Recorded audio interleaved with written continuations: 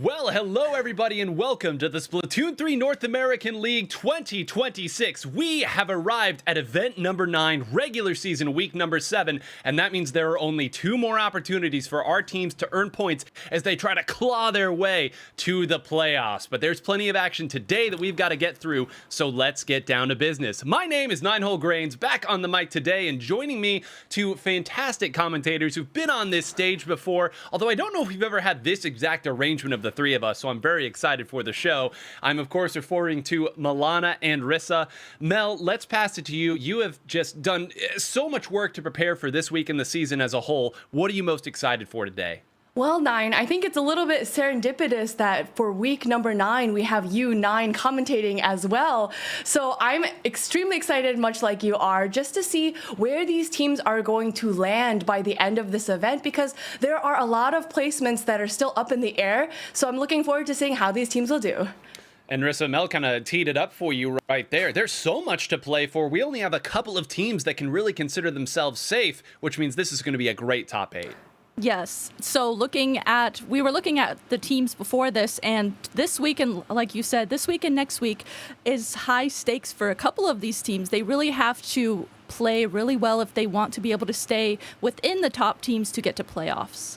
Well, speaking of the playoffs, let's take a look at the schedule for the league because there's not a whole lot left, folks. Of course, the Splatoon 3 North American League 2026 show, Fridays at 10 a.m. Pacific, and you are watching the Splatoon 3 North American League 2026. The ladder round starts at 12 p.m. Pacific with the live stream starting at 4 p.m. Pacific. There are 2 editions left of the Splatoon 3 North American League 2026 Sunday Scrim, Sundays at 12 p.m. Pacific time for you Salmon Run enjoyers out there. And it all leads up to the Splatoon 3 North American League 2026 playoffs. That's what these teams are trying to get to. The live stream at 12 p.m. Pacific time on both days, June 20th and June 21st. So with that out of the way, let's talk a little bit about our scoring format, because points are the name of the game really throughout the league, but especially today.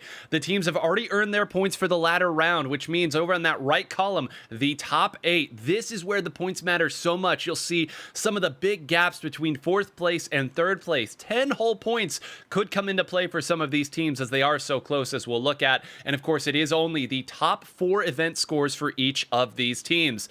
And we've teased it. Let's take a look at the playoff picture. And oh my goodness. Well, at the top, we knew exactly what we were getting. A perfect score from Milky Way. Nothing more for them to do. No more points for them to raise by. But a lot of these other teams still plenty of room. And a lot of these teams, Mel, present in today's top 8. Yeah, so we'll be seeing Cream Soda competing today in this top 8 bracket. And something to note is that they only have 3 event scores, one of them being a 0, or I guess their 4th top score would be a 0. So all of the points that they gain today will be counted towards that top 4, which means that they have a great likelihood of making that top 8 playoff picture. And, you know, a lot of these other teams also, where Moonlight has a lot of points to be able to make up, one of their lowest scores being a 50, which means that if they just make that top 8 and continue to improve on their score, they're going to be able to improve on, their overall playoff score as well. So just a lot of teams to look out for, Nine. Well, a lot of teams in Rissa. There's a second page to this playoff picture. It's not just these top 8 teams. There's still more to get through for them. You can see Scuba there, of course, Cream Soda, as noted, Isagi Fan Club. There's another week left, and there's still plenty of these teams. And number 16 there, LFN, is in today's top 8. LFN, they've definitely been a team to watch out for as of recently. Like you said, they're down there at the 16th spot. So today is a really, really big day for them if they want to try and get up to that top 8 territory. This week and next week that's going to be a team we're really going to have to be watching out for. I was also watching out for 37 Handsome Boys, TZS, and then like Milana had mentioned, Cream Soda, just teams that have been amongst this whole, top 16 area. And they're really kind of fighting for those positions and have stayed prevalent, but just some teams to watch out for. But initially here, looking at these, Cream Soda and LFN are in the top 8 today, so those are going to be 2 teams we are really going to be watching. Both of those teams with only 3 event scores. You would wager that they will be getting into top 8 right now, so that means that every team above them has to be watching out. And let's set the rules for the battle today here in our top 8. It's the top 8 best of 5 setting you all know and love. The higher seed will choose the mode and the lower seed will choose the stage. After the first game, the winning team will choose the mode and the losing team will choose the stage. We've had all kinds of studies and numbers done with the stages at this point. There's some that have emerged in incredibly popular fashion. The stage list, I think, has been a solid choice. And the game modes as well: Turf War, Clamblitz, Splat Zones, Tower Control, Rainmaker. As you know, each mode can only be played once during the match. Rissa, we were joking a little bit earlier. Some of these stages, immensely popular, and some stage mode combinations we haven't seen at all. Definitely. So a lot of these stages, Nine and I were looking at, there's some that you think you might have seen played, like in particular, I'm thinking of Inkblot Art Academy Zones, but that hasn't actually, Nine showed me, been played yet in Zones for this tournament. It has been played, though, a lot for Tower Control, so that's been the pick for that. And then also there's other ones, Robo Ramen Tower Control, Mahi, what was it? Turf War. There's just all these little ones that you think, oh, surely this has been played maybe once, but nope, there's quite a few that we're still looking at seeing played, and it'll be fun if we get to see that. Yeah, plenty of avenues to still gain an edge on your opponent and throw them a curveball they haven't seen. Well, let's look at the top 8 so we can take a look at the stars of today's show who are going to be putting on that show for us. Cream Soda versus Moonlight, Duck Motif versus Hypernova, NME versus LFN, and Heelbook versus Content Cat. That was last week's losers finals, folks, and that's going to be a winners quarters finals match. But Mel, we get to watch a true title fight right now. The first that we will be spectating, Cream Soda versus Moonlight. Yeah, so like I mentioned, both teams here have a lot of points on the line as far as whether they make that top 8 in the playoffs. We want to see them be able to fight, to the best of their ability. And both of these teams are incredibly strong, especially when they're performing at their peak ability. Cream Soda being a team that is notably very aggressive, and Moonlight very standard, very measured kind of play. So I'm looking to see how these two teams are going to play out against each other.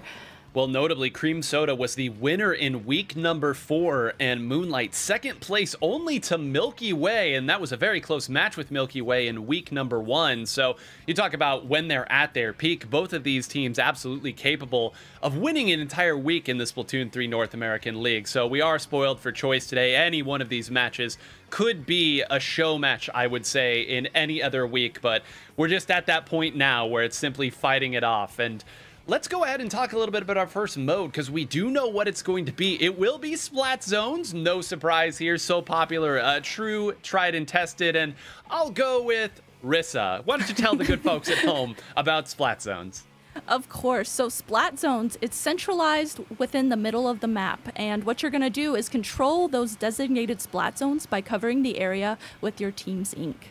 And you'll control the Splat Zones for 100 counts of the countdown clock to knock out your opponent. And if either team achieves a knockout, whichever team has the fewest counts at the end of the match wins.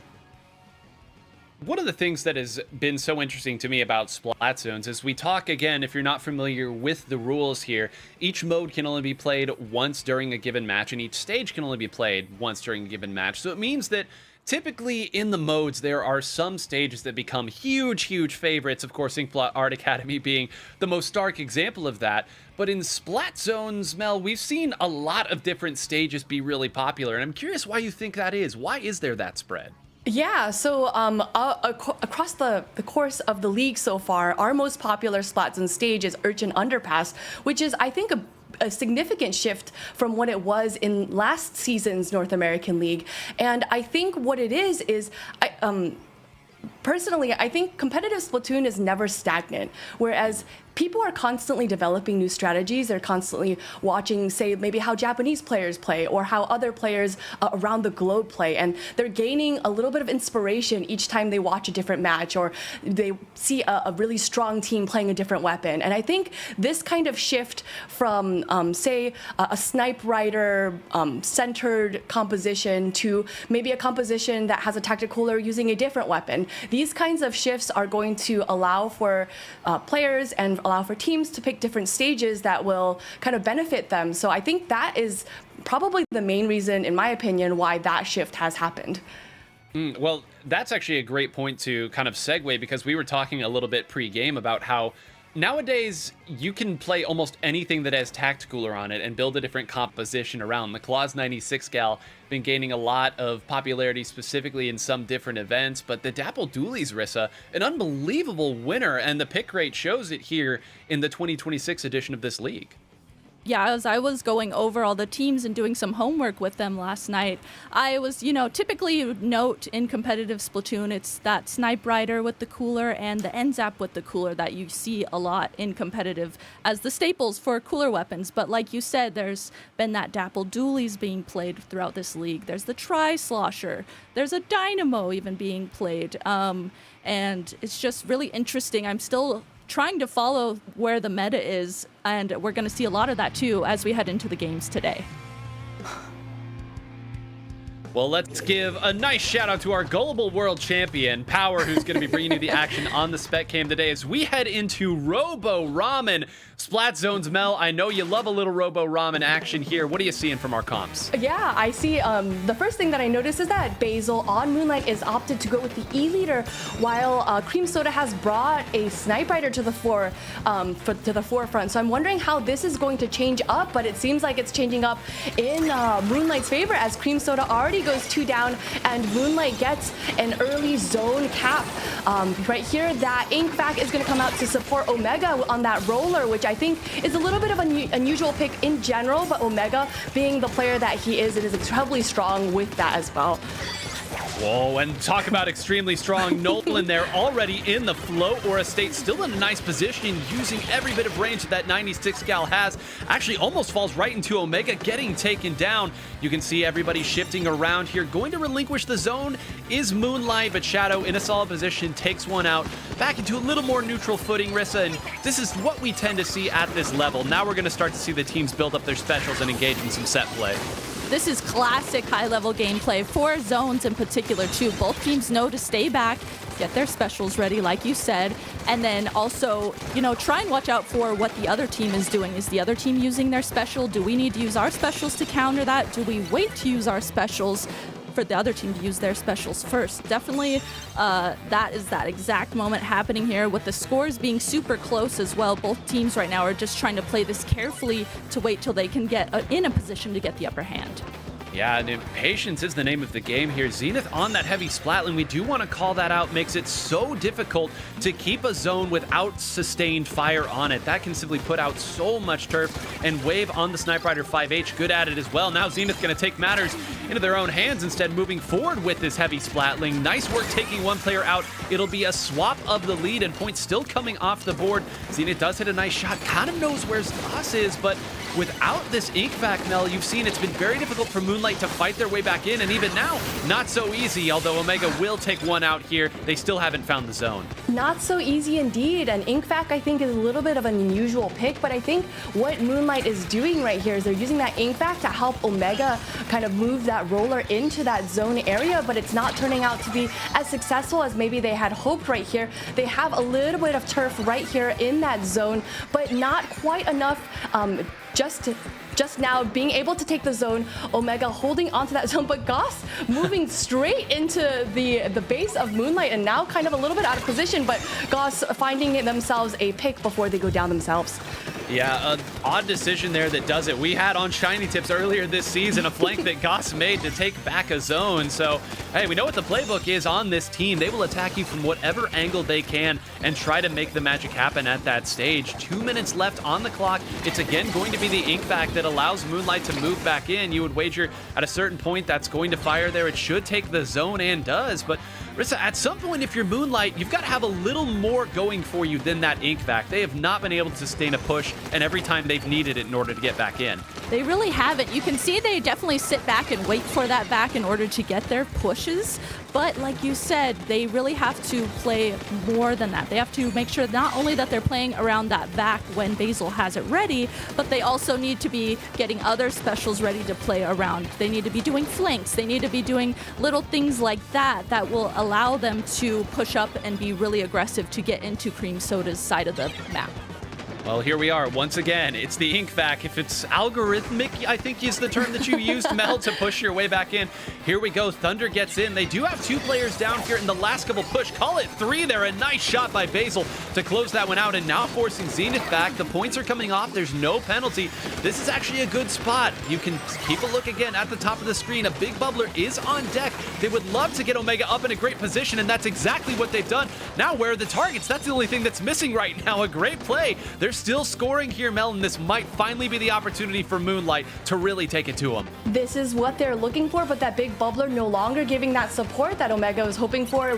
Omega getting a pick off of Zenith, which is going to be really good in order for them to kind of reduce that turfing power from Cream Soda.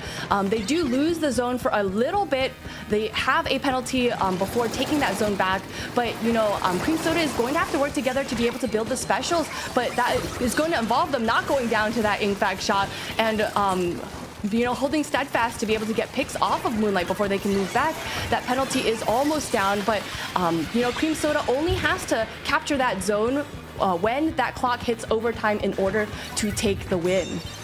Oh, well, they've done it just before now. They could also hold the zone going into overtime. So Cream Soda, Moonlight made it a little interesting there at the end, but credit to them, knowing they had that triple splashdown. It would take the zone, and they will take game number 1. But all in all, Rissa, I'd say a good showing by both teams and kind of gives us an idea of what to expect.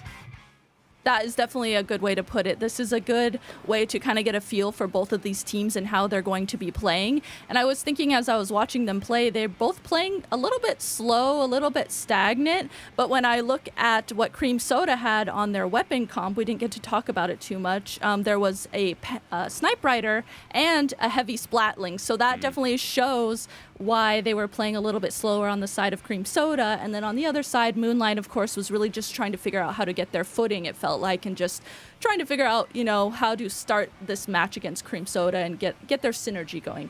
Well, I'm glad you brought up that double backline composition because we've kept track of the weapon stats through the entirety of all top 8s in all weeks. And let me tell you, the most picked weapon in the entirety of the roster is that Snipe Rider 5H. And the weapon that has put out the most turf per game out of the entire roster is the heavy Splatling. So when you've got both of those, very, very difficult to lose the zone unless you go a couple down. And I think that's why you saw, Mel, Omega pushing so far forward. They understood that they couldn't simply trade turf because they would get outscaled. Yeah, so I think having that heavy Splatling, like you mentioned, 9 was beneficial to Crush Soda, so that they could be able to take that zone. And remember, this is an objective-based game, right? If you don't have the turf to be able to out turf your opponents for the zone in itself, you're not going to be able to get points. So like you said, Omega pushing forward and trying to get the picks, and especially on Zenith because of that heavy Splatling, I think was incredibly valuable, but they just weren't able to kind of move as forward as they needed to just because of that range difference, just because they didn't have the specials to be able to move forward. They had that ink vac, but the ink vac was only successful some of the time. So maybe if they had brought a special that was a little bit more offensive, that could have been working in Moonlight's favor just a little bit more. Well, I hear that you're wanting more offense, and I'm happy to inform you, I believe Rainmaker will be the next mode that is up on deck. So, Mel, you asked for offense. You said that last game a little more measured, so why don't you tell people what Rainmaker is all about since you love it so much? I love Rainmaker. Rainmaker is awesome. So the first thing you want to do is pop that Rainmaker shield and pick up the Rainmaker in the center of the stage. You will be expected to hold on to that Rainmaker and dunk it into checkpoints along a path all the way into the enemy base. If neither team makes it all the way to the end to that goal checkpoint, then the team that makes it closest to that goal checkpoint will be deemed the winner. Oh, Rainmaker. We have seen some unbelievable showings in Rainmaker. Mel, you got to watch one of the wildest Rainmaker games that I think I've ever seen last week, where that kid of NME, who we might get to spectate more today, brought a Splooshomatic to Undertow Rainmaker, Undertow Spillway Rainmaker. Had a booyah at the end, a real victory lap. But I would say, Mel, that is Rainmaker in a nutshell was that game. You find one little opening and you take it for all it's worth. Yeah, like I said, objective-based game where sometimes if you're scrapping it out with the other team, all it really takes is just catching the other team a little bit off guard, grabbing that Rainmaker, and just pushing it as far as you can. And while that's not the most, I would say, substantial way of like treating Rainmaker, we always want to play as a team. We always want to. But sometimes if you just need to trip over the finish line, then trip over the finish line. Oddly specific example right there, Mel. Like, did you have some rough times in track and field back in the day, or what? You know, those are bad memories. We don't talk about it. I'm a gamer for a reason, you know? Yeah, fair enough. Fair enough. Well, we talked about the double backline, Rissa. This would be a mode I would be stunned to see double backline on. But as we talked about Cream Soda's roster in particular, the player that we kept coming back to was Zenith, because Zenith really has been the versatile piece that's kind of switched to what the team needs at the time. And I'm curious as to your take as to what you might switch over to for a Rainmaker, because a heavy splatling might be a little rich for this one. It definitely might be. And it's interesting, too, thinking about Wave playing with Cream Soda in particular. Wave, I think of as just a really specifically anchor player. Zenith is a player who can switch to frontline, switch to support, switch to that anchor role. But when you're playing with Wave, Wave just strictly is playing that backline role. So, you know, I would think Zenith might be switching to something more midline, more aggressive, having Wave on the team this time. But as we go ahead and take a look at these weapons loading in, it looks like I maybe read the future. Well, listen, Arissa, you can go ahead and read exactly what's happening right now. You've read the future. Now, please inform the people as to the present, because there's a lot of interesting choices here on the stage. There really are. I see, okay, on the side of Cream Soda, we see the 96 Scal, we see a 52, the Blaster, and that Snipe Rider that we mentioned that Wave plays. And then on the other side, Moonlight, actually, okay, as I'm trying to take a look at these weapons, the Rainmaker is immediately grabbed and dunked by Cream Soda. They are not letting us even think about analyzing this game, as again, they are in control of the Rainmaker. Nope. I saw 3 weapons, and I saw them all go down to Goss there, who simply did not want anything else to happen at the start of that game. They wanted the lead early on, all the way down to 27. Checkpoint all the way gone. Poor Basil had to use that Kraken Royale almost as a panic option. Goss is still there, has respawned, and is still attacking. Tactical it up already. Now goes, gets another one. Thunder there as well. Zenith there as well. This is the opponent's spawn that they're in.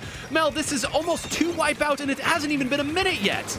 This is just incredible plays from Crush Soda right here. It's really even difficult to tell where exactly they are in this stage, because they're just camping out in Moonlight spawn as if it's their own home.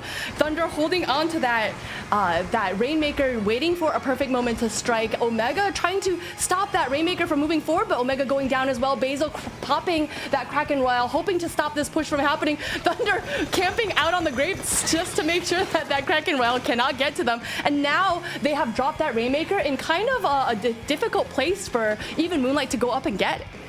Yeah, I mean, they've got to pop the Rainmaker shield first, and that seems like it's going to be difficult. Shadow rolling around, trying to just separate the members of Cream Soda, really break up that united front that they had built up at this point.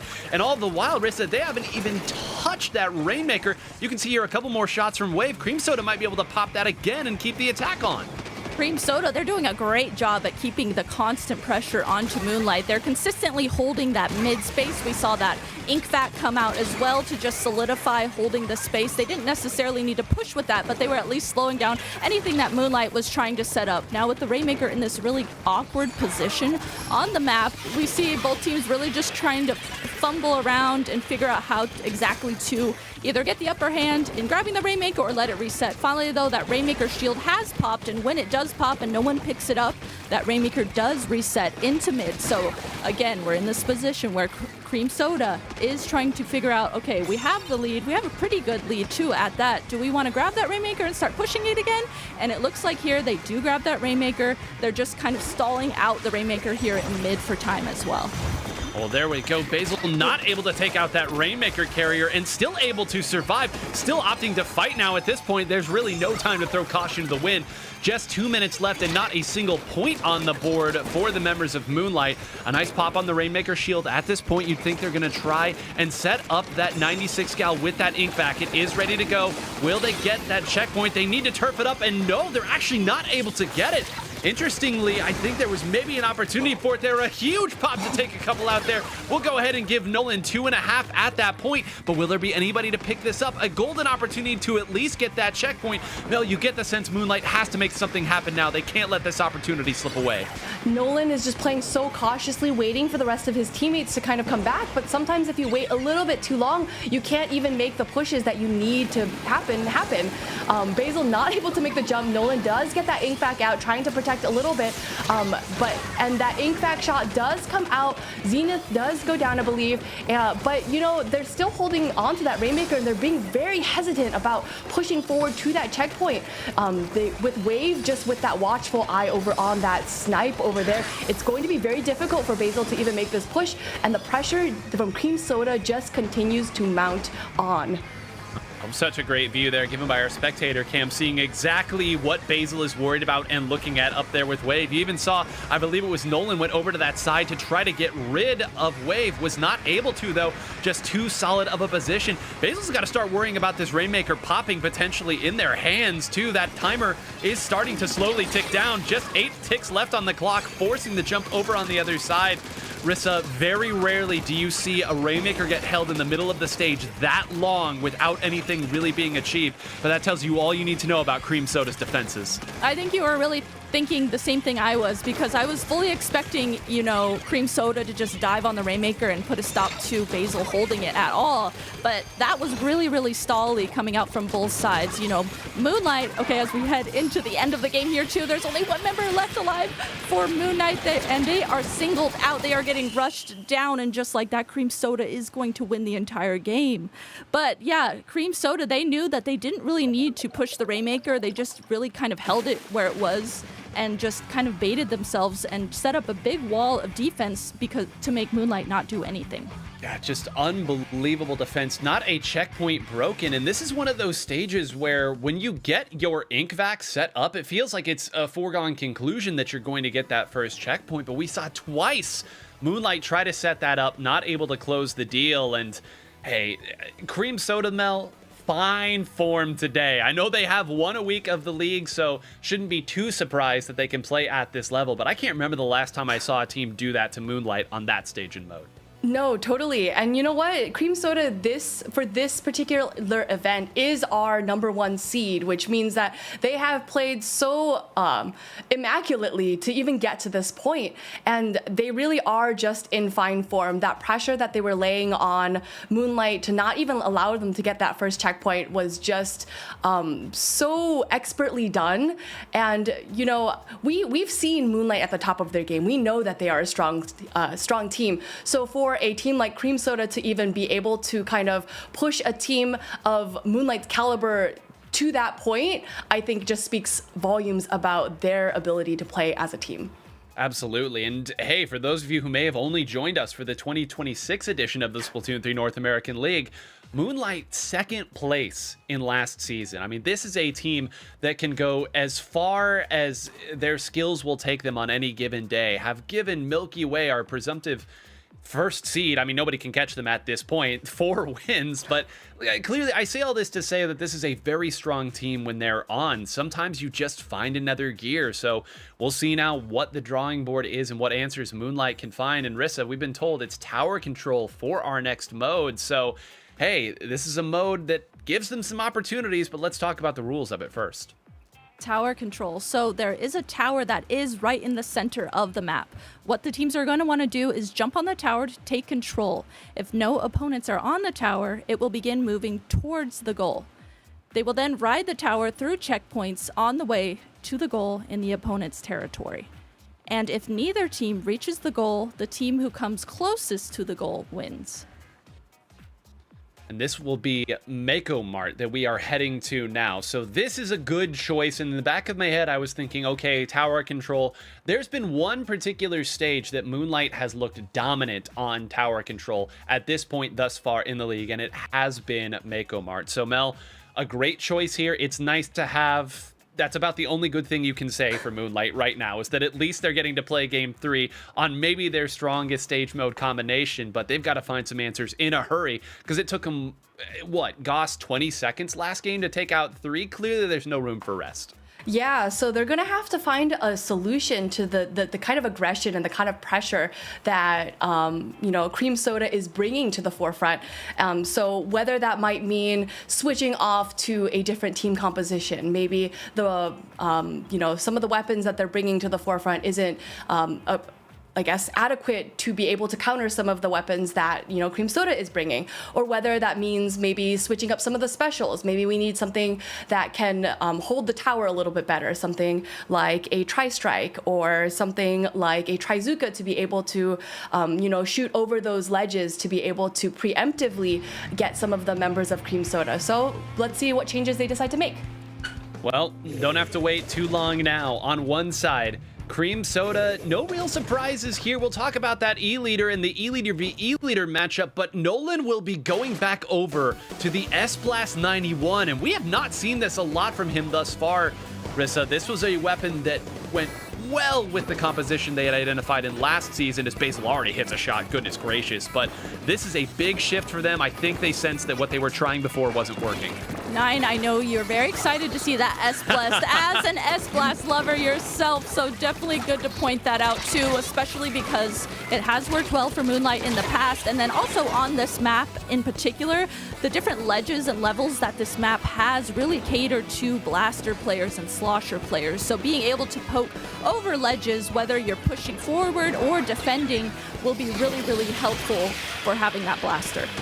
Well, already Cream Soda picking up where they left off here. Now, a nice, again, couple of shots now from Basil, who has taken out Goss twice now, I think. Should open the door for maybe a little bit more of a push from Cream Soda. Now, I will say here that it's been very, very difficult for the members of Moonlight to move too far forward. They've done an admirable job of defending thus far, Mel, but you see Omega trying to move around position, gets called out, has to jump out. Really just not finding the footing quite yet, and you can see Cream Soda not making it easy for them with another 2 down.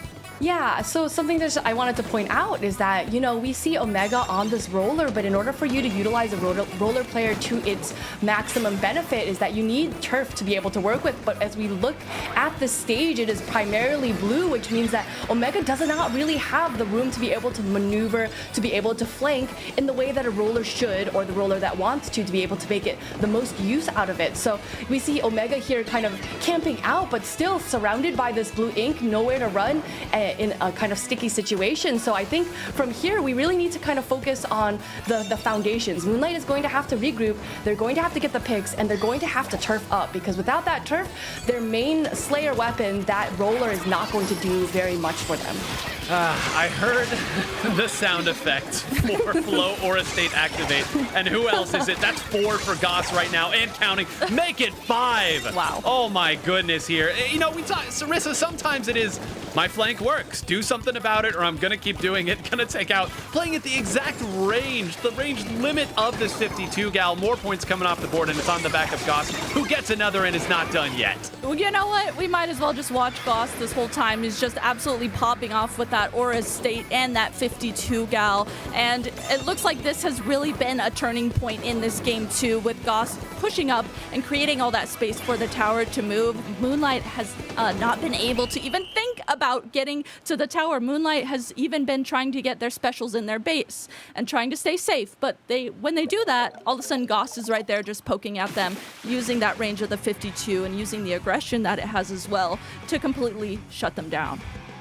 Well, there you go, folks. 3-0 for Cream Soda, and I tried to say that was going to be the stage, that Moonlight was going to have something figured out. It's, again, they've been so strong on that stage and mode combination, but Mel, sometimes a 52 gal is flanking, and it happens to be Goss there. You have to deal with that flank before you can attend to everything else, and sometimes that means you overcommit to it, you get taken out, and next thing you know, you're knocked out.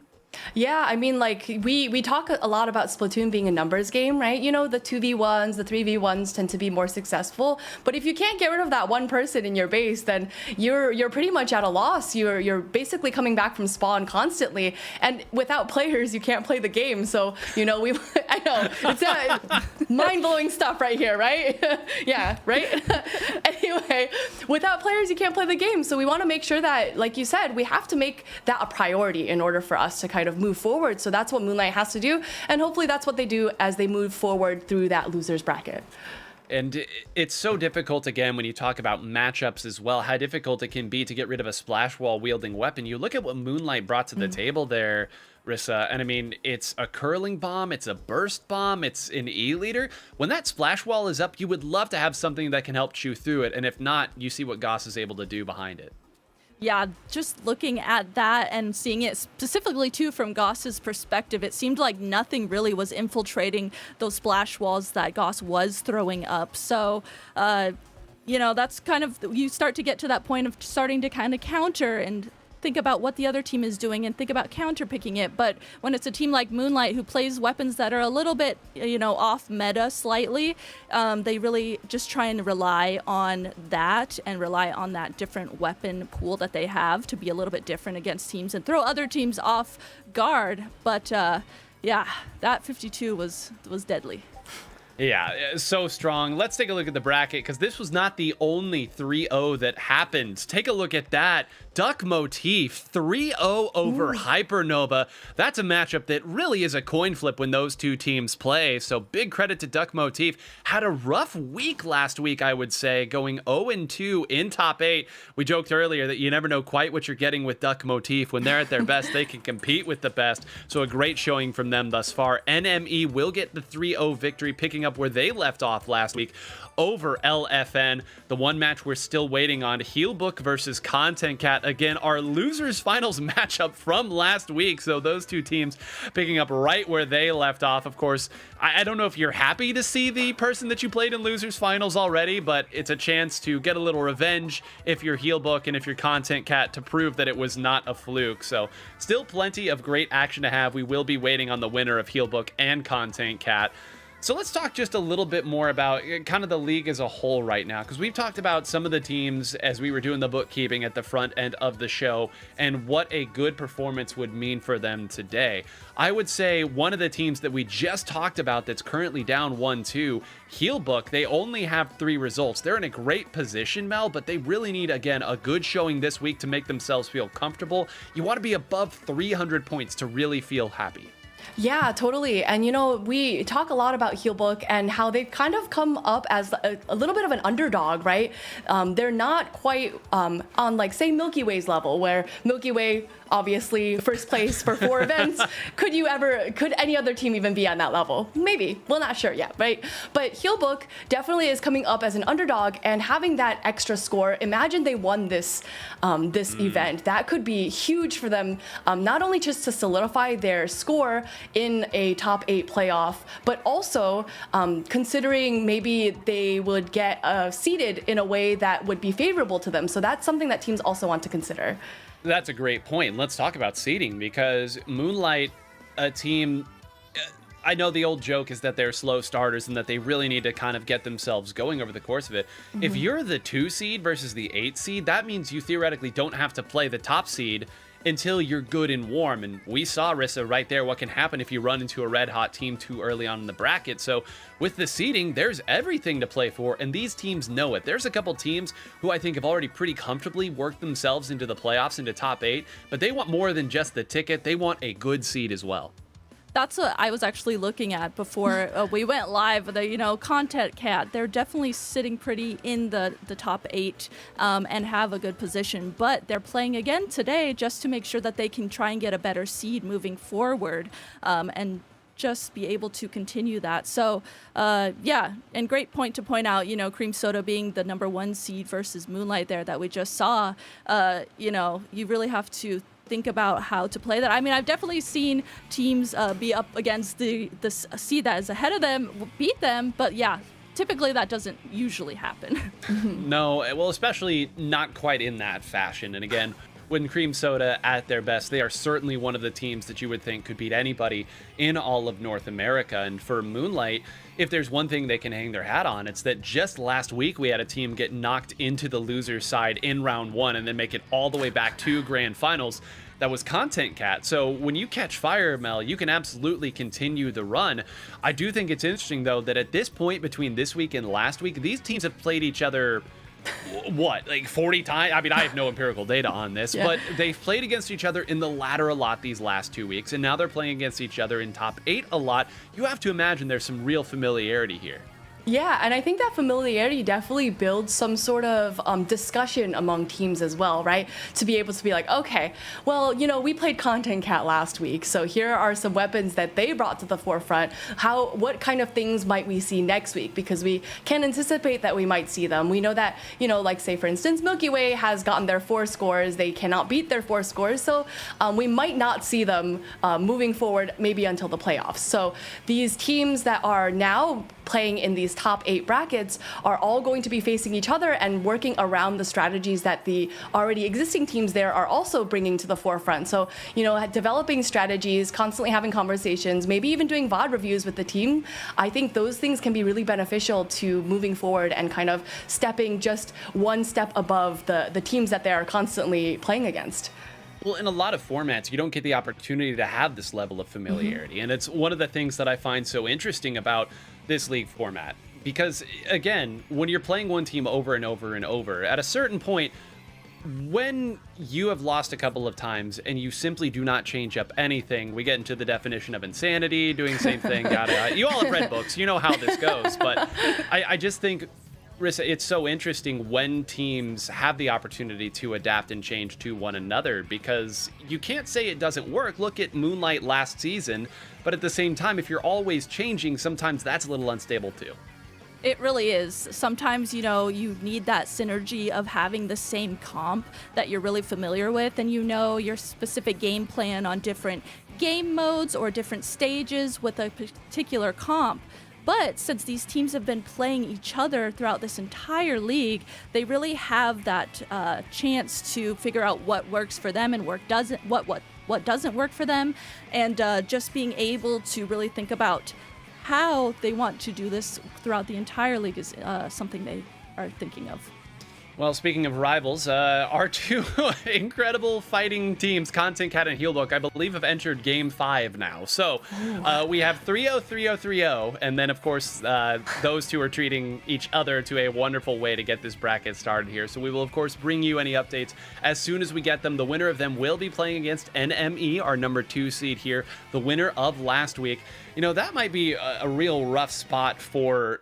I am just thinking about this now, Mel. If you're Content Cat, the first matchup that you get is a losers finals rematch, and then your immediate next match is a grand finals rematch from last week. Yeah, I mean, the mentality plays such a big part in it, right? So, having this, these constant rematches between teams that you are extremely familiar with, and especially if you're rematching against a team as strong as NME, who I think was an emphatically 3-0 victory against Content Cat. But if I know any of the members of Content Cat, I know that they don't treat that as a detriment. They treat that as a challenge. And, seeing that, they did get swept in grand finals last week, but I can imagine that they went back and was like, hey, how do we not get this to happen again? And then let's think about what changes we could make to better our circumstances in case this happens again. And like we mentioned before, Nine, chances are something like that would happen again, given how often these teams are fighting against each other. So, I could imagine that discussions were made to be able to, make their odds just a little bit better. Well, at this point, it's malpractice if you aren't having those conversations. Because, again, Enemy and Content Cat, 2 of our teams that are currently above, if they stopped playing right now, 300 points. Again, we don't exactly know what the cutoff's going to be. That's for the teams to decide as they score. But that would be 75 times 4 is 300. That would be 4th place 4 times. So getting above that a few times sets you up pretty well to make top 8. Both of those teams still in a pretty good position, even if they stopped playing now. So you have to imagine this is a chance to collect data. You know you're going to run against each other in playoffs too. So I would think certainly there's something to be had, something to be grown from. But I think we've talked just about all we can about the match that is currently happening off screen. So Rissa, I'll pass it over to you to maybe talk a little bit about your thoughts as to maybe some other teams that aren't necessarily in this top 8, because there's still teams that have a real opportunity to make it far. Yeah, as I was talking about at the very beginning of this stream, we were looking at the teams that weren't listed in the top 8, but the teams on the second screen.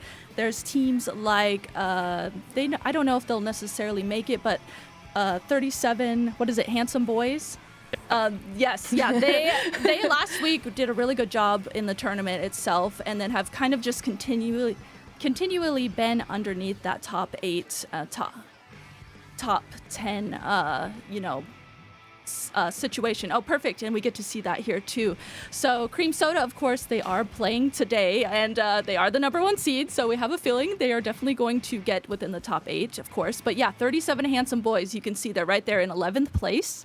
TZS was another team that I was watching too. They just continually have been in the running and just right underneath that 8th place throughout this entire tournament. So that's another team that I've been watching as well. And then of course we talked about LFN. That's another team to be watching out for, that they are trying really, really hard to get into the top 8. I have a feeling they're going to be playing not only today, but next week in the tournament as well to try and get in top 8.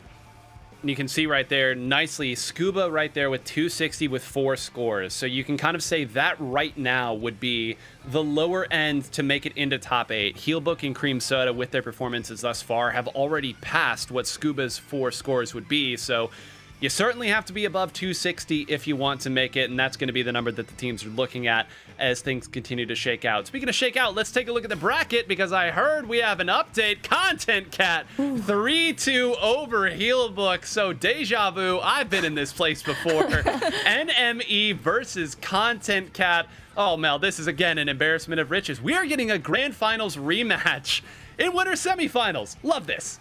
You know, we're just saving a little bit of time. We're just fast forwarding it, and we're watching this immediately right now. So I think it's going to be a really interesting shakedown between these two teams, right? Content Cat being a team that has brought weapons that they are good with, not necessarily weapons that are popular picks for competitive Splatoon, and honestly many of their picks are a little bit off kilter, a little bit off of the norm, right? So I think watching them bring the weapons that they do, and NME, which the players play a little bit of more typical weapons that we might see in competitive Splatoon, especially nowadays, and seeing how these two teams will kind of like interact on the battlefield, I think is going to be really interesting. And like I said, Content Cat is hungry for a win, so they have that motivation. So I'm wondering how that is going to play into it too. Yeah, hungry for a little revenge. As we noted last week, didn't really go their way. There was a tower control game where on Hagglefish, you usually get through those first checkpoints, but they really couldn't get a whole lot going. You just had different members of Enemy time and again going off. 3Z on the 52 gal, 0 on a number of different shooters, really making their lives difficult. And in the Rainmaker game, of course, we noted that kid moving over to the Splooshomatic and getting the highlight play to save the game. So that's a good point that you brought up there, Mel. And Rissa, I'll pass to you as we wait for the teams to get ready. Not a lot of surprises that will come out of NME if the current league is anything to say. I mean, yes, that kid can switch over to a Splooshomatic, but for the most part, they're the team that's going to be running lots of shooter weapons. They're the team that's going to be turfing a lot, and they're the team that's going to be attacking you, and you have to find the answers to stop them. NME, when I was doing my homework on them last night, their page on my notebook actually has the most notes because they do have weapons that are typically played. But the thing is, it seems like they kind of switch roles around. There's different players that do switch playing the cooler weapon, or different players that switch of playing into a more aggressive role. And I think that's one of the things that's really interesting about that, because you can be up against a team that maybe stays the same comp, but if it's the team staying that same comp, but different players on the team are switching those weapons, those different players are going to be playing those weapons differently as well. So it's an interesting rematch here, because Content Cat, of course, plays, like Mel talked about, unorthodox weapons.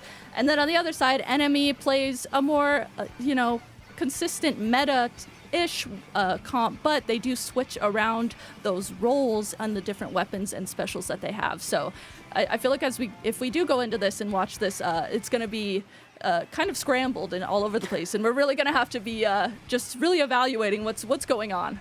Well, there's a lot of self-sustenance in the enemy composition, too. I mean, these are weapons that don't necessarily need another weapon to enable what they're trying to do, like some of the weapons that we typically see Content Cat bring. But we have been told where and what mode we are going to, it's going to be Splat Zones on Mako Mart to start this out. And Mel, I mean, well, we just talked about Mako Mart. Now we're talking about zones. So this is a pretty popular one and for good reason.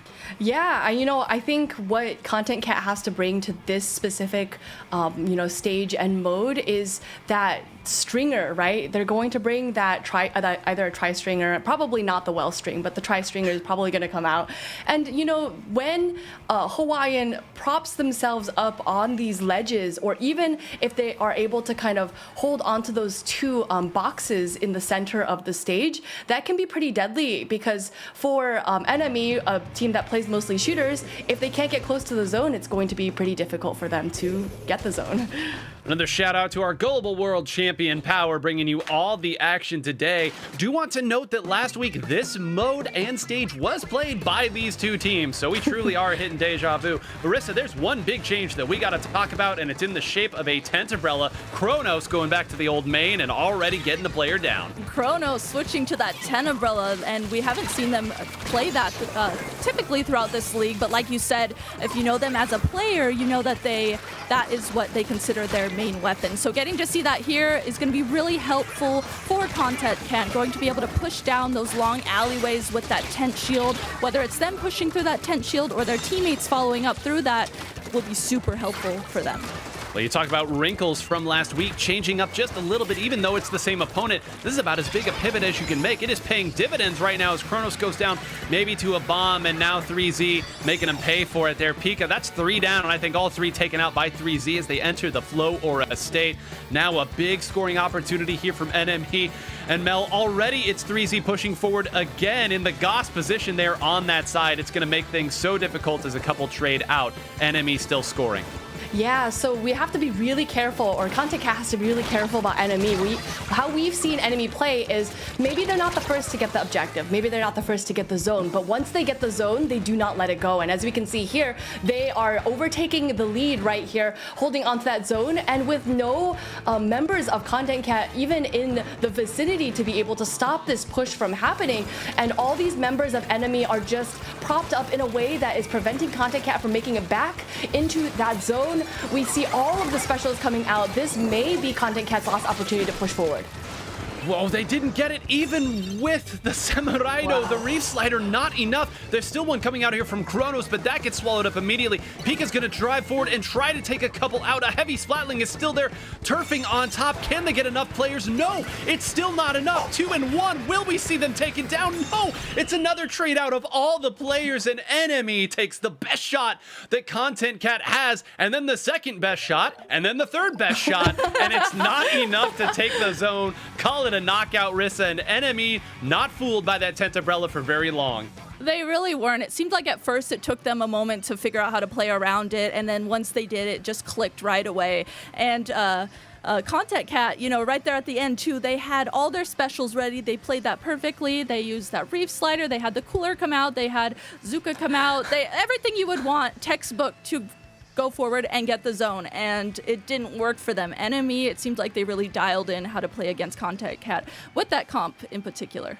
Yeah, truly it feels like a math problem or advanced trigonometry where you put in everything, you follow all the things, and then your teacher tells you got it wrong. And you're like, how? I did everything right, and I didn't get the right answer. But, I mean, to the algorithmic point that you love to make, Mel, sometimes that's how Splatoon can feel. And I'm just stunned again by Enemy's ability to take one small opening and milk it for everything. Yeah, I think a lot of it has to do with turfing power, and we did see a lot of turfing power come out from Enemy, which is not unusual for them, as a lot of them tend to bring shooters into the forefront of the battlefield, which means that they do generally have more turfing power than, say, their opponents will bring.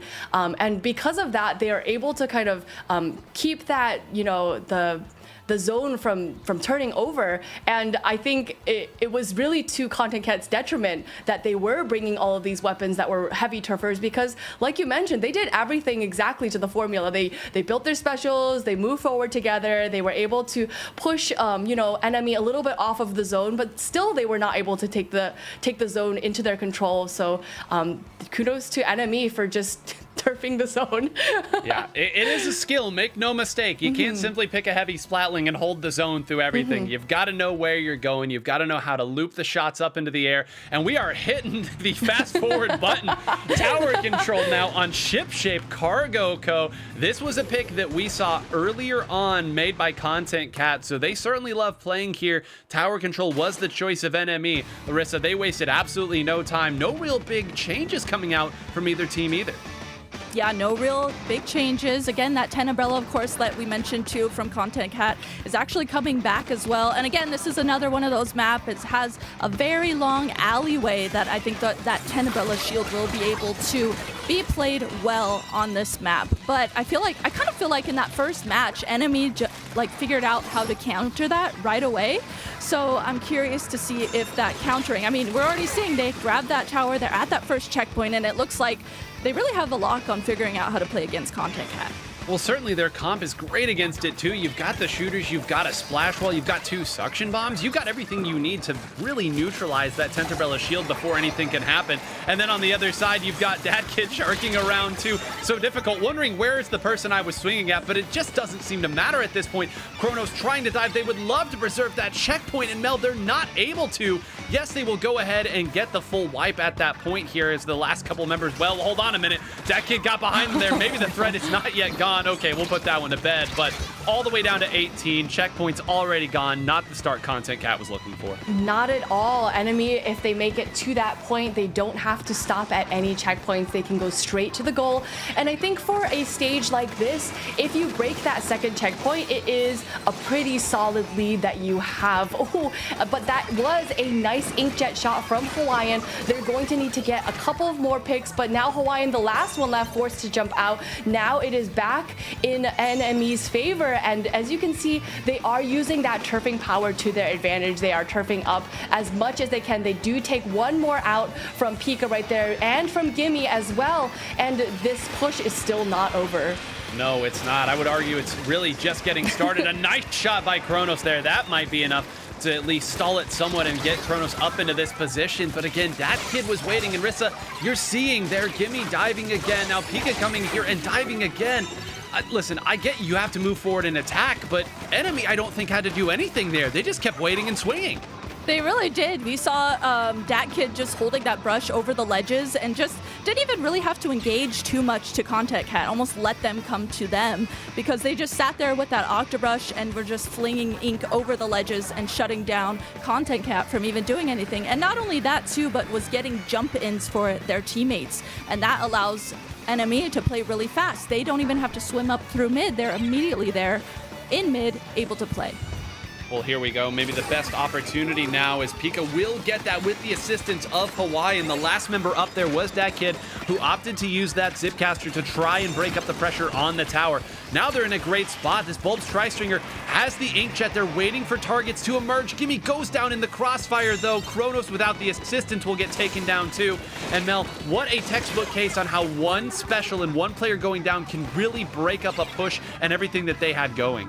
Yeah, you know, that tower, unfortunately, unable to break that checkpoint, is already moved back to the center, and that is going to be many crucial seconds that, you know, Content Cat needs to be able to kind of break that checkpoint. Now they are in a good position to hold on to this checkpoint and hopefully break it. Many members of NME are coming back from their spawn. Gimme in a great position to hopefully get a couple of picks here, but unfortunately going down to the members of NME and 2 down on Content Cat. I think this is going to be the end of their push. Yeah, 45, not a bad push here, and getting through those checkpoints will certainly help in the future. Of course, risk of the one bad thing. Working that hard and not getting the lead, you can only keep your best possible score, not cumulative, but now they've got to focus on defense, and Zero's already pushed up here with the Booyah Bomb. You see using specials early are Content Cat, and they've taken 2 down. This may have been the right choice. This really might have. You see that they are actually doing a great job at playing defense. We see that kid there jumping in to try and continue the pressure. Again, is in the same position when I was last talking as well, over these ledges with this Octobrush paired up with their teammates. You see amazing team plays happening right now from NME, and it seemed like Content Cat was able to, you know, get the defense that they needed to try and slow down Enemy, but Enemy, they just, as soon as that kid got set up, that completely shut down what Content Cat was trying to do. I mean, you talk about the super jump as an offensive tool, right? In that position, nobody knew that Dat Kid was jumping forward there. Then Zero was able to come in. Then they were able to jump 3Z in and get all that pressure off of what was objectively a bad position for them. And now Content Cat, who's really done well these last 2 minutes, finds themselves with only one spot. Zero waiting there. That armor's broken, so they're going to have to throw it. But was it enough? Did they get Dat Kid close enough? Swing around on behind. Dat Kid not even going for the tower. Instead wants a couple more splats in. Okay, now it's real. Now it's real. Okay. At first, there was plausible deniability. Now, instead, really going for the numbers at that point. But humor aside, Enemy takes the lead, and so difficult, Rissa, to pin these players down, and you saw it multiple times throughout that game. Definitely. Enemy, they just consistently were holding space when they needed to, really relied on, as I talked about throughout that entire thing, because Dat Kit was, when I was up on the screen, was on the screen when I was commentating, they just really relied on that Octobrush to paint over the ledges and shut down anything Content Cat tried to do. Content Cat really couldn't figure out how to get the range across to take on that Octobrush. And typically, an Octobrush is going to be playing really up in your face and really aggressive. But in this case, they really just kind of sat back with that Octobrush and just held space with that, almost as a pseudo anchor in a way. Held space, got jump-ins for their teammates, and just made sure that they really held down mid for their team. Yeah, it really doesn't feel fair when your Octobrush can play anchor. I mean, at that point, you've really thrown the whole formula out the window at this point. Mel, I was chatting with Pika a little bit last week, who said that fighting Enemy sometimes feels like their hurt boxes are a fourth the size of everyone else, where it feels like you just can't close the deal. And I'm so happy for the health bars, because there were multiple times that game we saw one member of Enemy get away with just a sliver of health, but if you can't close the deal, they're going to keep attacking. You know, it really speaks to their ability to be able to be like, hey, we're going to push in, we're aggressive, we're putting the pressure on our opponents, but we're not going to get splatted, because that is going to be a detriment to the team. So being able to kind of gauge how much damage you are taking from the opponents and being able to retreat when you are weak and not able to kind of push forward, I think is something that kind of develops as you become more proficient with the game. And especially for these players who are playing at the top of competitive Splatoon in North America, they're just so knowledgeable, even having that second sense to be like, oh, it's time to retreat. Okay, we can't stay here any longer. We got to go back and we got to regroup. Yeah, so very, very good at that exact piece. And we are going to Rainmaker on Undertow Spillway now. And this was the site of the Sploosh-O-Matic last time, Rissa. This was where we saw last weekend. No surprise to see it here. And I wouldn't be surprised if that kid brings out the Sploosh once again.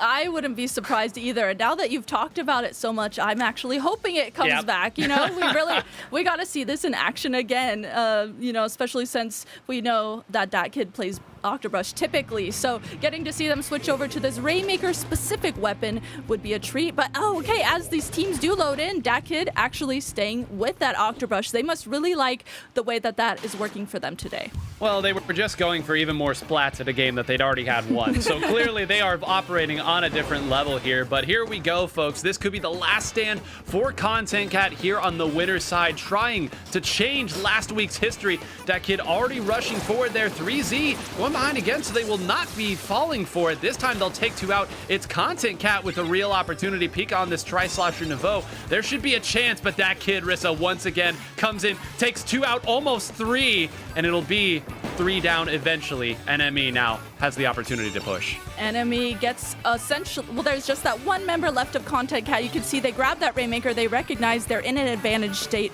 Rush through the left side of the map here. And with that bow posted up from Content Cat, Hawaiian on that bow, it really stalled out Enemy from even dunking the Rainmaker to this first checkpoint. So great job on Content Cat, Hawaiian in particular, on that defense. But Enemy here, they still have a lot of their bluish paint here left on the left side of the map. They're going to grab that Rainmaker, get that checkpoint and then also get jump-ins for their team. Cooler it out as well. They have everything set up for them to continue a push. A wicked carnage there, and it might not be done at this point. It seems like everybody traded out at least once, but the members of NME now pushing forward again. That's 2 down. Dat Kid playing. Oh no, this could be the game right here. It's just going to be the Wellstring all the way back from Kronos, and Dat Kid still chasing down into the spawn.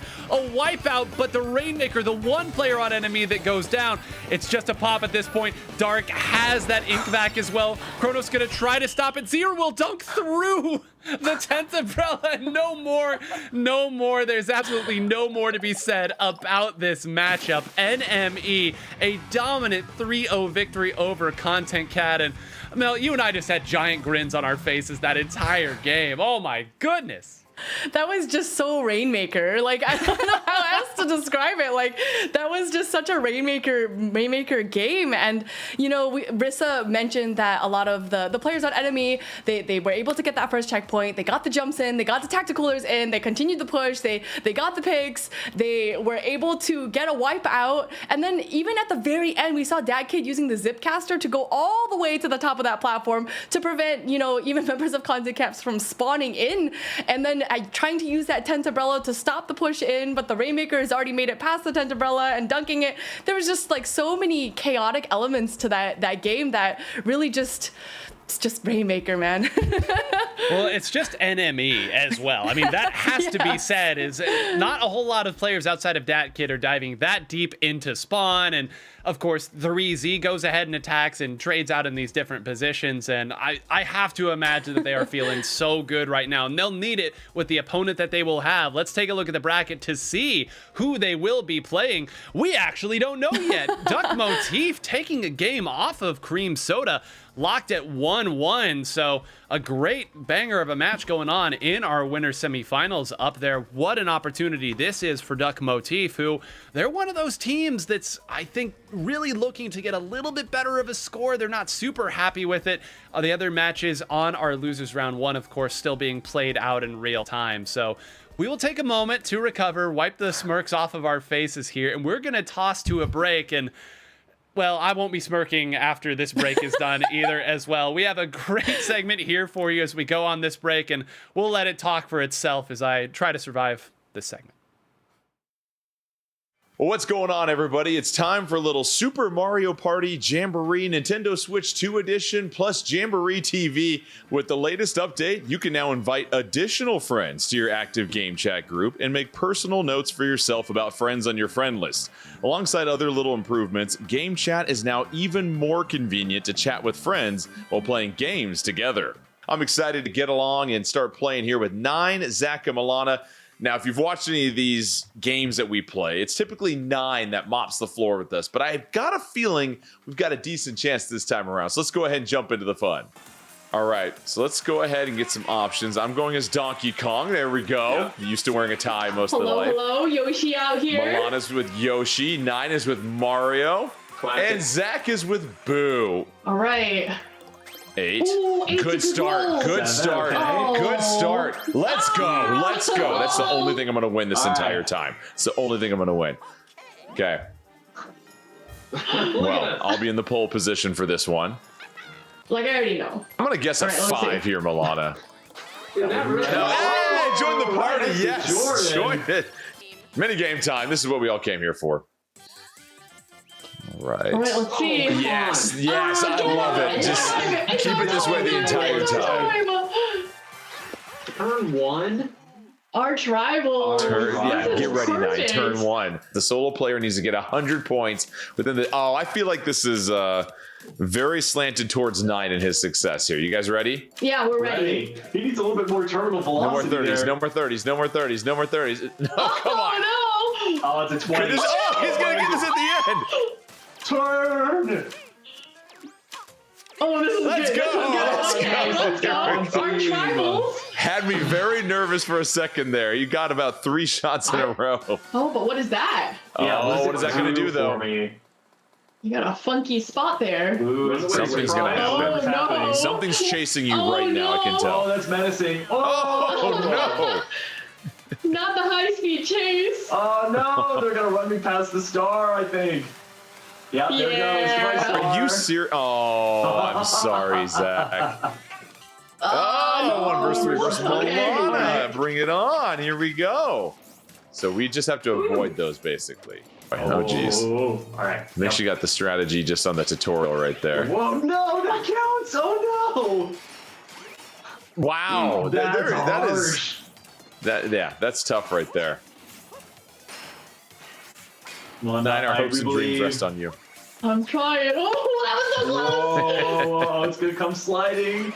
Oh my gosh. There was Wow. nowhere to go. There was nowhere Wow. to go there. Clean sweep from Milana. Here we go. Let's get a star. Oh, that's a nice looking star there, Jordan. Should I buy it, you guys? I don't know. We can't steal it from you if you don't buy it. That you is can true. steal it, but the thing is, at least I have a star that can be stolen. Oh, do a little Look, he's donut a action there to star. celebrate. Look at that. Listen, you can give it to Zach. He doesn't need to be anywhere One near for the star. that. We're right back. We're right back where we started. Blame it on the crane. I was about to say, this seems very You do heavily not get many favored for our tries end. as the Maybe solo if player. you spend a little bit more time playing crane games, you would have a Yeah. little bit more skill. I don't know. Gonna take a generational run here. I think he's got it. I believe in 9 now. No! Oh, we got that's a good Milana start. already. Oh, he was Wow. targeting me. Do you see the focus on Got his these face? shy guys in the way. That thing goes down very quick. Oh, there's a log jam of shot.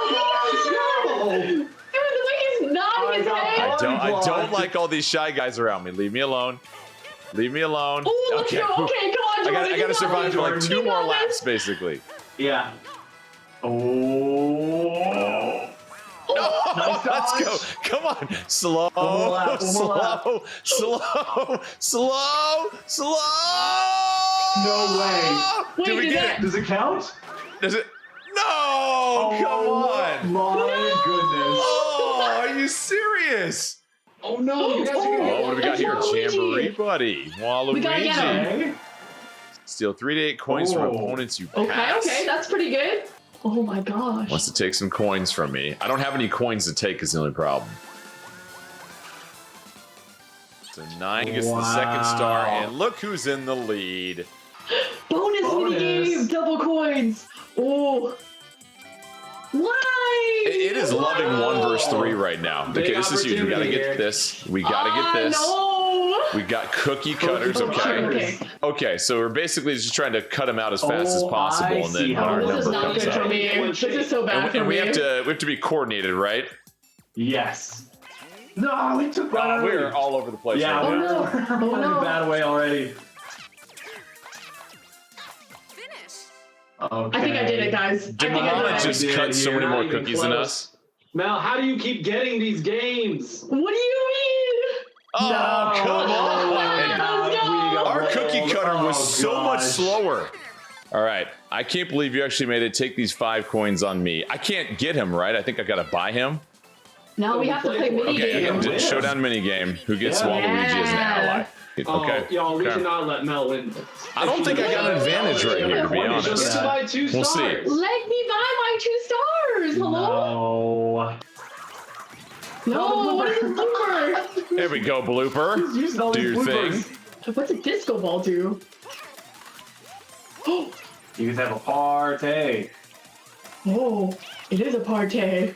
There we go. It'll take too I got long to him. get these out. I need all these. Who's at 747 already? Don't talk Milana? about it. Milana. How did you get this many, Milana? Oh my gosh, are you kidding me? Trounced.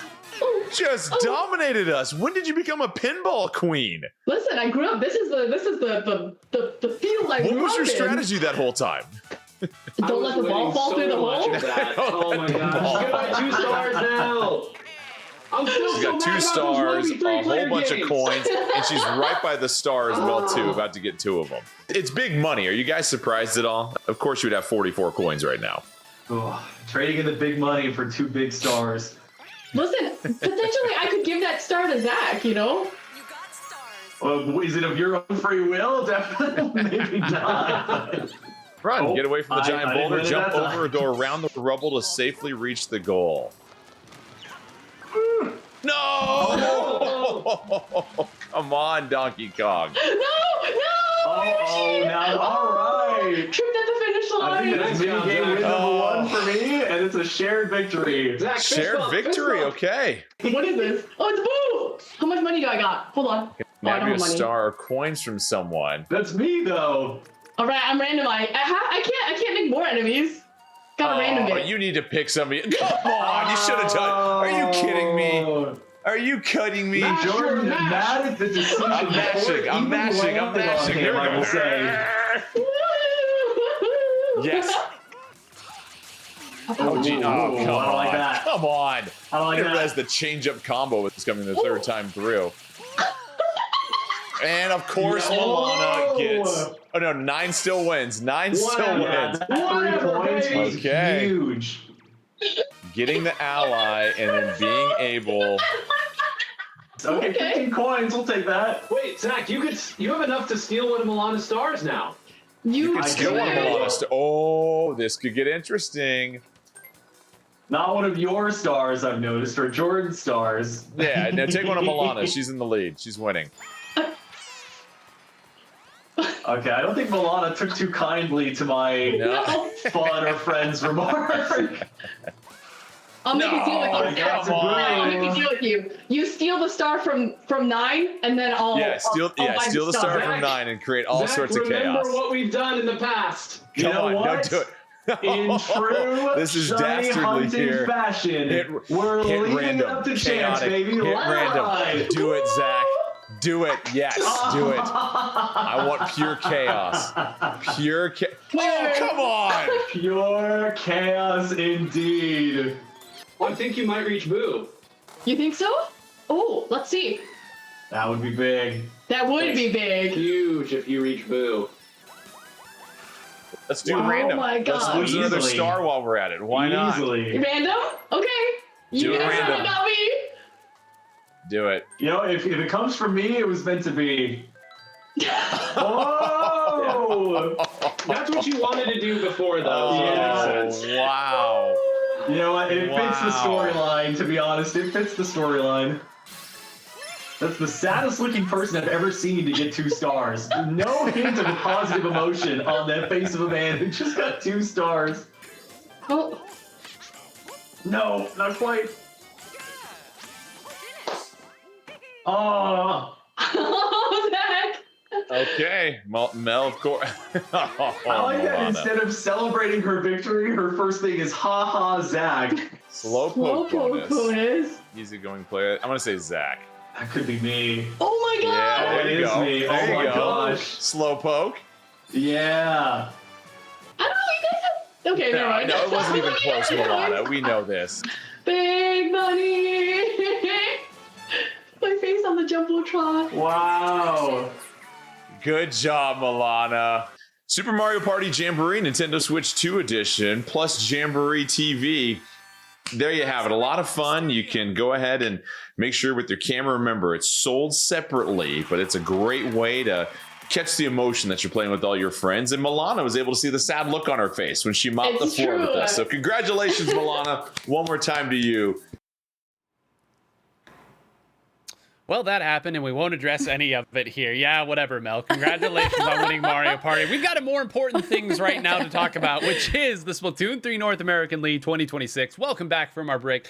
We just witnessed an incredible match in winners semifinals. NME firing hot today, and let's take a look at the bracket to see who they will be playing against and other happenings in the bracket. It will be Cream Soda versus NME. Our 1 and 2 seed Duck Motif got a game off Cream Soda, but it was not enough of an effort. But I also want to point out losers top 8 are 5 and 8 seeds Hypernova and Moonlight locked 2-2.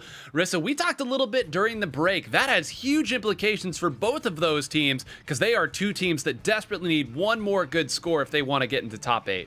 Yes, when you think about teams that are really trying to fight for that top 8 position, Hypernova and Moonlight are 2 of those teams in particular that are really, really just scrapping by and trying their best to do everything they can to get the points that they need in order to get into the top 8. So seeing them go 2-2 there in the bracket on the losers side, I think is really telling and showing how hard they're trying. And there's an update to Moonlight wins 3-2 over Hypernova. So Moonlight is still in it, unfortunately. unfortunately, though, for Hypernova, they are out of the tournament today. Yes, they are currently our number 6 team based on that seeding that you got to see earlier in the playoff picture. So they would have loved a good score here because a couple of these teams, Cream Soda and Heelbook, were sitting on only 3 scores. They will be jumping, or at least getting very close to jumping Hypernova at this point. But for Moonlight, what an opportunity this is. Get you some good points and keep the run going. But we will, of course, talk about those teams in the future.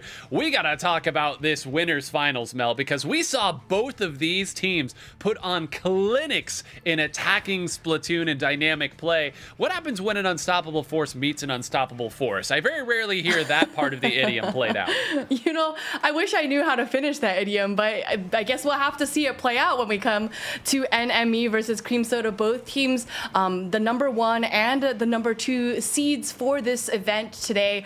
They all have been, both teams have been pretty on fire with the way that they've playing. They've been playing with a way that has pressured these other teams that are also honestly very good, but you know, sometimes your team just plays better, and both NME and Cream Soda have been playing so well today, so I'm actually really looking forward to this. Yeah, this should be a true treat, and it's rare that we get to see 2 winners of previous weeks match up against each other. Of course, Cream Soda did get the win in regular season week number 4. Last week, regular season week number 6, we saw NME walk away with the title at that point. So these are 2 teams, already have 100 points, would love to get another 100 there to stack onto that score. Both teams have to feel pretty good about their chances to make the playoffs at this point, but at some point you just want to beat really good players, and this is a golden opportunity for that. Rissa, we know both of these teams are bringing a 52 gal into the fun. We know that both of these teams have dedicated anchor players. Where do you think the edge between these 2 teams might form, and for which team?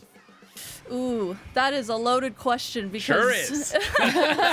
just putting all the pressure on me to really analyze that. I mean, just we saw the storyline play out from both Cream Soda and NME, and just I really don't know. I mean, with the way that Cream Soda has been playing, we saw them play with 2 anchors for a match. They played with only 1 anchor for other matches, and it's just, you know, I really don't know what's going to happen because you said it perfectly. It's an unstoppable force versus an unstoppable force, and I don't know. I really do not know.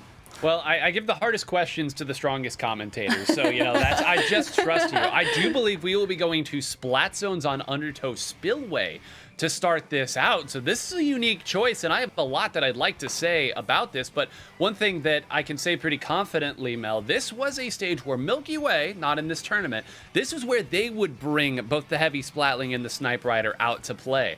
That is something that we could see from Cream Soda, but I'm curious as to your take, because this is certainly a stage of Splat Zones where a lot of different teams sort of have different ideas on how to play it.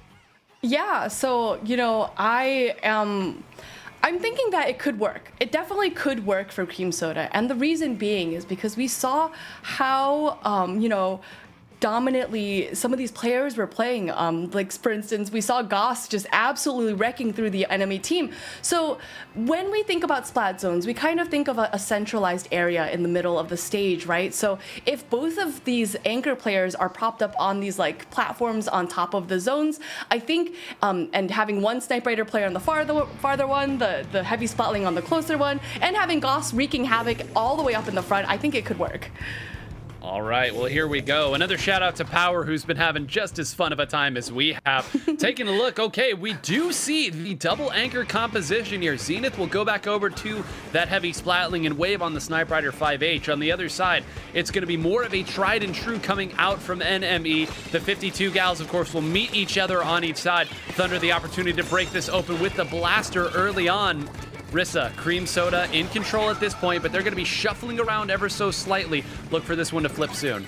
Shuffling around indeed, as we saw that jump back happen there, and now the zones are painted pink. NME is in control of the zones, even though Cream Soda did get that upper hand at first.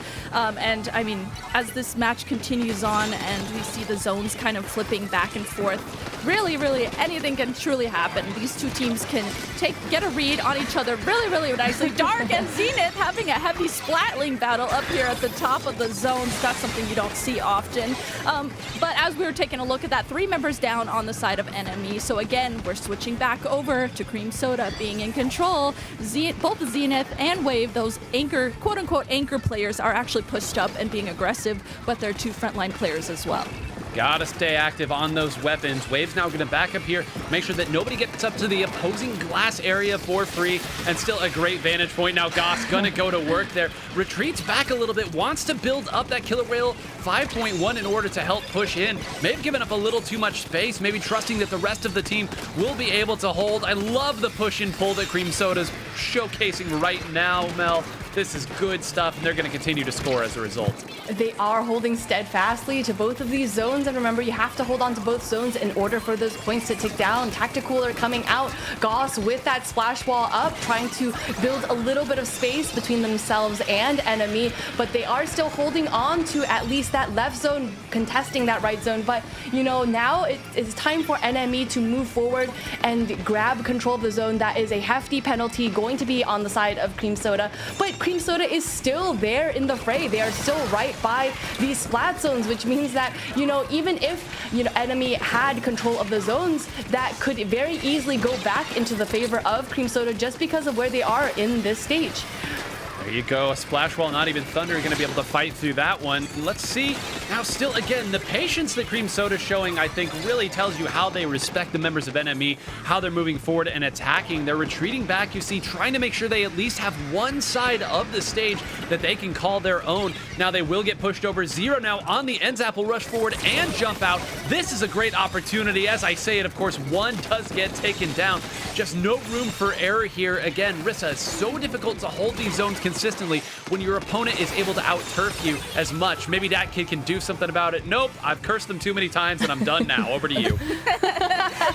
Yeah, that kid there tried to use that zip caster to help create space past the zone for their teammates, act as a distraction, maybe get some picks onto Cream Soda in doing so. But when you're up against Cream Soda, they've played against Zipcaster. They know to take a couple steps back and just poke at that Zipcaster to completely shut it down. That's exactly what we saw there too.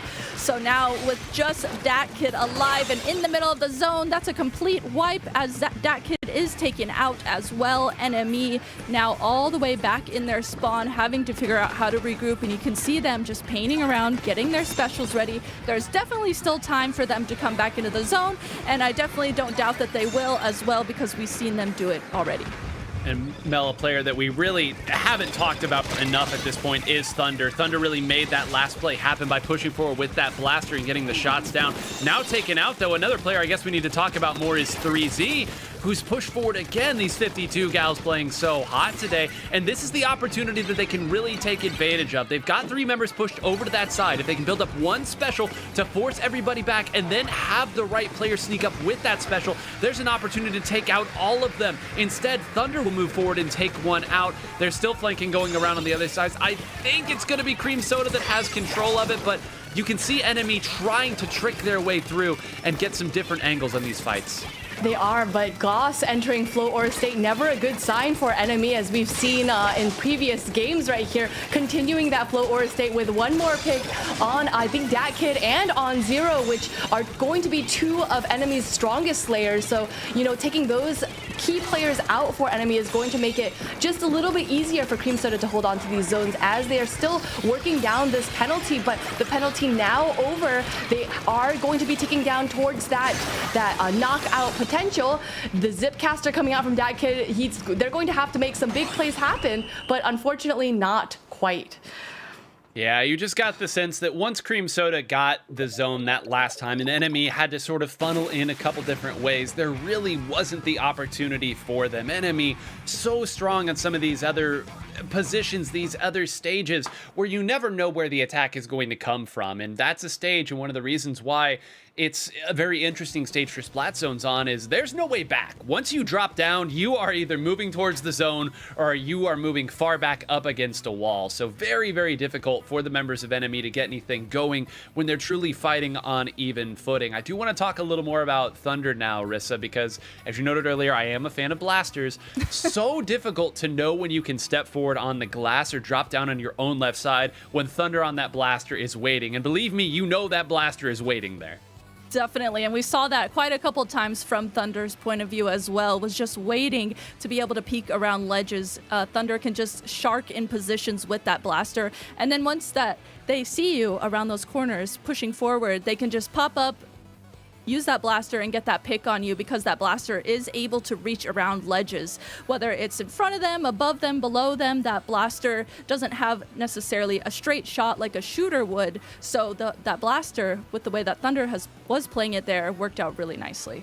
Well, it's also nice when you know you're going to have the stage turfed. And Lana, you and I have played many a game together. We both love it when we actually can move around in the game. We love it when somebody is there keeping the stage our color. And of course, when you talk about double zones maps and when you talk about how important it is to keep those, the other thing that double anchor gets you is a whole lot of turf to maneuver around in. And you saw it there for sure.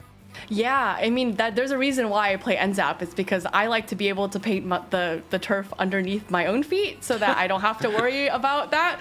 But, you know, with these teams, they also don't have to worry about it because they have teammates to do that for them. So to be able to maneuver around with an aggressive weapon like a blaster, we've seen it maybe work in not their favor, but when we were talking about Omega earlier, how he was kind of unable to move around because they didn't have that same turfing power. It really just makes or breaks how some Slayer players are able to play and how they're able to kind of break the game for their team. So just something to consider as we move forward with some of these teams that, you know, sometimes the weapons that you bring do matter just because of the amount of turf that they're able to produce. Yeah, listen, we all start with turf war, and my advice to all of you young up-and-coming squids out there who are trying to get better, keep the stage your color. That's a great way to go about it, and make sure that if your team's trying to move forward, that you've got some room to maneuver with. We have been told it is tower control that we will head to next, and it looks like it's going to be Urchin Underpass. So not super surprising here. If you watched last season, you know a lot of the members of this enemy squad were on a squad last season known as Fo that came in 3rd place, and they would always take it to Urchin Underpass whenever they had a chance. Rissa, this tower takes a minute to get going, so going to be an interesting one to watch these teams play on. It really does. Urchin Underpass in particular is a very long map with different alleyways and different paths to go to get into mid to even get to that tower. So I'm thinking maybe they picked this in order to try and counteract the other team in terms of them picking something that the other team might not be familiar with. So they're going to be playing this because they know that they're familiar with it, they know that they've done well on it in the past, and they know that it's a little bit of a switch up in terms of what quote-unquote meta comp map modes are, and they're hoping maybe that'll throw off the other team. Well, an interesting thing as I kind of think on it now is the Dapple Doolies were the big winner of this stage in the last edition of the league. Mel, there's a really strong Dapple Doolies player that plays for Cream Soda. The problem is, at least thus far, we haven't seen that player today. Hexen has been their Dapple Doolies player, which you would love to bring to this. Maybe not available today, but I know that there are a couple members of NME that have Dapple Doolies here, so this could be part of the thinking here. It's certainly an advantage for them. Yeah, I think having that Dapple Doolies would make it so that you can kind of move forward with your team a little bit faster, especially since one of the variants of the Dapple Doolies has a Tacticooler as well, which means that it's not entirely necessary for you to bring something like a Snipe Rider where you kind of have to fall back a little bit and you're not completely with your team. And we can kind of opt for maybe a composition that pushes a little bit faster, pushes a little bit more ahead of the tower. So something that NME could consider as they're moving forward with this specific stage and mode, just because if we're putting an unstoppable force against an unstoppable force, why not be more unstoppable than the other unstoppable force? All right. 4 times you said unstoppable in that sentence. Language is wonderful, all right? Linguistics allow you to do anything that you want, including rhyming unstoppable with unstoppable 4 times. It is true, though. I mean, there is something to be said for that's how these two teams feel when they're matching up against each other. And here we go, tower control on Urchin Underpass. I won't say tried and true, but if there's any couple of teams that would play it, it would be these two. Taking a look on it, neither team is going to be bringing the Dapple Doolies here. Instead, Rissa, we're going to get almost a mirror image, these two teams. Yes, it's almost a mirror image. The one difference are that Octobrush on Enemy, of course, that kid playing that, and then on the other side, Thunder, which we previously talked about, is playing the Blaster. But other than that, all the same weapons on both teams, so that really allows for us to see how these teams play in particular, because they're playing essentially the same weapons. It's just going to all be down to strategy, special usage, and team plays. Yeah, solid positioning here. Everyone's kind of going to trade out. It does look like Cream Soda's going to get the best of it, but not enough to displace Dark, meaning that there isn't going to be a tower at this point. Thunder hits a great shot onto 3Z. This should open the door at least for a little action.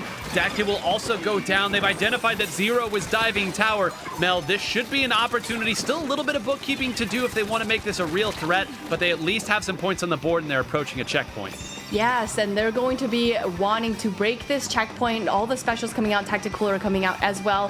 Thunder is aiming to get this pick on 3Z, forcing them to kind of move back. But Zenith holding on to that tower and hoping to break that checkpoint. But, you know, they are in a good position to be able to break the checkpoint, but maybe not in such a good position to be able to push forward because Enemy is right in front of the tower. So, you know, Cream Soda is going to have to focus on getting a couple more picks and forcing Enemy to come back from spawn in order to make this push even better.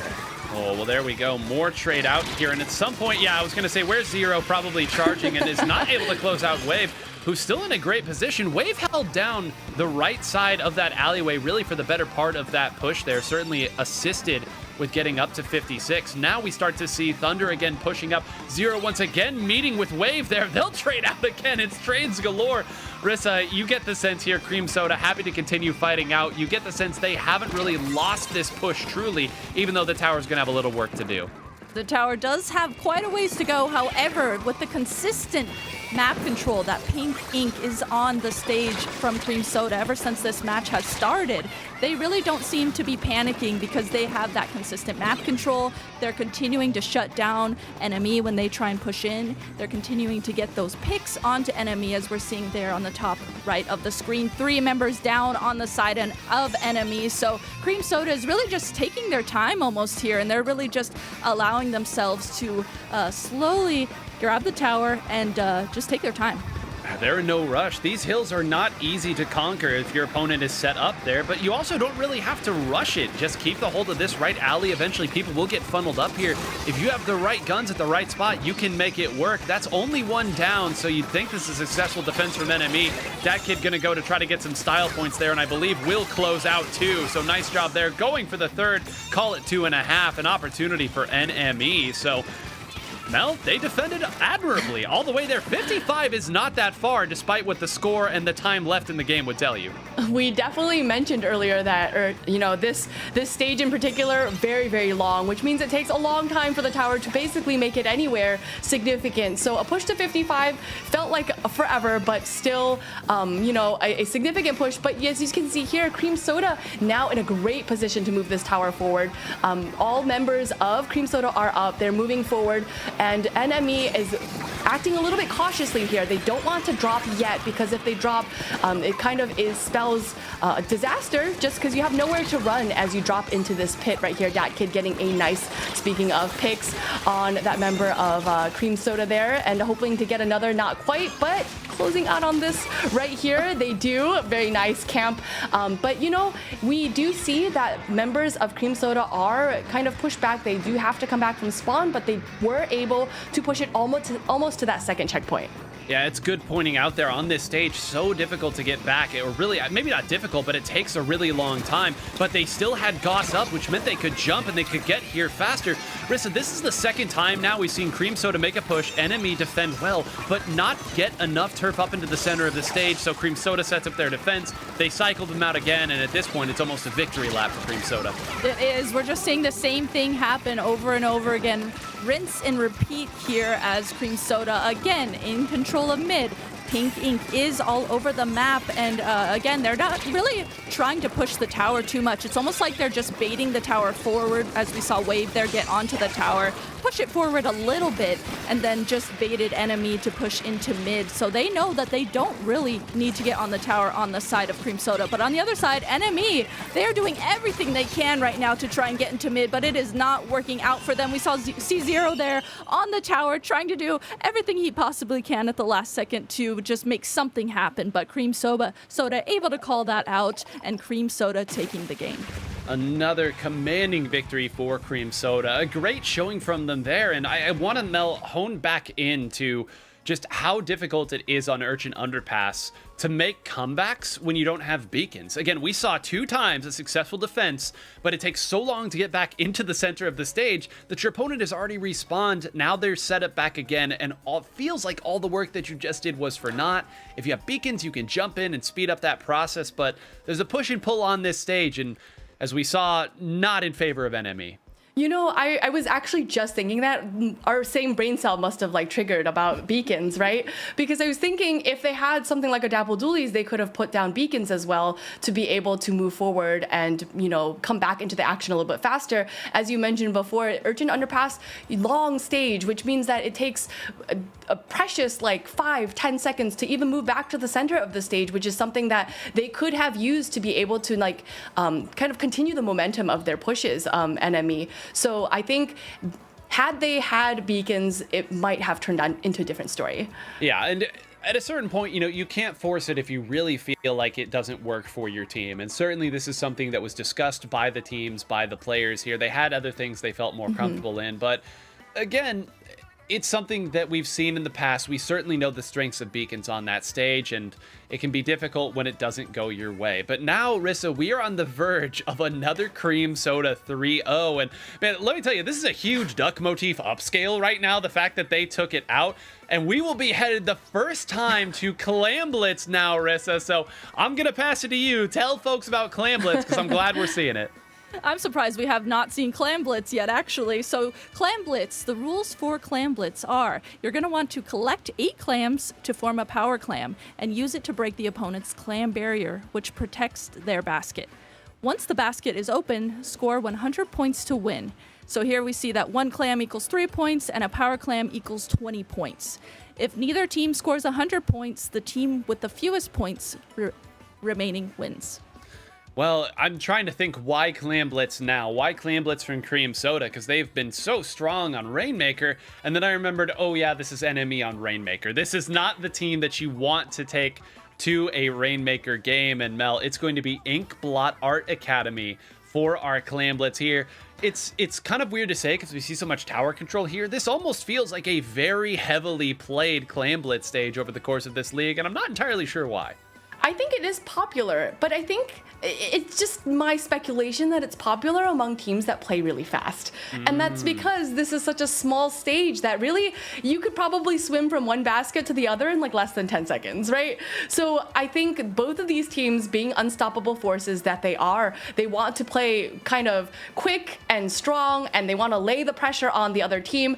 And I think that's the strategy that they want to go for. And, you know, whichever team plays in that case more, I'm just gonna keep saying unstoppable, more unstoppably, then that's gonna be the team that comes out on top. So it really is just like down and dirty, just let's play Clamblitz, let's see who comes out on top. This is good old-fashioned Clamblitz. Let's go. Let's fight it out here, and we'll pick up the clams along the way. I think one interesting thing to note here is, again, is the teams have kind of kept the same compositions thus far. Is there are some specials in Clamblitz that can really turn the tide. A Big Bubbler, a Booyah Bomb, certainly an Ink Vac. It'll be interesting to see what they bring here, because to Mel's point, you can get from one basket to the other very quickly, but the trade-off there is that there's also really only one path that teams like to attack from, and we can see this stall out sometimes. We really can, and I think it's interesting too, like Mel pointed out, since this is such a smaller map, the previous 2 maps that we saw were really, really large maps. They're really long maps. There's a lot of space to cover in order to get to where the objective is. But this map, since it's so much smaller, I think getting to see how these 2 teams attack a smaller map against each other in particular will be something that'll be very interesting to watch. Yeah, I like attack as the operative word there. Not play against each other, not, battle attack. Like, that is the operative word here in that sentence. So accurate. I mean, there's not a better word that you can use to describe how these two teams play. Almost feels like a track meet at this point, and right now we're just at the starting line. There's 8 lanes on most tracks, too, now that I think about it, for 8 of these players running it off. So there you go. That's your factoid for the track and field athletes out there. But, Mel, these teams taking a little minute here to get set. Of course, this is a big shift. These two teams had only really played the other 3 modes at this point. No turf war games for either of these teams thus far. So this is maybe a little curveball that wasn't expected by Enemy. But you know what? Curveballs for these teams at this point, they are so well versed in all of the modes that even if you think it's a curveball just because they haven't seen it in the top 8, doesn't mean that they haven't encountered it in the ladder or even obviously before this at this moment, right? So these teams are going to be coming at this with their own strategies, and I think it's so interesting that they do come with the same compositions generally, right? We have the maybe the blaster player on one side and we have a brush player on the other, but overall, because they're the same composition, it's almost like the same team is like fighting each other. So I think it's like interesting to see which team is going to come out on top, because maybe they're just the team that is going to be playing the weapons better today. Well, I mean, we wax poetic about Splatoon all the time. You take 252 gal players, they aren't going to play the weapon the same way. I mean, there's so much room for skill expression, and it's why we're, so hopelessly in love with this game. And when players play at the highest level, you really get to see that factor pushed. So fun stuff here as the teams start to get ready. Also, I thought of another fun analogy to throw at you. You don't care if it's a curveball if you're swinging for the home run each time, all right? You're swinging if it's a fastball, you're swinging if it's a curveball. Doesn't matter. So who cares if it's a curveball? There is one player I want to talk about a little more, Rissa, and I'll pass it to you here as someone who's played a lot of shooter-style weapons, and that's 3Z. Because last season, 3Z was the Splatana wiper extraordinaire. And far be it for me to tell somebody to switch off the 52 gal, but going toe-to-toe with Goss with that weapon, it's a little tough when you've got such a stacked roster. It is a little bit tough. Goss, I mean, is when I think of 52 gal players that are really good, he is right there at the top. So it's almost like you're playing that weapon because it's almost, since it is a meta weapon, it's like you want that on your team, whether you play it as good as Goss or not. Still, those walls are still going to be really helpful. The killer whales that pair with it as well are still going to be really helpful with the team. But of course, you really have to watch if you're up against Goss in particular. You have to be careful taking those 1v1s. You have to maybe think about taking Goss with a 2v1 or a 3v1. Were we all so lucky to be able to fight Goss 3 players versus 1? It just doesn't seem fair at times, but we do see some big shifts coming out here, and let's go ahead and break it down. Mel, I'll pass to you. Enemy, there ain't a backliner at all on that squad. No, and I think for a stage like this, maybe it's not the worst thing. We did mention that, Inkblot Art Academy is generally a pretty small stage, which means that maybe they don't need that anchor player immediately. But what we do notice is that there is a 96 gal coming out from Enemy, which means that they have that ink fac available to them to make pushes. Now, Enemy going a couple of members down right here, but immediately back into the action, which makes it brings up a difficulty to be able to make pushes on Inkblot Art Academy, because we talk about Clan Blitz as being formulaic. We have to have an opportunity to push, we have to have our clan's economy in our favor, and we have to be able to continue this push, right? So there's a lot of things that kind of go into a Clan Blitz game, but in this case, it's very difficult to get all those stars aligned, especially for a stage as small as Inkblot Art Academy. Well, yeah, you see right there, that was a full wipe that Cream Soda forced, but because they didn't have the right players with the right clams, it's all for naught. Rissa, there was an opportunity there for Cream Soda. Instead, they will have to wait and regroup and fight through all of these specials, and that opportunity may start to be slipping away. 3Z now on the blaster did end up changing as we had suspected. Zero going to be over here, takes another one out. Dat Kid is over on the dualies as well. This is a much more mobile comp, and if they get the right players in the right position, they have the specials to break through for big scores. Absolutely. Them being able to switch to a shorter range comp that allows them to be a bit more mobile is really working out well for them. Okay, nice double happening there on the 2 members of Cream Soda. So mid here is finally getting down to that purple ink color that Enemy has, and this is the opening that they have been waiting for. It looks like that fast-paced game style is playing out for them. However, Goss is over there on the left side of the screen, does get called out, and that was what I was talking about. You got to take on Goss with a 2v1 with that 52 gal. So, in the midst of all of this happening, mid went from purple to yellow. Again, Cream Soda here. Goss used that 52 as a distraction there on the side of the map, and Cream Soda recognized that. They were able to push forward, paint mid, and now once again Cream Soda is in control of mid. I'm just going to point out that was the second time that 3 players fought Goss trying to force that 3v1, and by the time they'd actually taken out Goss, everybody else from Cream Soda had rotated over, took them all out, and you realize that actually 3v1 against Goss might not be the best idea either. So there you go, Cream Soda in a great position. It's 2 down, Thunder's up ahead, a triple splashdown is on deck. Goss now gonna swim! Oh, power, incredible work, incredible work. The only time that you will see Goss in the drink at that point. There are still points being scored. Thunder going to jump back in, a triple splashdown, gets 0 as well. That's Flow Aura, and a clam drops right at Thunder's feet. When it rains, it pours. Wave gonna toss another one in as well, all the way down to 50. Goss is still there, by the way. Now just waiting, not gonna go into that point sensor. And here we go. How many will Goss get before anybody recognizes? There's some bombs. They're not even gonna try to jump. The patience risk that this player is showing, unbelievable. Really unbelievable. This is what makes Goss a high-level, top-level player. Sneakily, Sharks there. There's point sensors being thrown. There's bombs being thrown. And no one from Enemy even spotted Goss there. Goss waited patiently, got that jump in from Zenith, and Zenith was able to jump in with the power clam to open up the basket. If that was anyone playing at a lower level of Splatoon, they might have jumped up if they were Goss, sharking there, tried to get a pick and make something happen, and then ended up getting called out. But there, Goss was able to very patiently wait for their teammate to jump in. And I swear, no player is quite able to do it like Goss. The flank master pushing everybody one direction and then waiting the entire time. And I believe Enemy had an opportunity to make a push there too. So that was not just scoring some points for the fun of it. That was instead taking away the opponents from your side of the stage because they have to rotate back. Now, an opportunity potentially for Enemy. They've taken a couple out here, not able to clear Thunder. That pick would have totally changed the dynamic. Instead, they're going to have to rotate some people over there. They have to save their own power clam, and Mel, they just have not been able to find footing this entire game. And there's just 30 seconds left on the clock, which means that Enemy is going to have to make a meaningful push.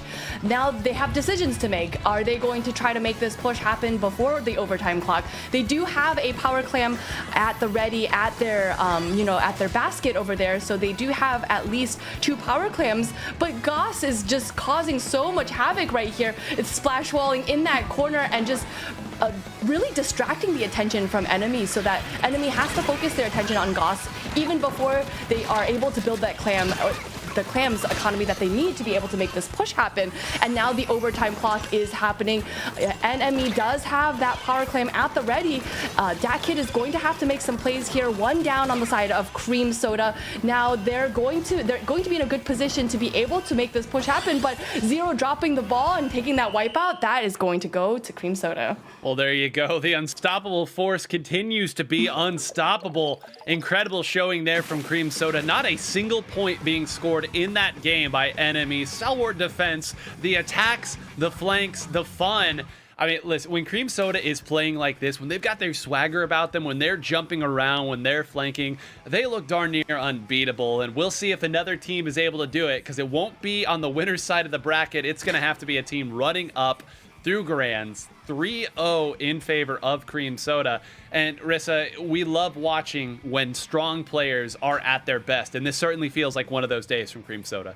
It does. They are definitely on fire today. They seem like they like we've seen a couple times from all the players, they'll put themselves in, it seems like, a really dangerous position, and they don't even hesitate, and then they end up making something happen for their team. They have really good team synergy as well, like we mentioned when Goss was diverting everyone from Enemy on the right side of the map. All of a sudden, the rest of the members of Cream Soda came up through mid, flanked around them, and recognized what Goss was doing. So having that type of recognition and team synergy to play around what your teammates are doing, I think is really, really crucial and really, really shows through for Cream Soda. Yeah, Goss makes such liberal usage of the this way button. I think that's something that we can all take advantage of and learn from. If 3 people are attacking you, just spam the button. Worst case, you get taken out and you're spamming ouch. But we have a replay to show you from that wonderful matchup that we just saw. And here you go, Goss waiting and flanking. And rare is it that we get play-by-play commentary on positioning of point sensors, but I don't blame NME for thinking that he was gone at this point. Like, look, there's nowhere that Goss could be, and it turns out Rissa there the whole time. Right, there the whole time. And you could see Enemy was like, okay, trying to cover all their bases, make sure they looked around. Like we said, the point sensors throwing bombs, and was able to get Zenith that jump in to open up that basket. And now here too, Goss able to flank around into mid, grab a few more clams at that. And even though they weren't quite able to continue holding the basket open, they at least diverted the other team and got some more points. Well, look out on the bottom side of the bracket. Moonlight starting to heat up. 3-2 over Hypernova, and then 3-0 over Content Cat. So, Content Cat, a team that has gotten second place twice in 2 separate weeks. Certainly no slouches. Moonlight now starting to play like the Moonlight of old. And Duck Motif in real time. Look at this production value. I love this. Duck Motif 3-1 over Healbook. So Healbook, another team with third place after third place, a strong team. Duck Motif now putting together one of their best performances. I made the joke earlier, Mel. Duck Motif taking a game off of Cream Soda now looks totally different after the matches of Cream Soda that we've watched, and clearly they're also in fine form today. Yeah, you know, we talk a lot about Duck Motif. We know Duck Motif has been in the North American League for the last season, but additionally to this season as well, obviously. But Duck Motif is kind of an up-in-the-air team. Sometimes they're just super on brand. They're super strong. They're putting the pressure on the opponents. They're doing really great work. And then sometimes maybe they're not as cohesive as we would like them to be. So we can see definitely a different Duck Motif today. So I'm looking forward to seeing how this next set is going to be playing out. And Duck Motif, another team that really wanted a good score today. We've talked about how Hypernova and Moonlight really needed it. Duck Motif, another squad that could have gotten pushed down 2 or 3 spots and maybe even fallen out of the top 8 if they didn't get one more solid score. Right now, with one more win, they might already actually have pushed up their score. Another win certainly would do that for them. And Rissa, this is, you talk about rivalries here, Duck Motif versus Moonlight. This was one of the big talking points last season. These two teams matched up a lot. Duck Motif had the better record. Moonlight tended to win when it counted. So this should be a great one between 2 old friends or foes. That's what's really great about this league. You know, there was the league last season and we got to see this matchup and see this rivalry in a sense develop, and now getting this new season of the league happening and both of these teams are continuing to play in it, I think will be quite the highlight to see, just because, like you said, they're so familiar with each other. They know how each other plays. They know what weapons that each team picks. They know if maybe one team, the team that they're up against, has a specific Splat Zones comp or a specific Rainmaker comp. They're so familiar with each other to that point. So headed into this with a lot on the line for them to get points, not only for a top 8, but also a lot on the line for this rivalry that we get to see continue. And Mel, you mentioned the word cohesive earlier, and I want to hone in on that because we were talking about it in the context of Duck Motif. And certainly when their team play is on, they're as good as anybody. But I think that in the last match that we watched Moonlight play, we saw a lot of swapping around from those players. And that's when I don't like what Moonlight does as much. They're a team that tries so many things. They really hone in on what works, and they're never satisfied or assume that they have found the best possible composition for themselves. The one problem there is that sometimes you keep going to the weapon select screen for your answers, and that can be difficult. It can be a little paralyzing at times. So I'll be very interested in seeing if they found something concrete in that matchup against Content Cat. Yeah, I mean, we definitely saw them with that 3-0 sweep. They definitely found their footing at the very least. And you mentioned it before, Nine.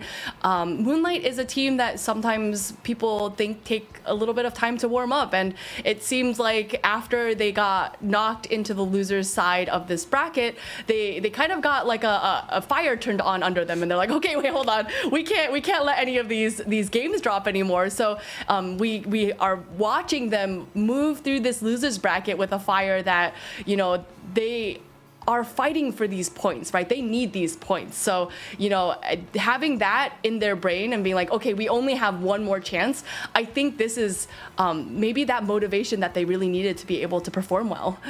Maybe there's something to be said for, hey, we already played the best team today. Like, it's only going to get easier from here, presumably. So we got that one out of the way early. Now we can really, truly warm up and find our footing. And then when we play them next time, we'll have all the momentum. And I'm sure that's exactly how they took it. Every team takes an 0-3 loss in good fashion. But this should be, I'm curious, as we will be starting on splat zones between these two teams. There's one player, Rissa, that I want to hone in on, and I promise I'm not just saying this because it's a 52 gal.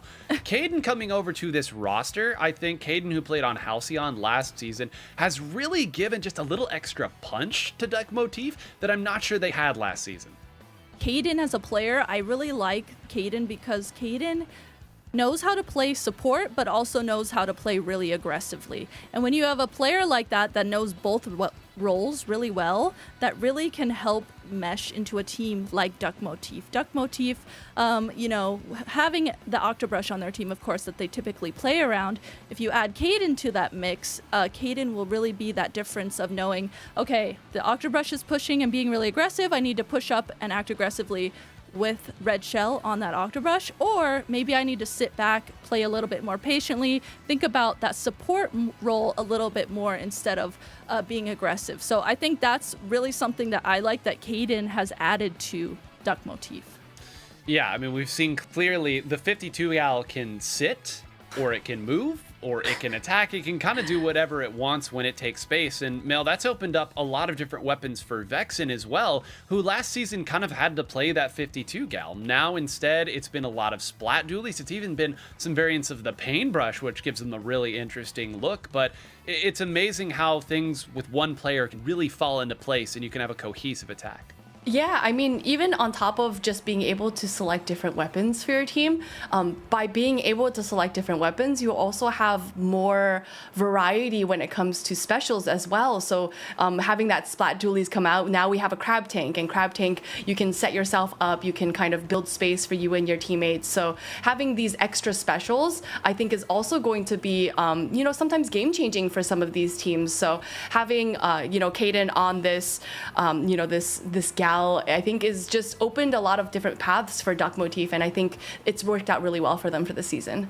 It will be Mahi Mahi Resort that we head to here for Splat Zones. And it's because we've seen some incredible games here. But Rissa, I would say at this stage of the league, yes, Mahi Mahi is one of our newer stages when compared to last season, just got added. But teams tend to know this pretty well, and we see a lot of knockouts here.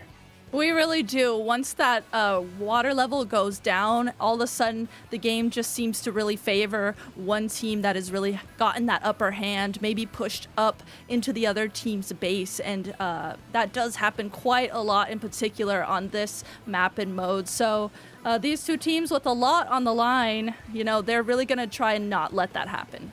Yeah, well, you loved having game one because it changes the entirety of how the entire matchup looks. We won't have to wait any longer. Another big round of applause for our global world champion Powered, who gave us Goss falling into the water in a previous matchup. Can't think of any other time I've seen it, but here we go, folks, taking a look at these compositions. It will be Kai on the Snipe Rider 5H, and on the other side, it's Omega Mel, who has gone back over to the Mint Decapitator, and if I'm being honest here, this is my favorite weapon to watch Omega play. I agree. I every time I see Omega on the Decapitator, he is able to kind of make his own space for himself. I think it is less ink dependent than something like a roller, which means that he can maybe have a little bit more maneuverability to be able to work as a Slayer for Moonlight. So I think having that, the flexibility for the team as a Decapitator, I think is going to be really useful. But as I'm speaking, Duck Motif does take an early zones cap right here.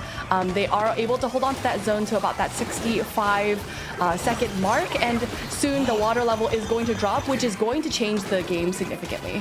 Yeah, dropping the hammer there with that Kraken Royale here. The Comet's Octobrush this is something that we've seen more and more from Red Shell being willing to use this, especially Rissa against teams that use Ink Vac. The Kraken Royale does not care about an Ink Vac when it comes out. It just gets into position and tries to take them out. You see, this is a totally different engagement now that Ink Vac is landed.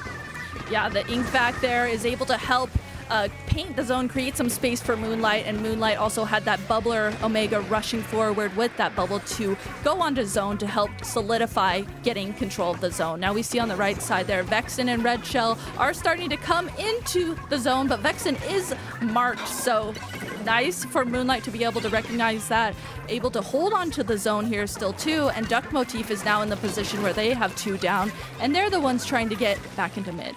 Yeah, not a great position here. Basil's going to rotate over to this left side. You just have no idea where the attack is coming from. You try to position yourself and get ahead of it here. Basil waiting, and one does go down at the very tail end of that Kraken Royale, and that will be the zone slipping away. A big penalty. Shadow's going to get the punishment there and maybe even try to seek out Kai, but Mel, just that one player getting taken out from the Kraken Royale changed that entirely and allowed Duck Motif to apply that penalty.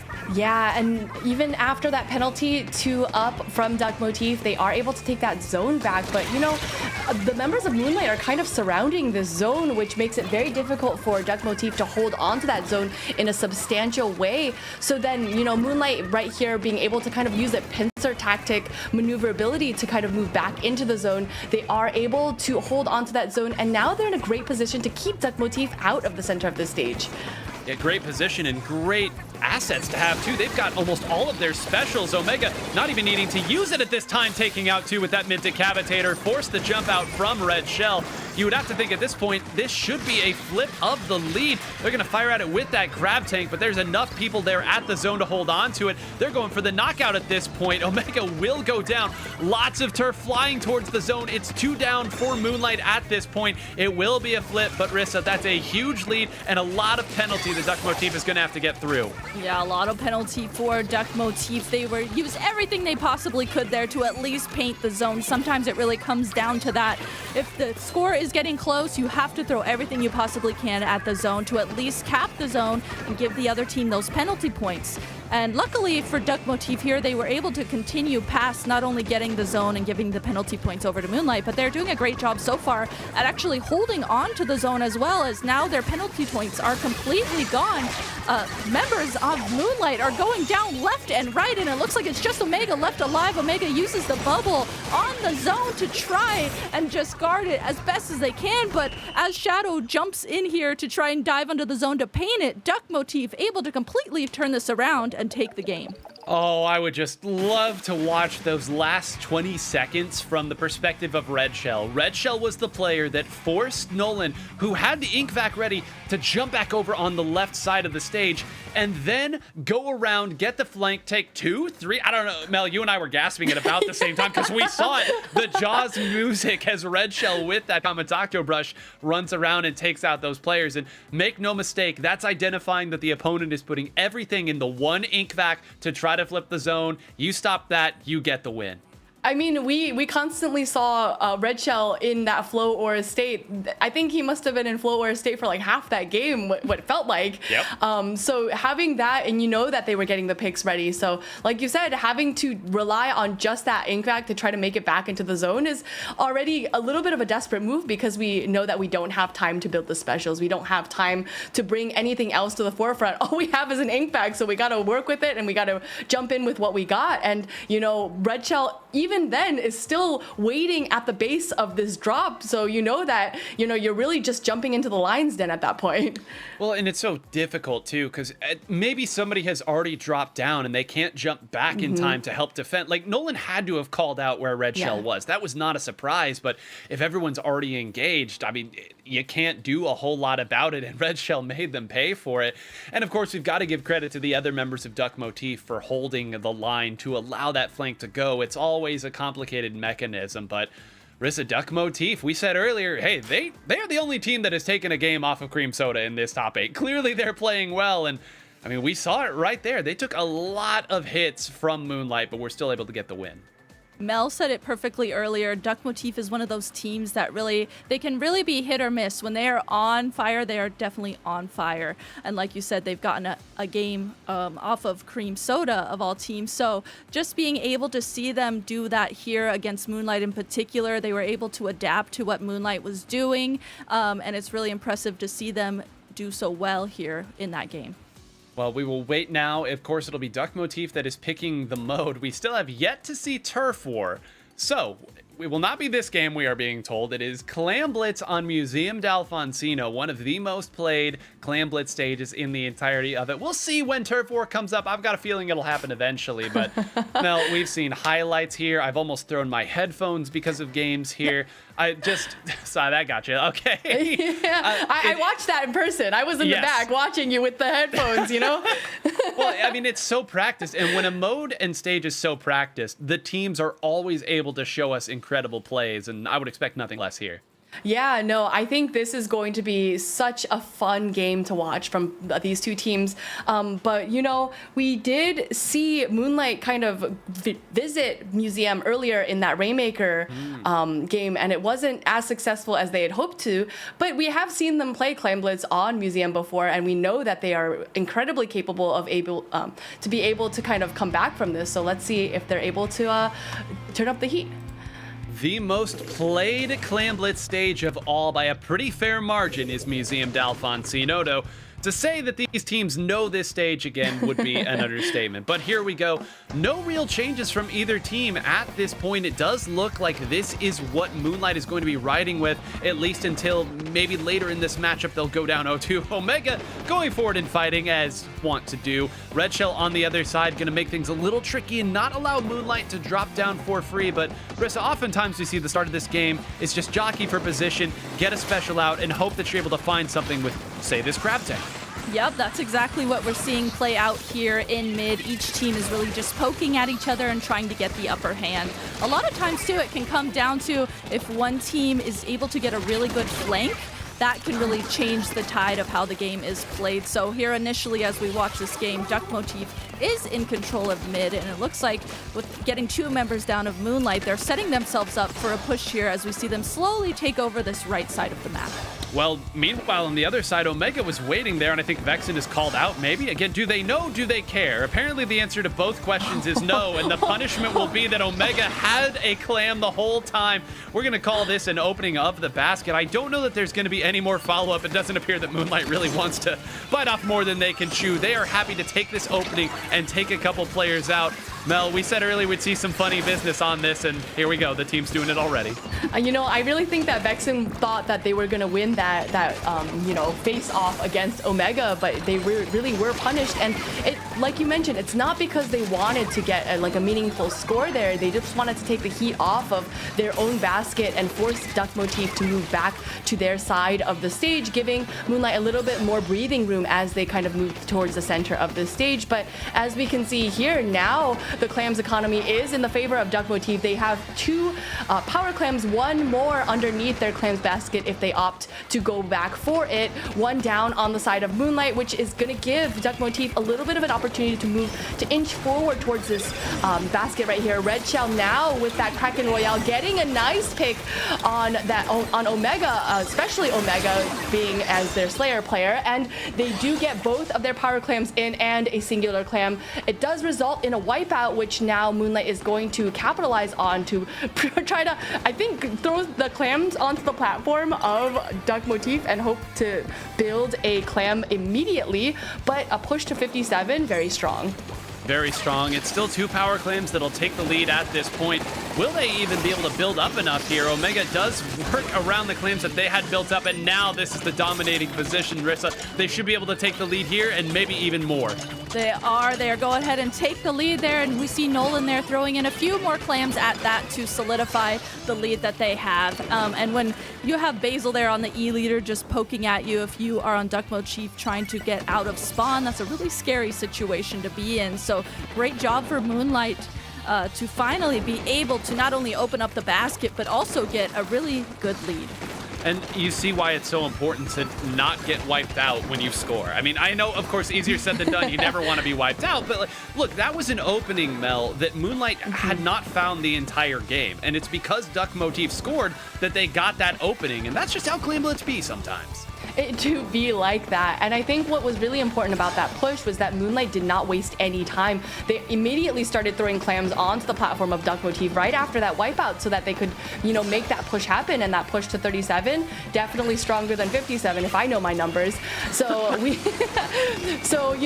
Duck Motif is going to have to work together to be able to make another push happen, but that is going to take resources, and that is not the resources that they have now, because we see that Moonlight is already breaking the barrier, getting another power clam in to Duck Motif's basket here, and a push to 23, definitely nothing to scoff at. No, even better than 37 if my math is right too. So I think we're all learning a little bit of math today. I keep seeing Rissa Omega go to this right side and just wait for somebody to start pre-firing on the ramp, and then when nobody does, Omega's like, okay, cool, I'll just go forward, and if that doesn't work, let's just go around the left side instead and go ahead and get another one. Vexen happy to jump out there, but it's the same thing once again. Like, Omega gets in here, takes one out, and then it's just, does Moonlight have the resources to make an immediate push? Even when they don't, they still force Duck Motif back.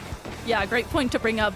Even though they didn't necessarily have clams, when they do that, they're able to add that distraction factor and make Duck Motif not even think about trying to go to the other side and open up the basket for themselves to score. So they have to address Omega going into their spawn and possibly setting up for Moonlight to score. Again, Omega here goes through that right side, once again uses a bubbler as well to just add that extra defense for Moonlight. And as we're in overtime right now, Duck Motif is doing everything they possibly can to get to the basket, but when Basil is guarding it on the E-leader, there is not much you can do. Basil definitely hits her shots. GG go next. There we go. Moonlight with the win, and Basil, some great shots to end it at this point. Duck Motif throwing everything they had at the end, and unfortunately that does mean sometimes having to dive right at an E-leader that is looking at you.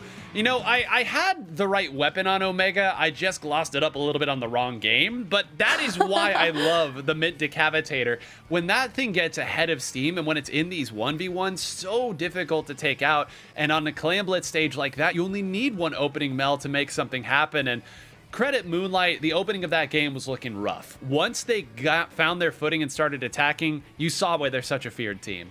Yeah, I mean, that pressure was just immense from Omega. And, like you mentioned, the Decavitator is a weapon that's really hard to fight against because of the range that it has, but also because of the mobility that it has as well. We have that, dashing move that can kind of catch your opponents off guard. You can kind of use your slashes to be able to attack opponents from beneath a ledge. So there's a lot of different maneuverability and, flexibility when it comes to using the Decavitator, along with being able to just, turf your feet and being able to maneuver yourself. So I think having Omega switch to that and maybe just getting one game to kind of warm up into being able to play like the menace he is, I think was just what Moonlight needed. Yeah, hey, sometimes the Decavitator doesn't even need turf. It's just whatever, I'll just run through it and just be fine. I mean, that's what my weapon is able to do, but a much stronger showing there, it does need to be said. And this is what these teams tend to do, Rissa, when they fight it out against each other. And we have Turf War. This is why I predicted it. No team picks Turf War when they have the opportunity more than this squad right here on Moonlight. Rissa, tell everybody what Turf War is all about. Again, I'm so surprised we have not seen Turf War yet played today, but here we go. We are going to head into Turf War. You are going to use ink to expand your team's territory. Cover more turf than your opponent to win. And it's essentially, you're just going to be painting the entire map and try and get more paint than the other team. Yeah, it really is that simple. And of course, we talk about the last 30 seconds here, the last 10 seconds, sometimes the last 15. It always feels, Mel, like when we watch two high-level teams play Turf War, someone's getting wiped out in the last 10 seconds. I don't know who it is, and I sure can't predict it based on the last 30, but it's never a peaceful ending in Turf War. No, never. And that's why we expect that both of these teams will probably bring a tactic cooler just in case. Because if we're going into the fray and we're, splatting the opponents or we're getting splatted, we want to make sure that we're coming back into the game with your special charge and not wasting any time at all. And another thing about Turf War that doesn't really get mentioned that much, it is a 3-minute round instead of a 5-minute round, which means that every second counts just a little bit more than your average competitive mode. So that is something that the teams also have to consider as they move into this Turf War game. Yeah, listen, you're bringing all the mathematics here too, and I love it. It is true. I mean, every second technically does matter a little more because there are fewer seconds. And I mean, I guess if we're like laying out the logarithmic values of all this, the last 10 seconds would be like exponential curve all the way up. I am trying to think, of course, teams tend to bring the reflex class of weapons here, but Duck Motif, not a team, Rissa, that has a natural player to switch over to that. I'm curious. You've watched plenty of Duck Motif games. Do you think we'll see one, and who would be playing it? Great question. I, of course, would think that it would be their pencil player, Kai, switching over to that. But yeah, I agree too. It doesn't seem like something that they would be switching to, maybe sticking with the pencil and using the paint that provides as well, because that does provide a lot of paint. I'm really curious actually what Red Shell is going to be switching to. On the Octobrush, maybe switching to a roller, maybe to get a little more paint on the map, or just going to be using that Octobrush to get ink everywhere. Well, here at Crab Lake Capital, very difficult to get to your opponent's side of the stage, but if you do get there, it is so difficult for the opponent to clear it out. We will see Reflex Milks coming out from both sides, Caden switching over to the custom Dually Squelchers as well. It's Vexen on one side, Shadow on the other, and Mel, let's just go ahead and relax here for a moment. These teams just gonna fight it out here until their bases get turfed, and that's when the fireworks start to fly. Yeah, I actually really like seeing Crab Lake Capital because if we generally have a Dually Squelchers player, they tend to bring it out for this. And for me, that's like such an unusual pick for competitive Splatoon that is just always such a treat to be able to see. And especially a player like Caden bringing out that Dually Squelchers, you know that it's going to be a good showing. Well, I mean, this was the weapon that Caden was known for quite some time. Now fighting 3 different players at once, maybe not the best footing to find oneself in, but still up there, still moving away. These weapons so difficult to pin down. And of course, having the almighty super chumps as well. Rissa, we said earlier, it's difficult to put turf onto your opponent's spawn area, but let me tell you, one weapon that can do it really well is anything with those super chumps. Yeah, super chumps is a great counter to that, especially on this map, where it's difficult to even get to your enemy's side of the map into their spawn area. So you really have to not only rely on your specials, but really rely on those long-range specials that can paint. You can get up there if you use that right side path, but you're gonna get called out if you do that from the other team. So you really just have to rely on those Booyah Bombs, on those chumps, and if you have a Zuka, things like that, that will create that long-range painting effect. Man, in no mode will you ever see 2 weapons right next to each other, both built up Booyah Bomb like you do in Turf War here. These reflexes, things start to happen and they curl up into their shell and go up into Booyah Bomb to make it happen. Red Shell, I knows Omega's here. Omega jumped to I don't even know where or to who, but into the Booyah Bomb, that's where Omega jumped to. Oh my goodness, just funny the way these work out. Basil goes down, that is a wipeout here. I don't want to say that jumping into that Booyah Bomb was the impetus for all of that, Mel, but it ain't a coincidence they got wiped out as a result. I mean, it's never a good thing to jump into the enemy special, right? Like, we kind of want to avoid that as we're moving through these games. But it does seem like that particular instance put Moonlight kind of on that back foot. They are in danger, as we can see labeled up there. But it is the last 30 seconds that do matter a lot. Moonlight is going to have to learn to build their specials. They're going to have to work together to make these pushes happen. They have to make it back into the center of this stage if they even want a shot at winning this Turf War game.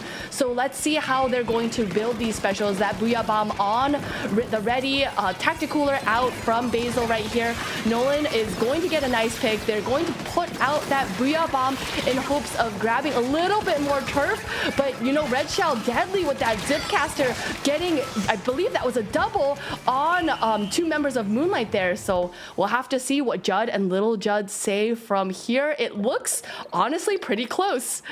Here we go. It is Moonlight taking it. 7%. That was a wild fight at the end. There was a moment there where Red Shell went forward with that Zipcaster, and I think thought that one of the players that they'd swung at had gotten taken out. You saw Flip overturn and then decide better of it, move forward and try to take out the players who were jumping. Who was that player? We'd have to watch it back in slow-mo. How do you make that decision in real time? But there's a lot of credit to Moonlight. With 30 seconds left in that game, they were not in a great position. They fought their way back, and Caden going down very early into that, I think it was Nolan who took Caden out, absolutely set the tone for it. It did. That's exactly what you want if you were in a position like Moonlight was there. Headed into the last 40 seconds, 30 seconds of that, like we highlighted, is so important. And at this high level, that's one of those things, having the patience to know, okay, hold on guys, don't rush this, hold your specials, let's just try and let them come to us. That's exactly what Moonlight did, and a lot of teams don't have that type of patience and recognition to be able to accomplish something like that. Yeah, and you have to, again, identify the priority targets, the order of operations, as we sometimes call it. I know it's always important to take out the opposing reflux, but also, we talked about those super chumps. If a full super chump lands into your base, I mean, what was that, 7% between those teams? Maybe a little more? That could have flipped in a hurry. An unimpeded super jump can take up a lot of turf, believe you me. But we'll now move on. We've seen Clan Blitz already. We've seen Turf War already. Mel, it's funny to think that we might only now be seeing Tower Controller Rainmaker. You know, I like it. I like the picks that I'm not expecting. So having Clan Blitz show up before Tower Control, having Turf War show up before Rainmaker, to me that's interesting. So I'm always like a fan of teams that know what they're good at playing, and especially if what they're good at playing is interesting to me and it's not, I don't know, like say Tower Control. You don't have to say it. It's fine. It's fine. It's fine. Manifest it. It's fine. Well, it won't be manifested because we'll be going to Rainmaker on Undertow Spillway, which is kind of the, the Rainmaker equivalent of that at this point. These teams love playing it. Very practiced again. Everything that we've talked about. One of the most played, just stage mode combinations in the entirety of Splatoon, Rissa. You can go left for the longer push, you can go right for the quicker checkpoint break, but these teams, not going to throw anything new at them. Definitely not. They're very familiar with how to play on this map and mode. There is that long left path that most teams are going to go, but that right path, when it does happen, is so fun to watch because it's a little bit different. Like Mel likes. We like when things are a little bit different and a little out of the ordinary. So headed into the game, we're going to go ahead 9 and take a look at these comps. Well, yeah, I mean, you talk about unexpected. Here you go. A big shift now. Shadow coming out with the Dapple Dualies. Omega going to be on the Splatana Wiper, and Nolan back over on that S-Blast 91. Basil will switch over to that Splatter Scope as well. So plenty to talk about here from a shifting team comp. But what makes this so interesting to me, Mel, is that I don't think what Moonlight was doing before was necessarily struggling against Duck Motif. This must be something they had prepped specifically. It could be. I mean, you did mention a lot that Moonlight really likes to kind of switch up their comps, even if it's working, but it not working to their standard. So I think it is interesting. I think they could definitely benefit a lot from the resources that these new weapons have to bring, like Dapple Dualies with that Tacticooler. And additionally, I think beacons work really well on this stage in particular because there are a lot of nooks and crannies that you can stick those beacons in to be able to kind of let Omega have free reign of what is going on in this stage. So I think a lot of the resources that they are bringing to the fray here can be beneficial for sure. They're just going to have to use it appropriately. Well, we saw earlier how difficult it was for NME to get back in on this stage, so certainly you would think any resource that you have that can allow you to attack from different angles would be nice. Meanwhile, Kai's been sitting over here on this side, kind of dancing with everybody, not letting the push happen for free. They are up a player, and we're going to see the Kraken Royale duke it out with an Ultra Stamp. Right now, Kai going to get the assist on that one as the Titans collide. Now, Red Shell trying to get some sort of path going. This may have been a little misgrab of the Rainmaker. Kai's going to get taken down. They could have an early pop, and if they're not careful, they're going to jump to Shadow, Rissa. They're going to take even more points off this board. Yeah, Shadow there trying to create space for Moonlight to be able to push forward. However, Moonlight is having to divert their attention to Red Shell, who was hanging out there on their side of the map, and they weren't quite able to take Red Shell down. That actually was that perfect distraction tactic where now Duck Motif is in control of the Rainmaker. Kai here holding the Rainmaker is able to push it forward past that first checkpoint and get a few more points. And you can see they're not waiting for ink on the ground. They're trying to do everything they can to just jump through the ink, get their points all the way down to 20.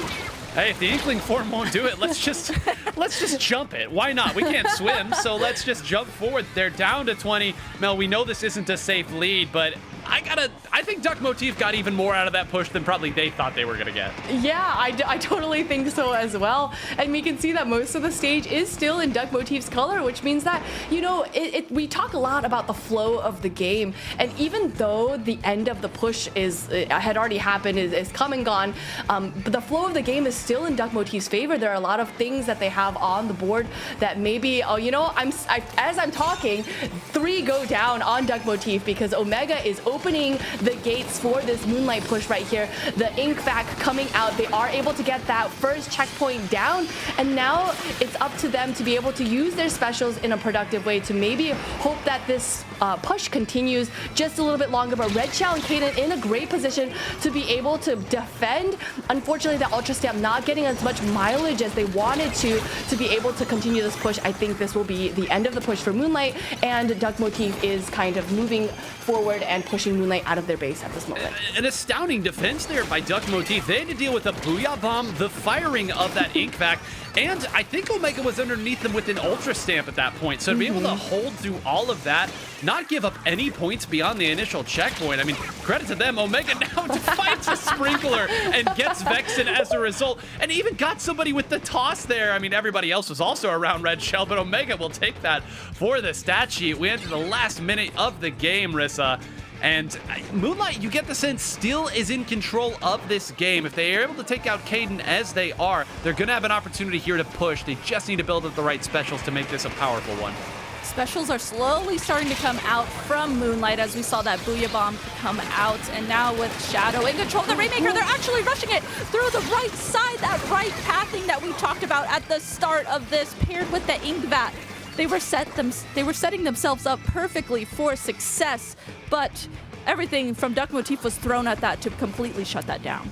The world's strongest killer whale 5.1 is what shut that one down there. They had the ink back up, they had players up. That Ultra Stamp's gonna get swallowed up as well. Another jump gets taken out. Kaden was camping where Shadow was at. Now Nolan is taking a lot of damage. And Mel, at this point, Duck Motif, don't trip over anything. No one go down to a wayward bomb, and you should have this one. Yeah, but you know, as you mentioned that, Nolan does take one out. Now, Moonlight is going to have to pick up this Rainmaker before that timer goes down. They do go down before that moment, which means that overtime is not procced, giving Duck Motif the win. Well, here we go, everybody. Losers semifinals between two old rivals. We will get our first on-stream game number 5. What more could you ask for here, Rissa? Both of these teams pulling out great plays when needed. I'm just going to keep harping on how incredibly Duck Motif defended in 2 separate pushes there. Both of these teams looking strong. Both of the team definitely look strong, and I feel like they're both really, in this moment, of course, we've talked about them playing against each other and knowing how each other plays, but it's all about right now, this set in particular, in these games. And both teams, I really can't highlight one or the other, but they're both doing a great job at adapting to playing against each other. And we've seen that go back and forth, and the score says that perfectly as it is set up for 2 against 2. So headed into a game 5 really highlights the way that these two teams have been able to adapt to each other's play style throughout this set.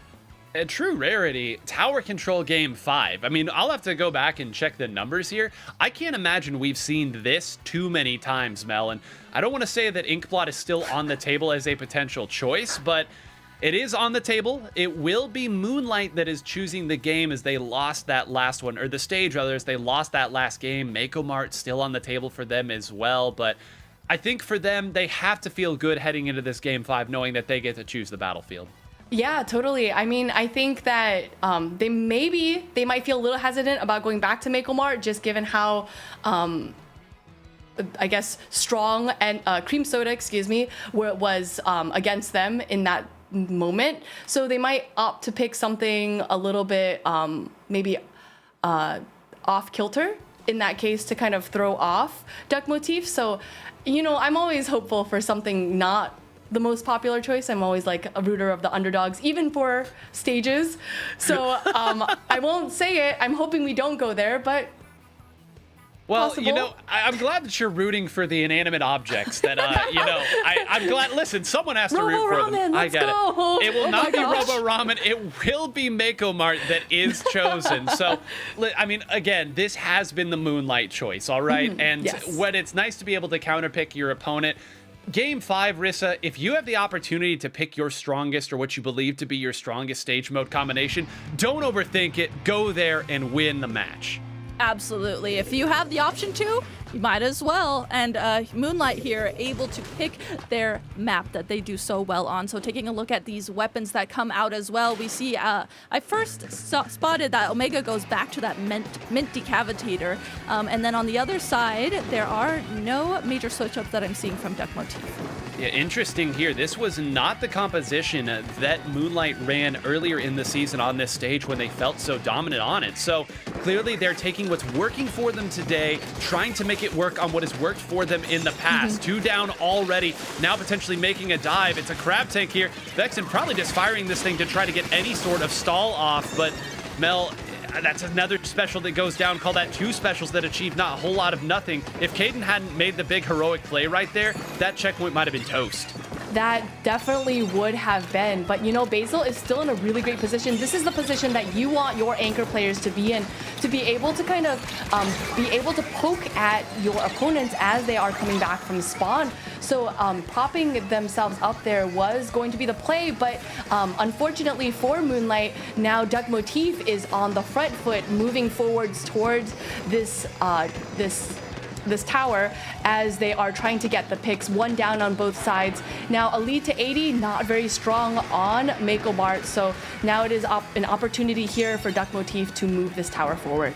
Oh no, this could be a real bad feeling for Duck Motif. 2 went down to a 52 gal flanking around this right side. It's Caden and not Goss, but it will allow Duck Motif to get a crab tank on the tower, get the lead. Would love to get through this checkpoint. They will, as the suction bomb takes them out from behind, and I believe Basil also got a shot in there as well onto Caden. But Rissa, hey, a lead's a lead, and you're happy to clear that checkpoint if nothing else. Right. Sometimes it really comes down to those leads that are not necessarily the biggest leads, but they will get you the win. You have the lead regardless. So right now, as again, mid is taken over by Moonlight, we see Shadow riding that tower with the end zap, and now it's hopefully Moonlight's chance to try and get through that checkpoint at least. If they're not at least able to get through, get past the lead, and they do get the lead, by the way, they're able to they are able to get through that first checkpoint, which will be really helpful for them. Yeah, another special goes, and throwing it right at the crab tank is Nolan. That's 2 that go down. Still, not a whole lot. I don't even know. I guess Red Shell just really wanted to get rid of Basil at that point. You saw that Zipcaster was spent almost entirely to get rid of Basil, but I'm going to call that almost a win for Duck Motif, Mel. I mean, there was a lot that could have gone against them there to only go down to 66 and now still be pushing. There's a real opportunity for them to take that lead right back.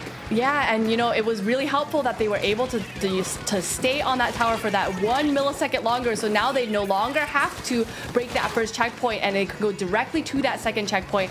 Now they have almost made it to that second checkpoint, but many of the members of Duck Motif are still in a fighting position. They are in the center of the stage. All the members of Duck Motif now jumping back and grabbing a couple of picks as they are moving this tower forward, and Caden in a great position to be able to move this tower forward as they are pushing in front and following and having the tower follow them. Now 2 down on the side of Duck Motif. They're still here fighting, but I think this is going to be where they need to be able to kind of cut their losses and move back. Moonlight, thank your lucky stars for Big Bubbler right there, because that's the only reason the Duck Motif isn't still pushing this tower forward. And, maybe I'm speaking too soon. 3 members did get kind of corralled. Vexen is still behind them. That's a jump out. Already at the front is Basil? That's not the member that you want being the forefront member. At least slowing people down and tap-shotting them might have caused enough of a distraction to get Moonlight back into the center of the stage. Not a whole lot of time left. Kai now back up. This is almost full strength for both teams.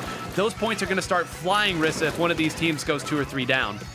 It really is. They're really both at this, with each team having 2 members down headed into the last minute of this match. It's really detrimental, in particular for Moonlight, to get the upper hand and get some picks onto Duck Motif so that way they can start creating a push for themselves, and looks like they're going to do exactly that, able to take down 2 members of Duck Motif. We saw Shadow there jump on the tower to start pushing it, and as we are headed into this last 30 seconds, I'm just seeing nothing but chaos as both teams know this is a game 5. Everything is on the line right now. Well, Big Bubbler used early there, had to be, otherwise Omega would not be able to ride that tower. Vexen now fighting it out with Nolan, wins the fight, should be able to get behind, but that's the lead. Omega rather, will ride forward, a 1-point lead. I can't believe that was Mel, that was a very easy tower ride for Omega. Nobody was firing at it. Yeah, I'm not really sure what happened there. I think maybe the attention of Duck Motif was just a little bit distracted, but all we need is a 1-point lead, because the lead is a lead in the end, but Duck Motif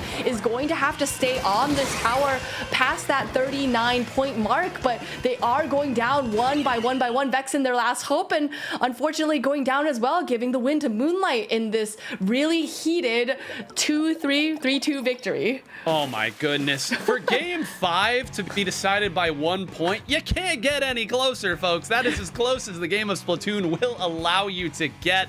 Omega, go ahead and lean against that Mint Decapitator there, and the Big Bubbler carrying them not only on the defensive side from preventing that score from going any further than 40, but then also allowing them to get to 39. What a great show. And if you're Duck Motif, you saw the pieces. You saw immediately it was Nolan who that zip-castered Octobrush was diving after, knowing, hey, we got to get rid of this Booyah Bomb. But then that trades out. Then you fall a little bit behind the exchange of where the Tacticalers are going. And just what a great showing between those two teams. And Rissa, we talked and really tried to set this up as a good matchup between these two teams. And it's oh so nice when they deliver and make us not look silly. I was just thinking that it really highlighted what we were talking about, the way that these two teams know each other, the history between them, and knowing how each other plays. I think that last game in particular just absolutely highlighted that they both know how to play around each other and counter each other. And man, if Duck Motif would have continued to push the tower there, they could have easily swapped the lead. It was that close. So I agree. This really highlighted what we were talking about with how close these two teams are. Well, let's go ahead and take a replay from that last matchup as well. So good, we got to watch it another time. This was game number 2, our Clam Blitz game, and this was where the big lead came out from Moonlight. Mel, we said before this was really starting to look rough for them. They had lost game number 1. They weren't really having a lot of success in game 2, but this was the moment where Moonlight really found their footing. Yeah, I mean, that moment was literally the turning point for them for the whole game, because at that point, they never lost that flow of the game that we were talking about, that they basically had control for the remainder of that game. Well, here we are, folks. NME versus Moonlight will be our losers finals. I said it earlier. Last week, we saw a team get knocked into losers top 8 early on and then make the run all the way back up to grands. I didn't know that we would see it again, but I tossed it out for a reason.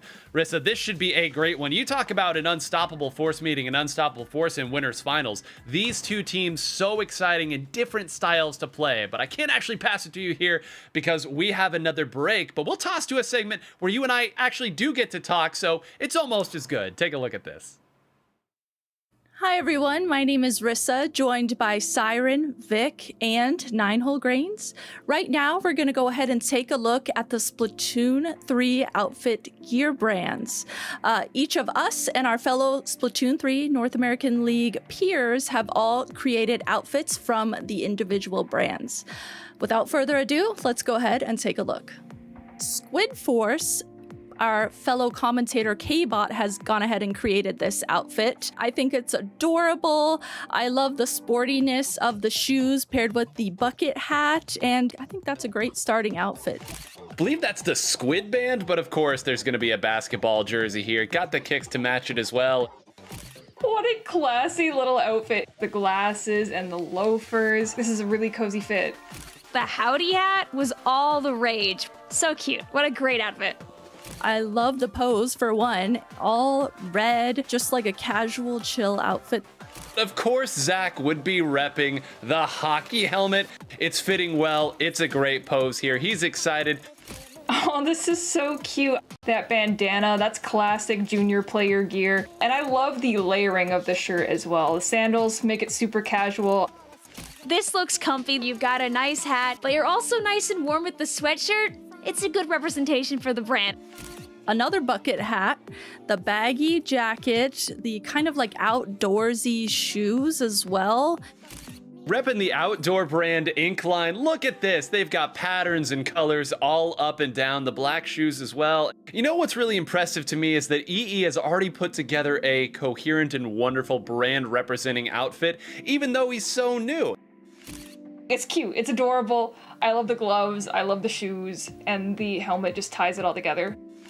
It's sporty, it's colorful. You think about Takaroka and you think about colors. Even sporting the backwards hat here, super cute. The open-toed sandals paired with the cool shades, definitely a specific vibe from these. And I like it. You've got to be repping some sort of jersey, some sort of brand, some sort of team. And I love the kicks as well there. This is great stuff. I love her sense of style, and I love the Tony Kensa stuff. Really monotone in the colors. We have the blacks and the whites that contrast super well. Such a cute outfit. You know, ZNF is known for the reds, the purples, the blues, and pairing that with a blue inkling on top of that just makes everything come together so well. I love the oversized shirts in this game too, and altogether, it's a great fit. The shoes? They match the hat. You've got the big shirt, and you look comfortable. You made a fantastic outfit, Rissa. Embers is one of the newer brands, and I've always associated them with more of a rebellious style. Going out and looking fly here. Good choice, Magic.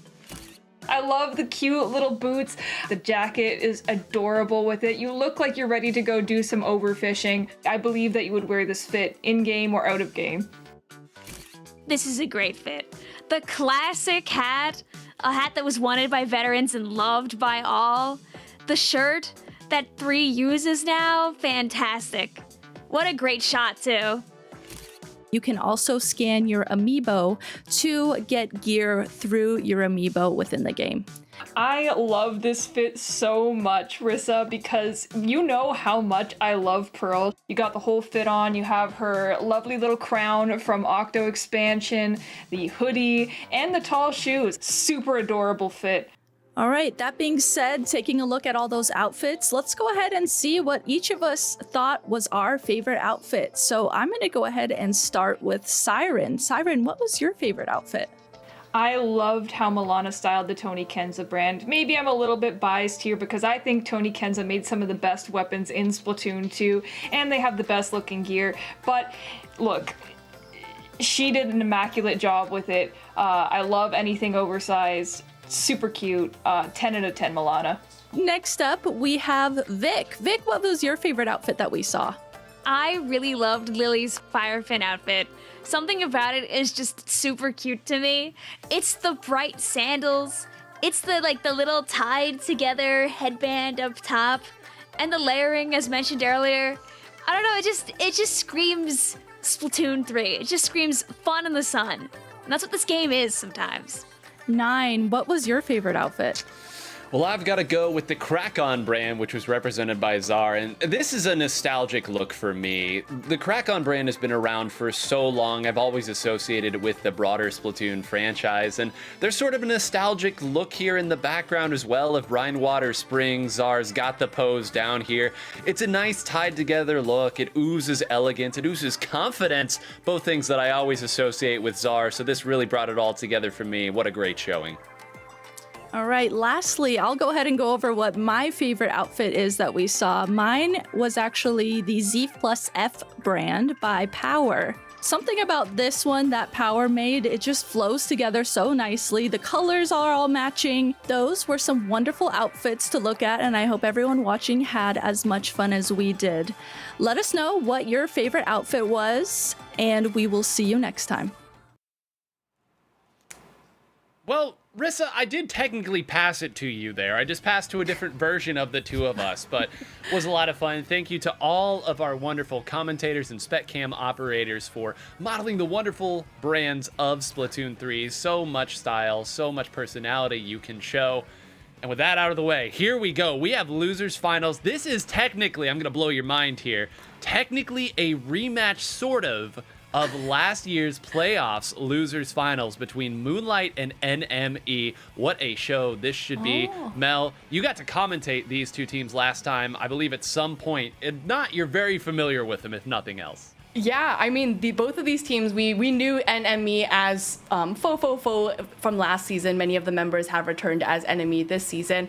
And both teams incredibly strong. We've seen them over and over again, even just today in this top 8 bracket. So the styles of play between these two teams are just so different, right? We have Moonlight, a team that maybe takes a little bit of time to be able to warm up. But when they're like hot, they're like hot. And they rely on these on say like Nolan or Omega to kind of make wedge their way into the opposing base, whereas NME I think more is a team that is dedicated to all around pressure, where all of the members are kind of like playing around each other to be able to move slowly towards the opponent's side of the stage and to kind of maintain their position there. So I think it's going to be really interesting to see how both of these teams play out.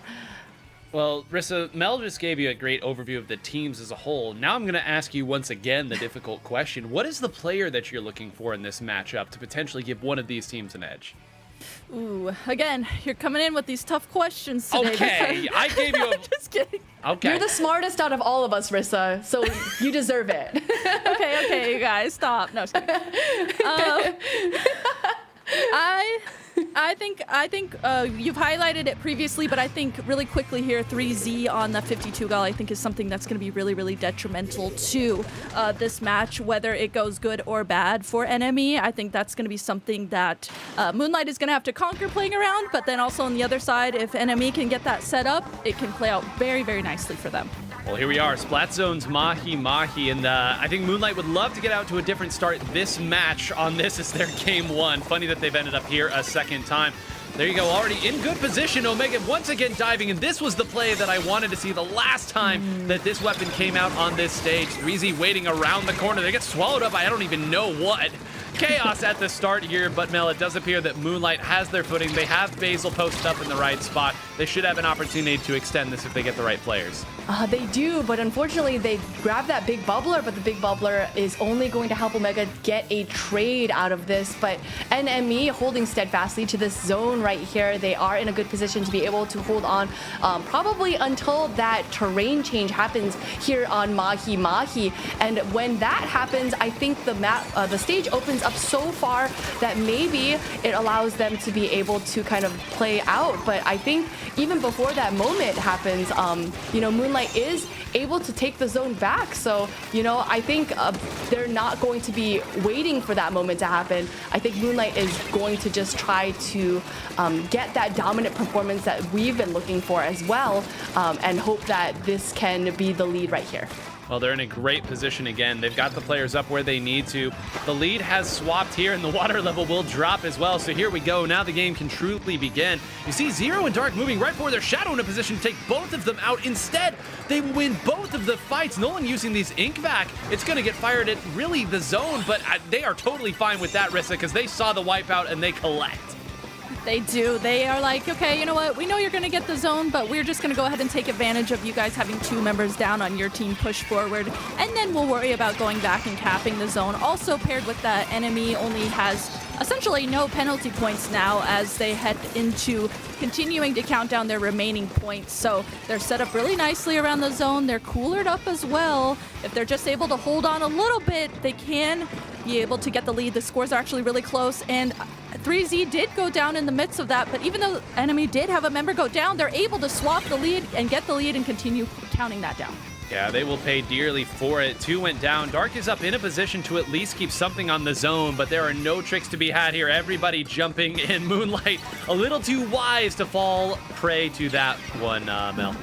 Yeah, they certainly are. They do have a little bit of a penalty to work through, but they are able to take out that heavy splatling, which is going to be a big turfing weapon for NME, which is going to give a little bit of breathing room for Moonlight as they are holding onto the zone. Tacticoolers coming out, and now they are while they do have the lead, they do have that ink back out as well. They are going to have to be really focused on getting these picks to happen so that no pushes can move towards that zone for Enemy, but with 2 down on the side of Moonlight, this is going to kind of flip control right here. The Enemy does have a little bit of a penalty to work through. Omega hiding there, but I think Enemy is calling them out, unfortunately.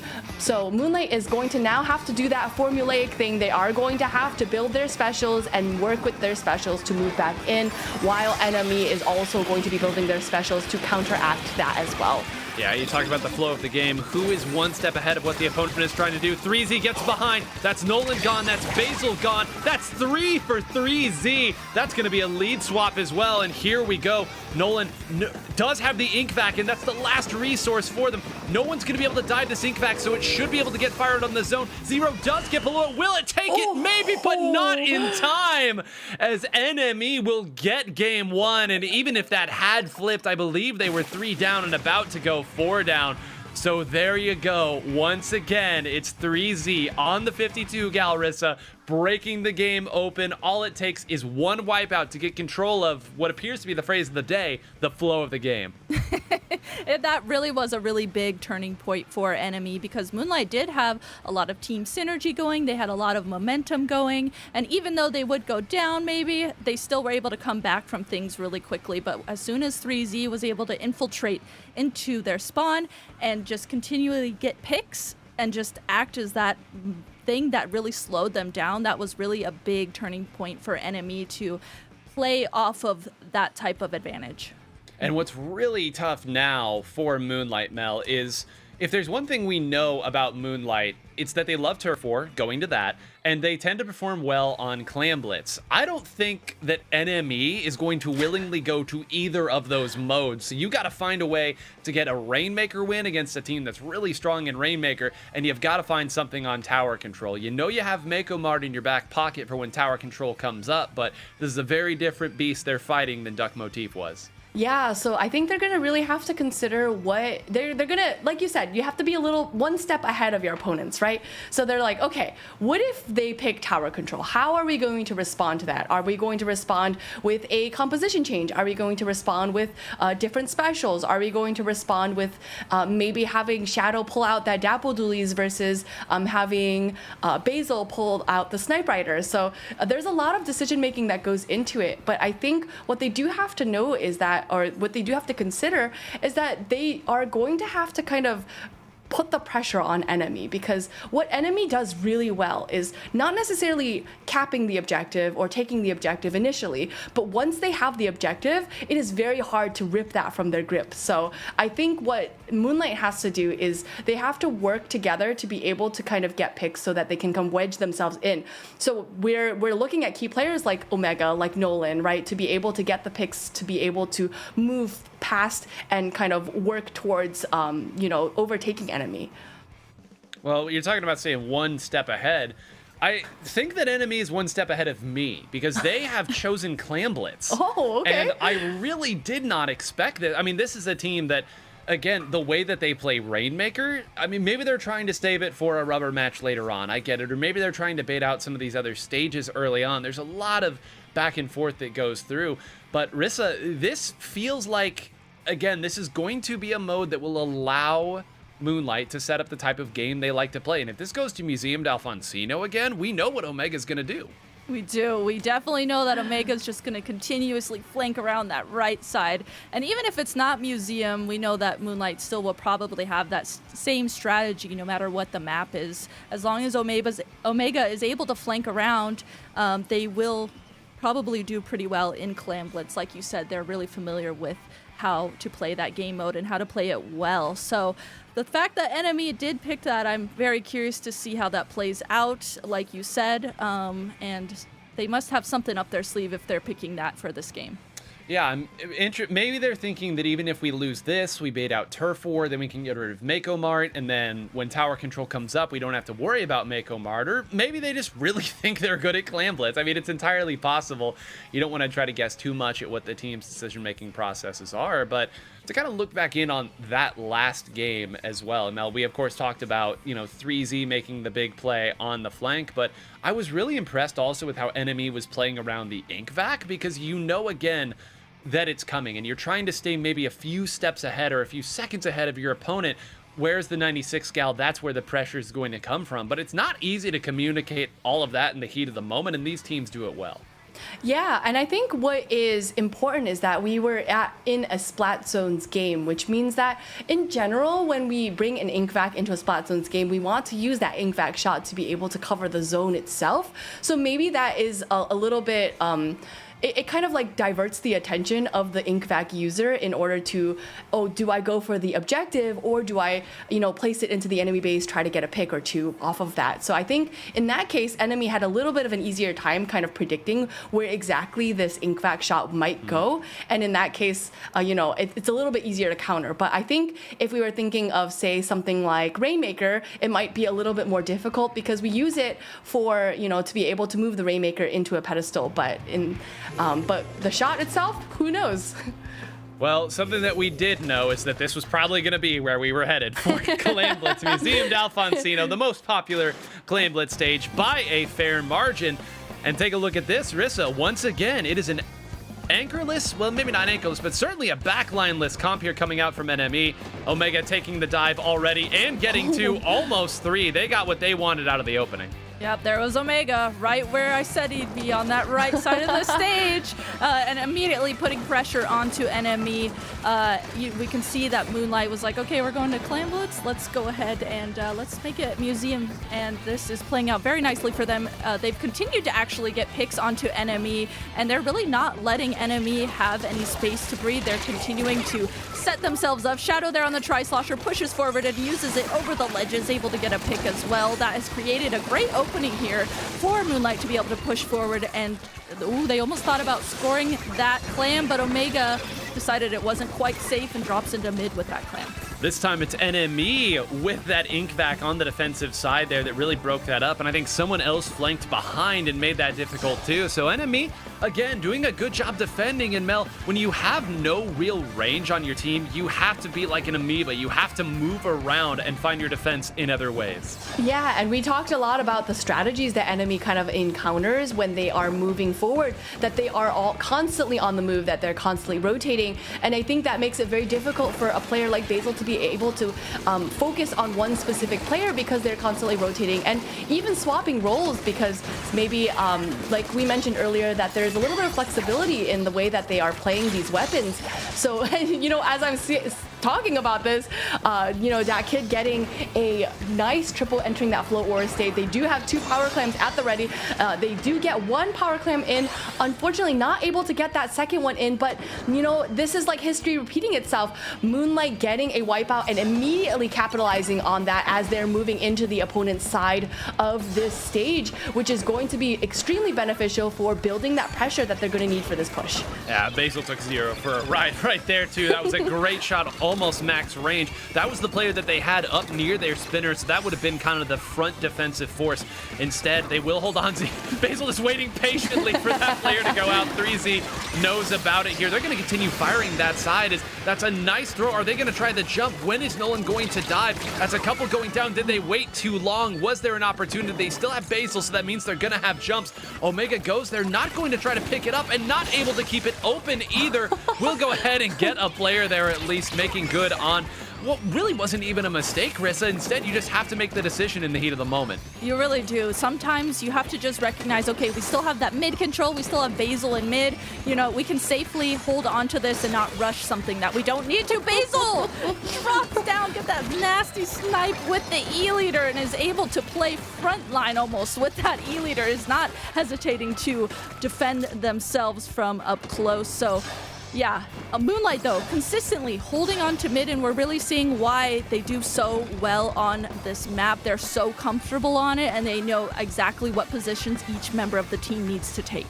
Well, it helps when one of your members can hit your opponents from the spawn, so, that's something that's really nice, but there you saw they set up that Ink Vac really, really far back, and because you were that far back, you didn't have an immediate threat of the push. That means, again, so difficult to get anything going. And again, flow of the game. Basil hits a shot, I think, again onto 0. Omega gets the flank, and suddenly all the pressure that NME had built up taken away. Mel, this is why Moonlight is such a strong team. They can set things up. Omega missing another jump. This one will go in. Can they score that other one? It appears no, they will not be able to.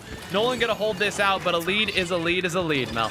A lead is certainly a lead. That is going to be the end of that push, but a push to 68, not too bad. But remember, the flow of this game has been a majority Moonlight so far. That Moonlight, Omega propping themselves up on this. Unfortunately, when a Decavitator goes head to head with a Crab Tank, probably not going to turn out so positively for you.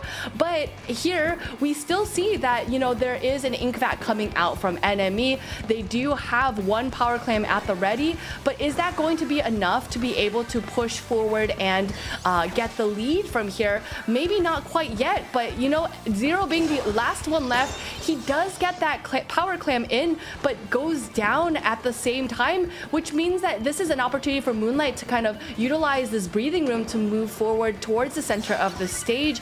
And there is only 10 seconds left on the clock. Enemy is going to have that Power Clam and hold on to it as they go into overtime. One thing Zero's play did do there is now one Power Clam will get the lead for them. So here you go. Dark is set up, moving forward. Oh my gosh, was that 3-in-1 swing? Did Omega get 3-in-1 swing? Holy cow. Okay, there you go. That should be it. They're going to run at it at this point. But, I mean, wait, hold on. No, they still picked it up. Wait, they picked it up again. Did they throw it? Did they throw it up? Oh my God. Okay. Okay, we can breathe again. 3-in-1 swing. Then there's still enough time for Enemy to get back. Someone picks it up. I swear I heard it get thrown. But in the end of it all, Moonlight holds on and gets the game. All right. I mean, if that's not on Shiny Tips, it certainly needs to be a candidate. Unbelievable ending there. Rissa, hardest question for the strongest commentator. What happened? What happened? Oh my goodness. I think just the jumbledness that happened there really is my brain right now, because that was just so chaotic. It seemed like, I think Mel highlighted it a lot there nicely. The flow state of the game itself was really consistently controlled by Moonlight, and even though they maybe would have a couple members go down, they would still have Basil there right in mid, controlling mid with that E leader and having that long range distance. And when you're against Basil, if you're on the other team, you know that Basil can hit her shots. So that's something that you really have to be careful how you approach it, and I think that was really detrimental to the way that Moonlight played that and how they were able to keep consistent control throughout that game. Yeah, crazy. Replay, thank you. Let's see what this was, and let's see how much of it we collected. So it started here. Dark does exactly what you want. Toss that forward, Ink Vac out. Here's Omega. Watch this swing, all next to each other. It was 3 with 1 swing. Okay, wow. You could play 100 games, and you won't see that happen too often. Then that kid goes down, and then there was still another 10 seconds of chaos after that, but... Listen, there is one thing that gets through Ink Vacs. We know this, Mel, and it is weapons that don't have range. It's your wipers, it's your Splatana Stampers, it's your Mint Decavitators. But 3-in-1 swing, huh? I think that's just the detriment of the danger of grouping up together and having a weapon like a Decavitator, which has such a large swing to be in your face. I think... I could never profess to doing anything like that in my lifetime, in my next lifetime, in my next 5 lifetimes. But Wow. but Omega is the Decavitator player, right? So like having that, it's just too good, man. It's just prime Splatoon. Giving yourself 5 lifetimes to achieve that. I mean, that may be a little much, but listen, clearly an unbelievable play, and this does dramatically shift the way that this matchup works. And this is why we wondered why Clamblitz, because now Moonlight has the counter pick, and if they want to go to Turf War, they certainly have the opportunity here. They probably don't want to go to Rainmaker, and if you go to Tower Control, Rissa, now you've given the choice of the Tower Control stage to NME, so... Again, they've kind of worked it in. Again, I'm just 0 for 2 here. They are taking it to Rainmaker, maybe trying to save Turf War, but here you go. You're taking Enemy to Rainmaker. It's an interesting call. That is an interesting call. I'm wondering if maybe they're feeling like they're really starting to lock in this match in particular, and maybe they themselves are comfortable on Rainmaker. So that's my best guess, but like you've mentioned before, it's always hard to say what these teams are thinking, but that's just what I would think. Maybe they're feeling like they're starting to get a read on Enemy. They're comfortable on Rainmaker themselves, so why not go over to Rainmaker for this? And I guess looking ahead, if you lose this as Moonlight, you'd still get Turf War later, and then maybe you get the opportunity to play tower control where you want, or tower control comes up as the next choice if you lose this, and then you get to choose Mako Mart, and then you go to Turf War. I mean, a number of different maybes and whys, but Mel, what's important here is you have handed your opponent arguably their strongest mode, and you've also let them choose the stage for it. That's tricky. That's a tough thing to do, but I'm sure there was a good reason for it. Maybe they're just feeling really good about how they're playing right now. And sometimes, how like teams are like, oh, I'm going to pick something that you're good at and just show you that I'm better at it. So listen, I'm not competitive, right? Like, I don't do stuff like that. So We're learning a lot about you. No, I think just like maybe they're just out there trying to prove it. Maybe that's why Enemy ended up picking Clan Blitz, because they're like, hey, actually, we could play a better Clan Blitz game than you. And obviously, Moonlight came out on top on this one. And maybe it's like some sort of it's like a waltz between these two teams. That's what I like to think anyway. It's my headcanon. Mathematics, algorithms, dancing, you've got it all, Mel. I really appreciate it. And hey, maybe it is. And to your point of maybe they're just feeling good, I have found over the years of commentating this that is the answer more often than not, okay? But sometimes we guess how the teams are trying to manipulate the format, but listen, you still are Moonlight, you still feel strong on Rainmaker here. I don't know that we'll see their double ink vat composition come out again. It will be Undertow Spillway that these teams are going to, and Rissa, taking a look at the compositions as they fire off, it's again no backline on one side, and it's Omega switching over to the Luna Blaster Neo. We saw this earlier, but this is a weapon that's gotten a lot of love as of late. Yeah, Omega has really been loving playing this weapon, and I think on this stage in particular, it'll be really, really helpful to help play aggressively under all the ledges that this map has. And on the other side, Dat Kid is actually switching back to the Octobrush. We've seen Dat Kid kind of switch around to Dualies, Octobrush, kind of back and forth, but here we're seeing them, in this case, play that Octobrush. So that is going to lead as well, kind of similar to that Luna Blaster, going to be able to help get over ledges and play around corners of this map. And what a bizarre thing. Both teams' frontliners went forward and took out everybody on the opponent's side, and it all comes out in the wash in the end. All right, Moonlight should have a decent bit of control. Now, Basil's positioning on this particular stage is going to be very interesting, Mel. This is an area we don't see a whole lot of E-Leader on. Usually it's Splatter Scope, and of course this is a solid choice. Basil plays an awesome E-Leader, hits that shot to prove it, and we know what Kraken Royale is capable of, but will be interesting to see what that combination looks like if they're able to set it up. Yeah, I think so. And I think the really neat thing about Basil is that when it comes down to it, she's just a really good charger player, right? So maybe it's not so much the Kraken Royale that they might utilize, but maybe they just find that the Wave Breaker just doesn't do it for them in this case, and a Kraken just is a better fit. But we know Basil to just be a really solid E-Leader player, so having that E-Leader on their side and being able to hit their snipes, even at close ranges, is probably maybe what they thought as they walked into this game. There we go. Omega almost was able to hit one. That's the frustrating thing about trying to push. Wait, Shadow's here. Yeah. Do they know? Do they know?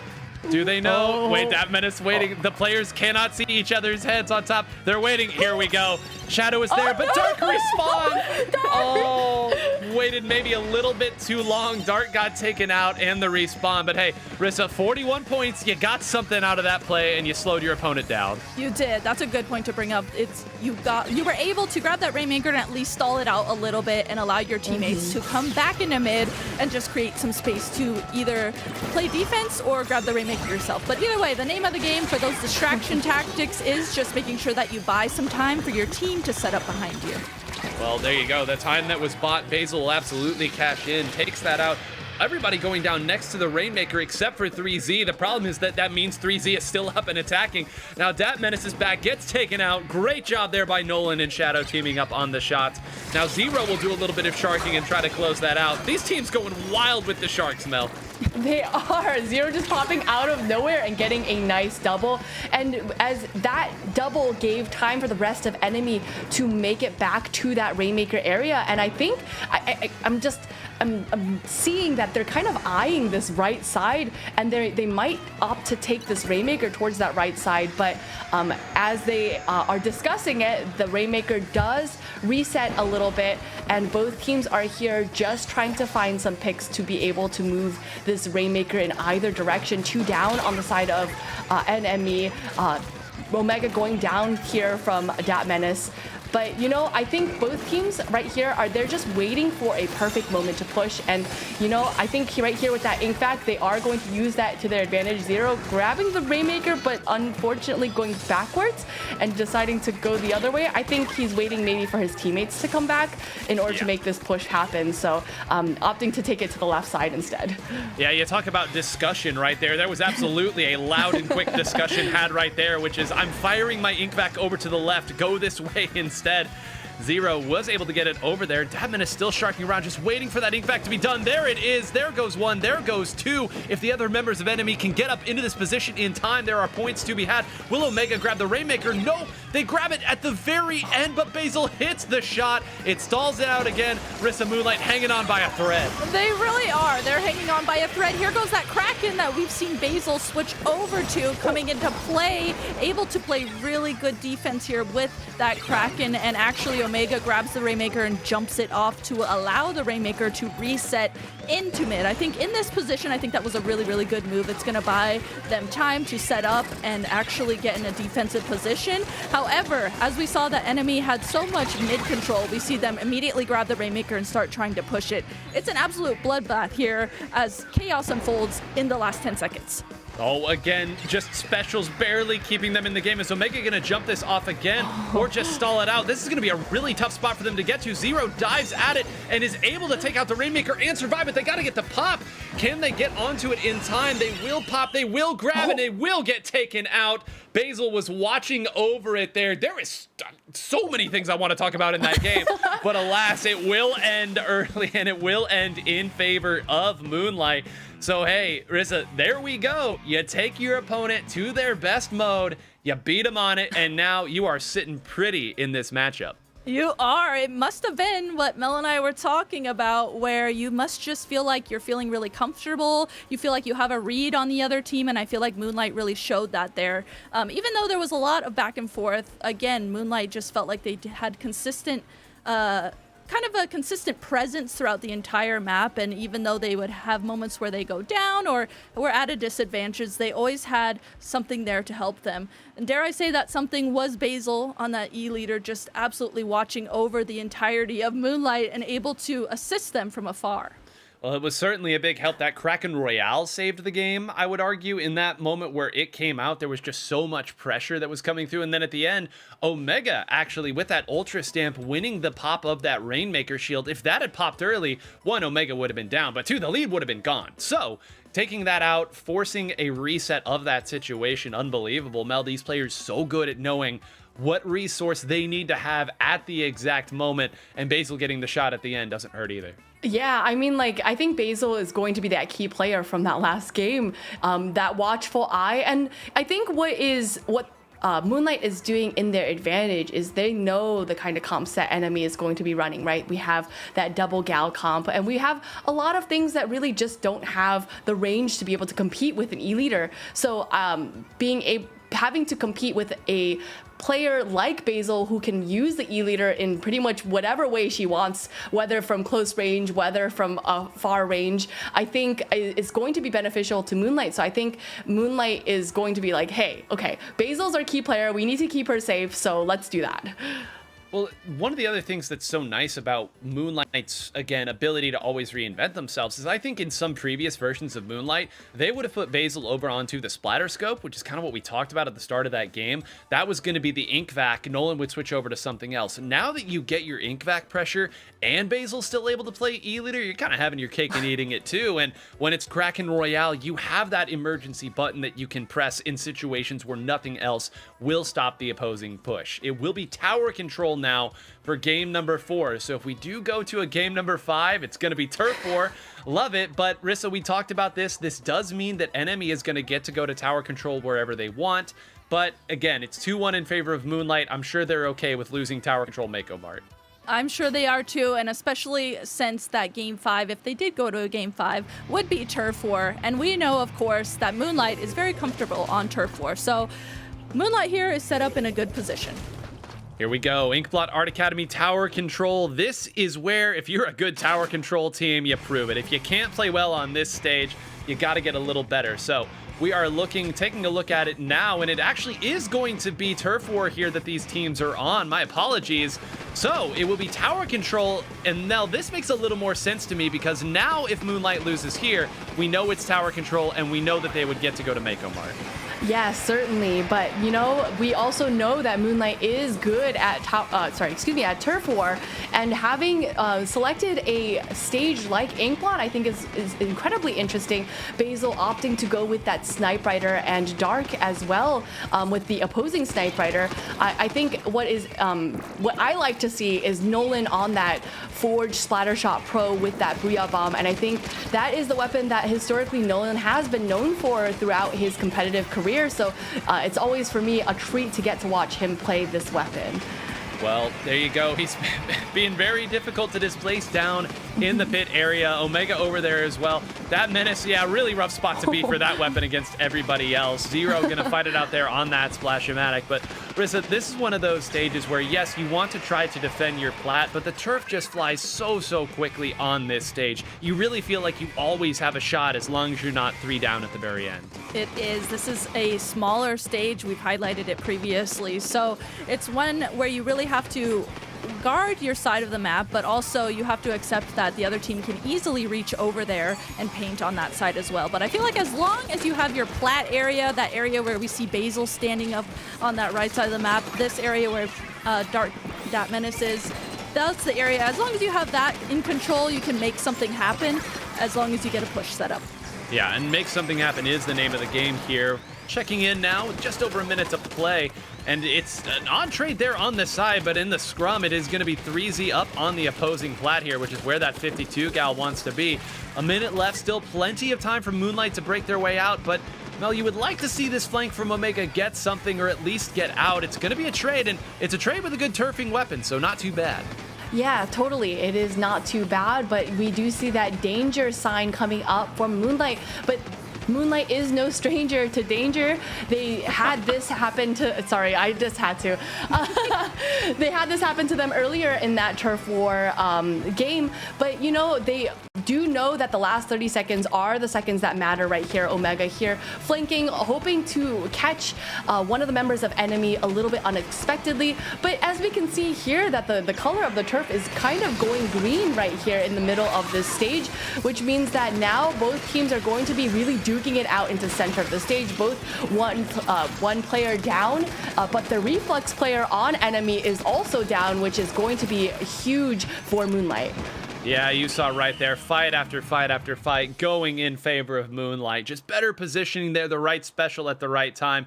We'll go ahead and let this settle. Unless Judd has something really funny up his furry sleeve, it's gonna be Moonlight taking it 3-1 over Enemy, completing the script from last week as well. Another team that has gotten knocked into losers immediately, now making the run all the way up to Grands. And Rissa, they're going to get their rematch. It's going to be a lot to ask for against Cream Soda, but they're going to get another shot at it. They are. I think this, even though they did have to go through the entirety of the loser side of the bracket, I think it actually might have worked out well for them because it allowed them time to warm up together as a team. Throughout that entire loser side of the bracket, they were able to warm up their team synergy. They were able to figure out what weapons are working best for them. I feel like in a high-level competitive team, those are things that are really crucial. So it being able to just step back, figure out how to play with each other today in particular really helped them. And every day for teams, it can be a little bit different. There's some teams where if you're like Milky Way, you can just show up and play the same every single time. But there's other teams like Duck Motif or Moonlight who really have to work on their synergy at a different day. Some days it's better than others. Some days it's worse than others. Well, let's take a look at the day's action as we pull up the bracket to look at it, because I want to point out Hypernova versus Moonlight and how close Moonlight was to going 0-2 and getting basically nothing out of today points-wise for themselves. Instead, they now have worked their way all the way up to grand finals, and who knows if a bomb falls differently or a special hits a little differently. We aren't talking about Moonlight at all in a positive light. We're wondering if they're falling out of the top 8 entirely. With this performance, they certainly are in the inside looking out, if that's the way you can twist it, of the playoffs right now. They have to be happy with this performance, regardless of how this matchup with Cream Soda goes. And now this is, Mel, you said you're not competitive earlier, but I'm going to, one, call that out a little bit. And two, talk to me about what it's like to get a rematch against a team like this. Because, again, we watched that earlier matchup on stream. It was not pretty. Moonlight was switching their comps around quite a bit, and it felt like they never really knew what they wanted to do. Now, playing much better, beating everyone that the rest of the tournament can throw at you, but you still have to overcome that giant and the way that that last match went. Yeah, totally. I mean, mentality is just a huge thing, right? We are going into a match that they have already played, that they were basically swept, and they need to kind of come back in with the French mentality. But I think having that experience of climbing through that loser's side of the bracket, they are aware of what works and what hasn't worked. So I think they have a little bit more familiarity as far as how they're playing today. And like we said, Moonlight is a little bit up in the air. Sometimes they play differently from day to day, but today they have a lot of experience now in how they're approaching these matches. So I think that maybe from here they have a little bit of a different mentality approaching this match as well. Well, if nothing else, you're not going to get surprised by any 52 gals anymore, because all you've been playing against today is 52 gals. So God set you up for success on that one. Then you have to go through Hypernova and Synapse. Then you have to go through Caden from Duck Motif. Then you have to go through 3Z. So you've run the gauntlet of 52 gal players. Now you get the final boss of 52 gal players on Goss. And Rissa, I know we're talking about this one player a lot, but truly that was the force that took over a couple of the games the last time they played. They've got to have an answer this time around. They really do. I think the fact that they're warmed up together and playing really well will really help, but also they really have to think about not just only that. I mean, Goss can take on an entire team by himself, it feels like. So you really have to think about in terms of countering specials, in terms of countering weapons. It's going to be a lot more than just team synergy. I think having that Kraken might be really helpful. Having the VAC, of course, would be really helpful. It just really depends on how you play those specials around each other. And with the way that Moonlight has warmed up and is playing in that last set, I think there is a chance that they definitely can make something happen against Goss. Well, they're not going to have a lot of time to figure this out, right? We know Splat Zones is where we're headed first. That's a big deal here. Of course, that can totally change the dynamic of the match depending on how you fall behind. But also, they're going to need to win 2 sets against Cream Soda. I mean, most of you probably know how grand finals work at this point, but I want to again note that you won 0 games against them last time. Now asking to win 6 is a tall task. Now, one thing that I will say, Mel, that we did not get to see in that earlier matchup is I would love it if Nolan stayed on the 96 gal, and I really think that Omega is a stronger look today on the Mint Decavitator. We saw a lot of roller earlier, and as we noted over and over, that roller really had a hard time creating space for itself. Yeah, I think Omega wants Roller to work so bad because he is an incredible Roller player, but I think there are just some weapons out there in a lot of these team comps that make it very difficult for Roller to be successful. So I think as far as a team composition goes, that Mint Decavitator has been serving a lot more good for the team than something like a Roller has. And I think, Nolan has been an incredibly strong 96 gal player as well. So being able to use that ink fact to be able to kind of cover that turf, especially for something like Splat Zones. We've seen him use that pretty successfully, so I look forward to seeing it more as we move on.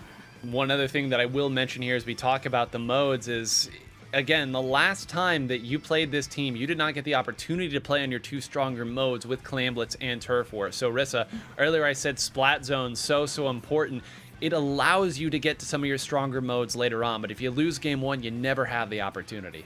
Yeah, Splat Zones I feel like too is a good starting point because it allows you to really address the team that you're playing and see how they're playing in this particular moment. And it's a perfect, I think, starting ground for a first game within a set. So not only do you get to save the modes that you're best on for later on in the set, you also get to use that first Splat Zones game to really just dissect what the team you're up against is doing.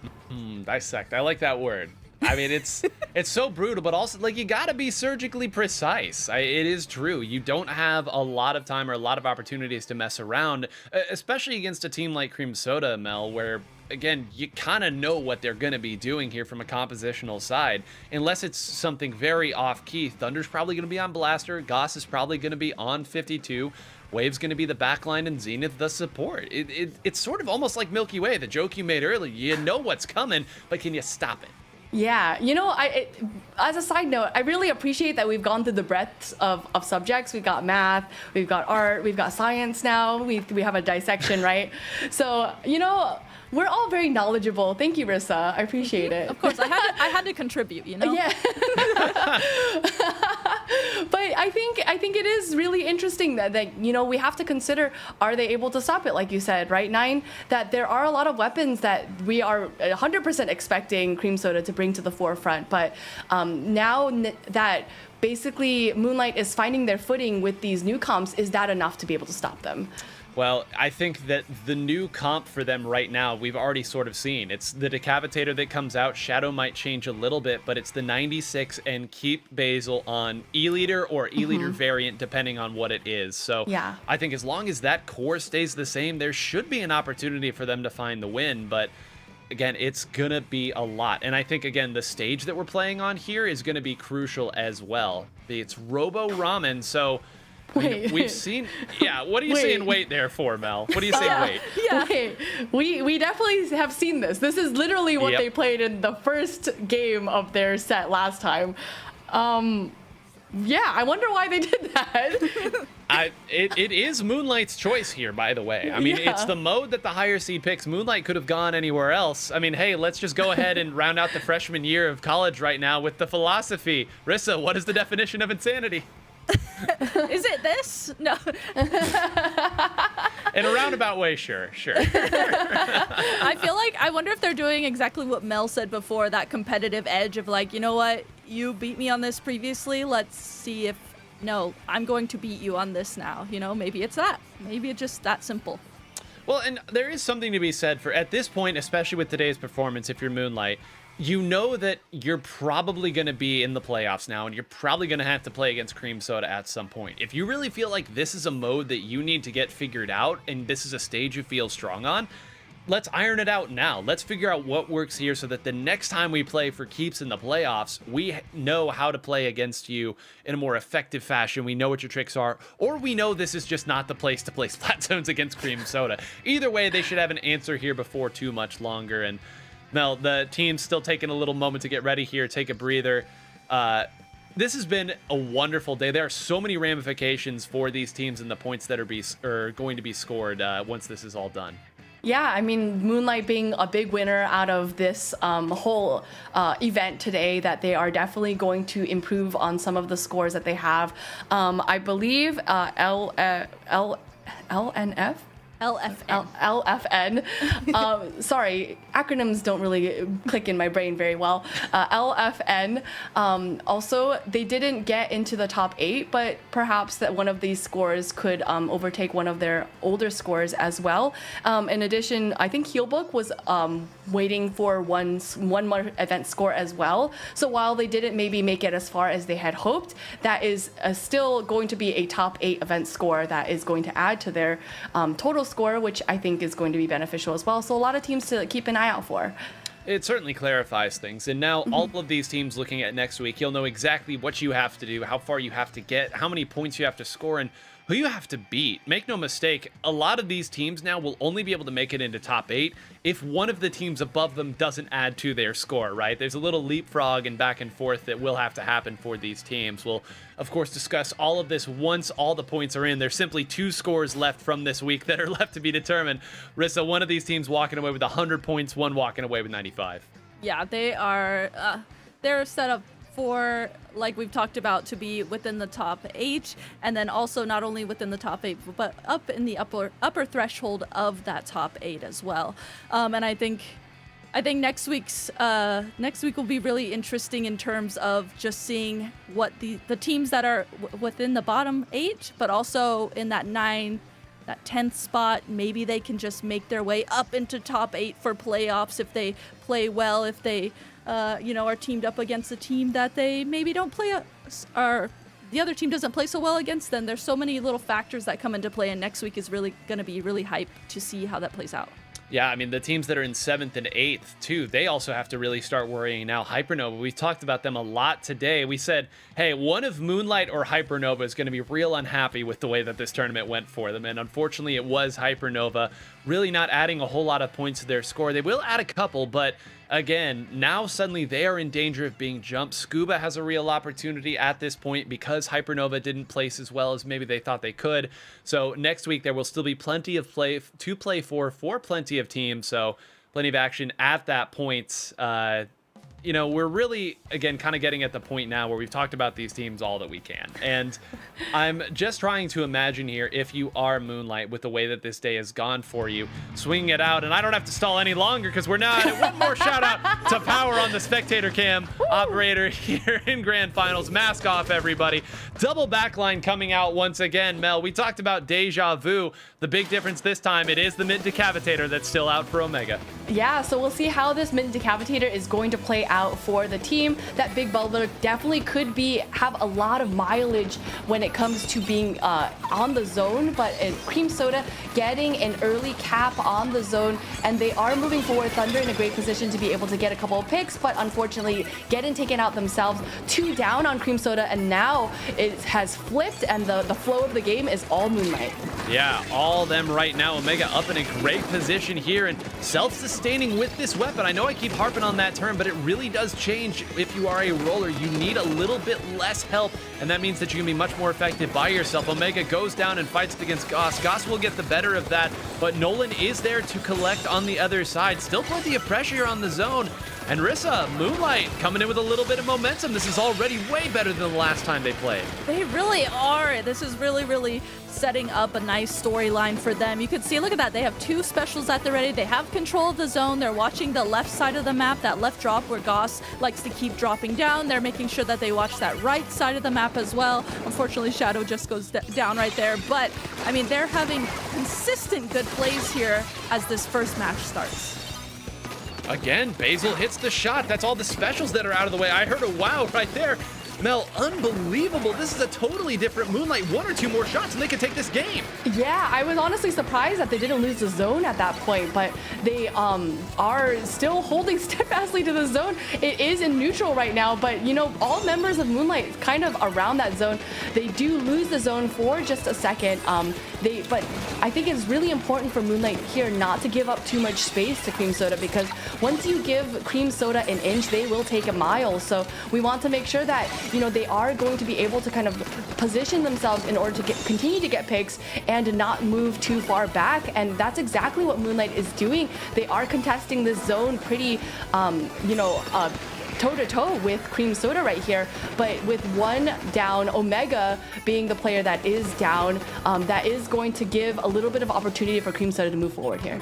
Yeah, I just wish my splash walls were as strong as Goss's. That thing tanked an ink back shot and did not blink whatsoever. I was about to go to the point that the one thing about double backline that maybe works in Moonlight's favor is that at least you're not waiting on 3 players to charge you. It's really only going to be the 2. The other trade-off, though, to that is that once you push in, you have to fight through 2 backliners. Credit Moonlight setting up the right players in the right special. Rissa methodical as they moved back through that time, and Basil even hits another shot for good measure. They're really continuing the pressure that they started at the beginning of this set, and it feels like, okay, yep, and Shadow able to take down Thunder there on the right side of the map. And I'm noticing that Moonlight, they seem like they've called out, okay, Shadow is on the right side of the map, Omega and Nolan, you're on the left side of the map, Basil, just hang out in mid and guard everyone. The fact that they're able to have that specific game plan, I think, is really helping them, because it's allowing them to know what roles they play in this game and knowing what they need to be looking out for specifically from the other team. Nolan very patiently waiting on this ink vac, waiting for the exact right moment. Now does it when Goss runs up, so that may have been the trigger that they were waiting on. They would love to get a pick out of this too. Instead, Shadow will go down. Nolan actually gets one with that and flips the zone back. It's going to be Flow or Estate, so a little bit of penalty applied, but they are A-okay with that. They have control of the board at this stage. Omega in a good position, able to take out Thunder before the jump. Mel, once again, everything coming up Moonlight. That range of the decapitator is just so crazy sometimes that you are able to kind of hit these shots that feel like a mile away, and I think Omega just does it so well to be able to recognize where exactly that shot is going to end and how exactly they're going to be able to take out these members of Cream Soda.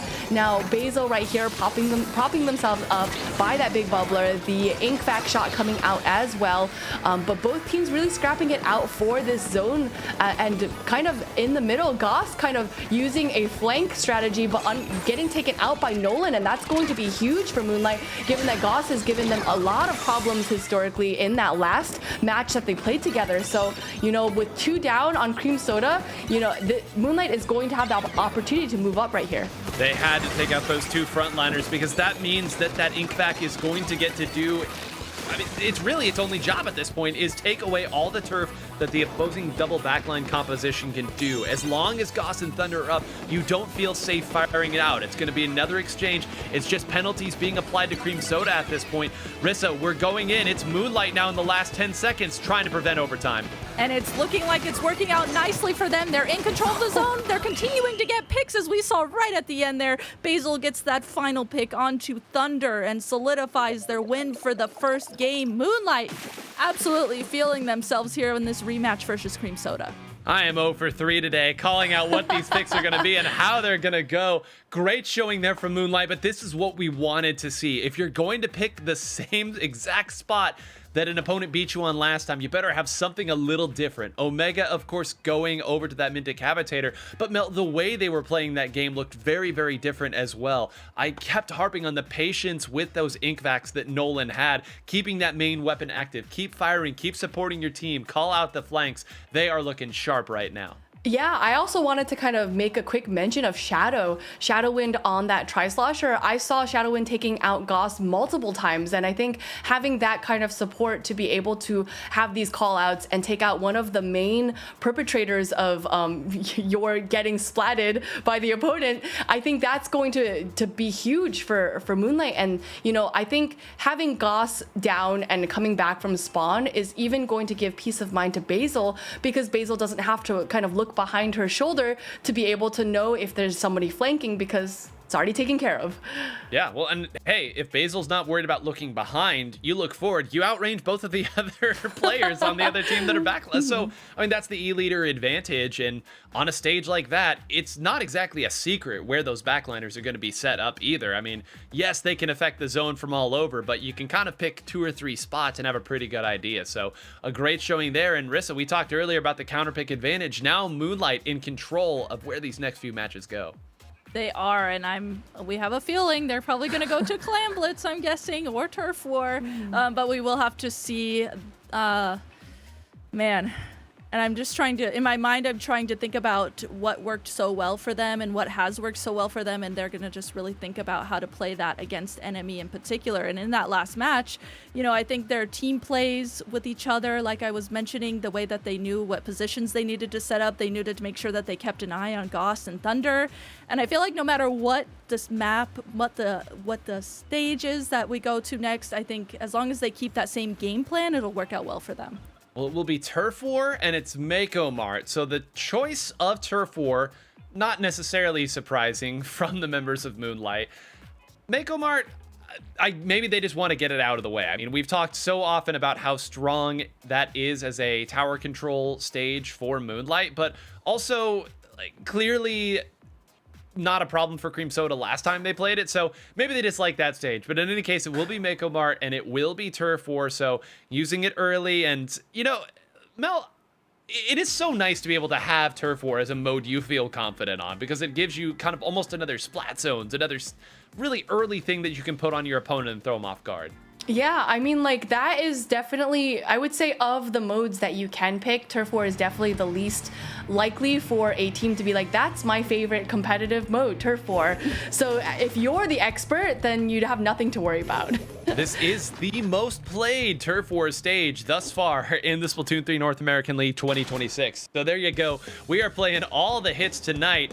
Teams rushing in towards the middle. Not a whole lot of surprises from either side. We know that Nolan's going to be switching back over to that Forge Splattershot Pro, and we'll just take a little breath here as the teams fight it out at the start. Rissa, once again, Goss doing exactly what Goss always does here, waiting over on this side. But unlike in some of the other modes, I don't think Moonlight too pressed to try to get rid.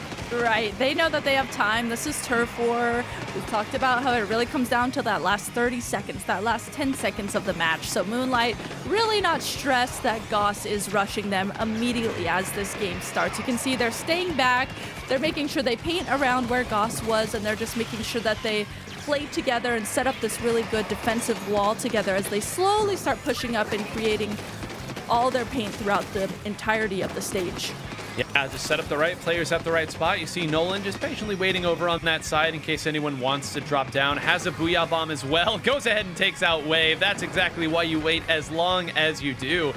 And Mel, I mean, right now, Cream Soda, gotta hand it to them. They do not see a fight that they don't want to take at this point, but that just means Nolan's gonna collect another, and this Booyah Bomb, double Booyah Bomb right next to each other. Oh, you talk about synergy. How's about that? That's gonna be a delayed 3 down for Cream Soda. And it is, and it does send them into that danger zone that we want to avoid when we are playing Turf War. Not to say that they can't get out of this danger zone, but it is indicative of the amount of turf that they have currently on the stage. Goss trying to take out this big bubbler and provide a little bit of support to Wave right here as they are turfing up.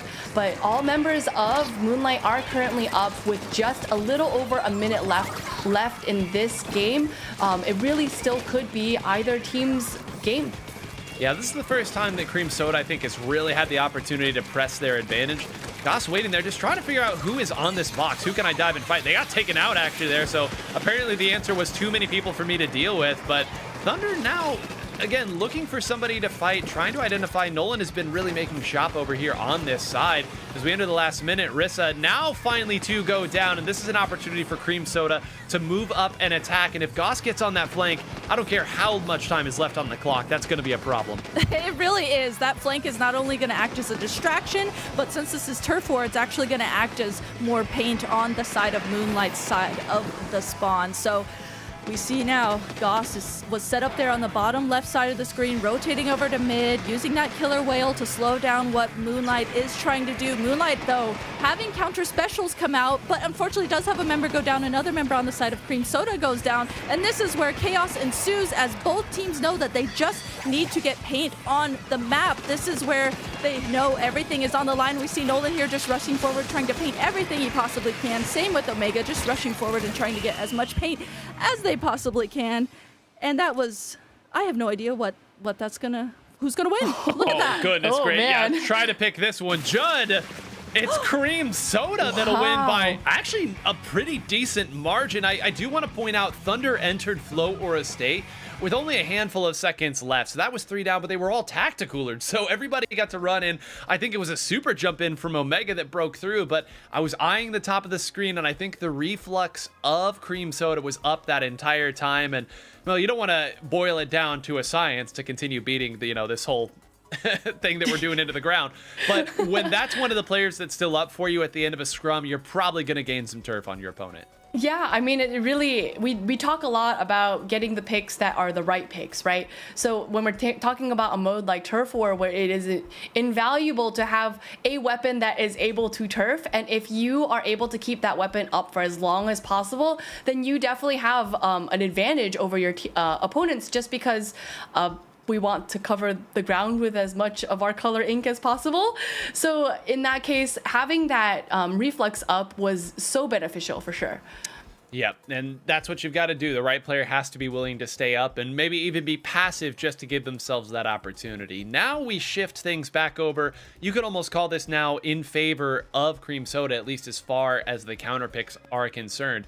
Now, Rissa, not only do you have Turf War out of the way, you have Mako Mart out of the way as well. So you really, I think, have taken some of the oomph out of the attack from Moonlight, especially after that game 1 went. You really didn't want to go down 0-2. You really didn't. That's a great point. And I'm really curious if Cream Soda has maybe, I don't know, been trying to pay attention to seeing what maps and modes that Moonlight has been playing throughout their losers side of the bracket, and just trying to figure out, maybe saying, okay, Moonlight doesn't do necessarily good on Rainmaker or, tower control. And maybe they're just taking notes of that. I think that's something that might be smart on their end if they are doing, especially since this set against Moonlight has been so close. So they're really going to have to start digging in to thinking about how they want to counter Moonlight. And if they look back at the record, maybe they can just start piecing things together to see what maybe Moonlight didn't perform as well on. Well, that is tower control that we're going to be heading on. So not necessarily surprised to see this. This was, again, an immediate pick the last time these two teams came up and played against one another. So very, very strong. And this is where I want to see how firm Moonlight will hold to what has been working for them thus far. Because, Mel, listen, I love an S-Blast 91. I love Nolan's S-Blast 91 when it's on. Nolan's 96 gal has been playing so well throughout the duration of this run. Can you hold firm and work with the comp that brought you here, or do you switch it up? I think that with what we know about Moonlight, they're going to switch it up because they have a tendency to be able to want to switch the weapons to maybe something that is beneficial to what they think will work. Not necessarily what actually works, but they're like, oh, this is going to be better for this stage, or this is going to be better for this mode. So my prediction is that Nolan is going to switch. While I want, whether I want him to switch or not is a different story. I think, like you said, he's been playing that 96 gal really well, and he's been playing it very strongly, and it would be maybe beneficial for him to stay on it. But I think in terms of like habits that Moonlight has, he might opt to switch. Well, it might also end up depending on the stage too, which is a really crucial piece of all this. And I don't think we have the stage yet either. So really taking some time right now is Moonlight to decide where they're going to go. It's Crab Leg Capital, and this is really the other Moonlight stage that they have played so well on. I think towards the end of last season and maybe the start of this season, they started to shift over to Mako Mart, but hey, Rissa, we get it. You've got the charger in the room, at least that's what you think. Go ahead on an open stage, let them take players out. And of course, as we know on Crab Leg Capital Tower Control, you clear that first checkpoint, you get to the second one almost for free. Right. That was my first thought too, is immediately having that E-leader player on your team, you're going to be able to have so many different positions on this map, no matter what the mode is. But in this case, of course, it is tower control. You're going to have so many different safe positions that you're able to set up in and use the range of that E-leader safely. So them going to this definitely makes sense to me, paired with, of course, Omega has been using recently in the last couple games that we've watched that Mint Decavitator using that bubbler for the tower, specifically to set that on the tower to guard it from the other team. So I can see absolutely why they would pick this for this in this case. Yeah, again, it is something that worked so well for them through most of last season. I'll be very interested in seeing now what Zenith ends up picking here too, because Zenith, again, the player that has switched around to a lot of different weapons, and on an open stage like this, you could pick a lot of different things. Will Wave end up going over to an E-leader or try to do something to match Basil? If so, Zenith probably switches over to the NZAP, I would think, at that point, but Dapple Dooley's Beacon's really strong here, too, to get back in. So the choice where these teams are going to have to find a lot of the answers in real time. Now, the one thing that I will note, again, about these two teams, and if this does end up going the distance, it has been a long time for Moonlight. They have been playing a lot of very close matchups here. They've had 2 Game 5s, and one of them they won by 1 point. So you wonder how much gas is left in the tank for them, Mel. They need to get this win. They would love to get to this next set early. Yeah, no, I think the human body can only take so much Splatoon, right? So Do you want to, okay, you want to bet? Oh, listen, I'm down for a challenge. We can do an experiment if you'd like. But these players have been playing since maybe like 7 hours ago? something like that, right? So they've been playing for many hours, and including that, the latter portion of this event also, they've been playing for many hours for that portion of this event as well. So yeah, I think that Moonlight would probably benefit to be able to kind of move through this match as quickly as they can. But on the flip side, like we said, Moonlight does take time to be able to warm up, and they're hot right now. So I was like, gonna say, I was like, they're doing well right now. So maybe it's for them, it's a battle of endurance, that they're like, oh, we can out endure you anytime. We'll play 10 hours of Splatoon, no problem. But what about you guys?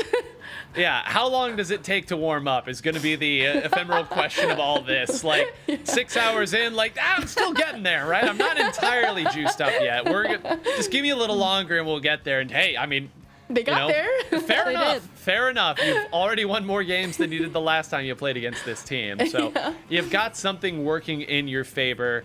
At this point, you've just got to execute, right? Again, you know the opponent's probably not going to throw anything all that surprising at you. And for the other side, if you are Cream Soda, Rissa, you just get that first checkpoint out of the way, and then we can work our jumps in however we want. Right. You can just make sure you take care of that first checkpoint, and then that will allow you to have that disadvantage throughout the entirety of the game.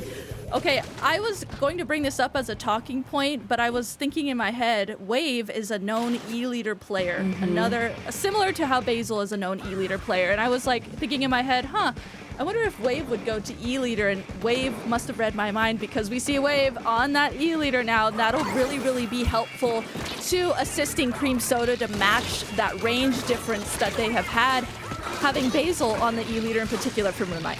Well, there you go. Omega's already taken 2 out, and that's the worst feeling as an E-leader, saying this way, somebody help me, please. Instead, it goes down there. That's a big bubbler up ahead of the tower even. That's a Booyah Bomb. 2 got down. Zenith, I don't even know how Zenith got behind them there, but they have saved that first checkpoint, and I do mean saved. That was so close to falling away after that opening. Cream Soda has to regroup in a hurry. It appears they have. Mel, you were correct. It is a switch off of the 96 gal, although it is to the Forge Splatter Shot Pro here from Nolan, so a nice Booyah Bomb will allow them to close games out if it gets to that. But this is one of the first times in this event thus far we've seen 2 NZAPs come to play. Yeah, totally. And I think the NZAP is totally fine on this stage. In particular, we have that suction bomb that give a little bit of support, especially if we see, a lot of players kind of hovering over those great areas. That can definitely be useful. But I think having Zenith switch into that NZAP and allowing Wave to use that E-leader, I think, Cream Soda has definitely had discussions about Basil, and they're like, okay, we need to get rid of Basil. What better way than to bring out our treasured E-leader player to be able to combat their E-leader player?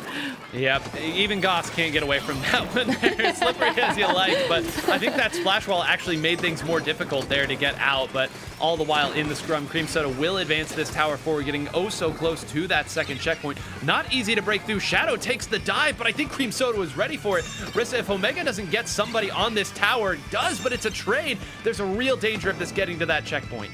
There really is. We see Thunder there with the blaster doing everything they possibly can to stay on the tower and keep pushing it, and it was working out there for a bit, but Thunder recognizing that they need to jump back with their teammates. Even though the tower was pushing and there wasn't really anyone from Moonlight on the tower yet, they recognized, hey, let me slow down for a second, let me jump back with my teammates, and that worked out very nicely for them as they were able to push forward and take on some team fights. Well, now you're in a real tough position if you're Moonlight. Wave is set up exactly where that E-leader wants to get set up, and Zenith goes down just around the tower a little too quick, and the suction bomb will...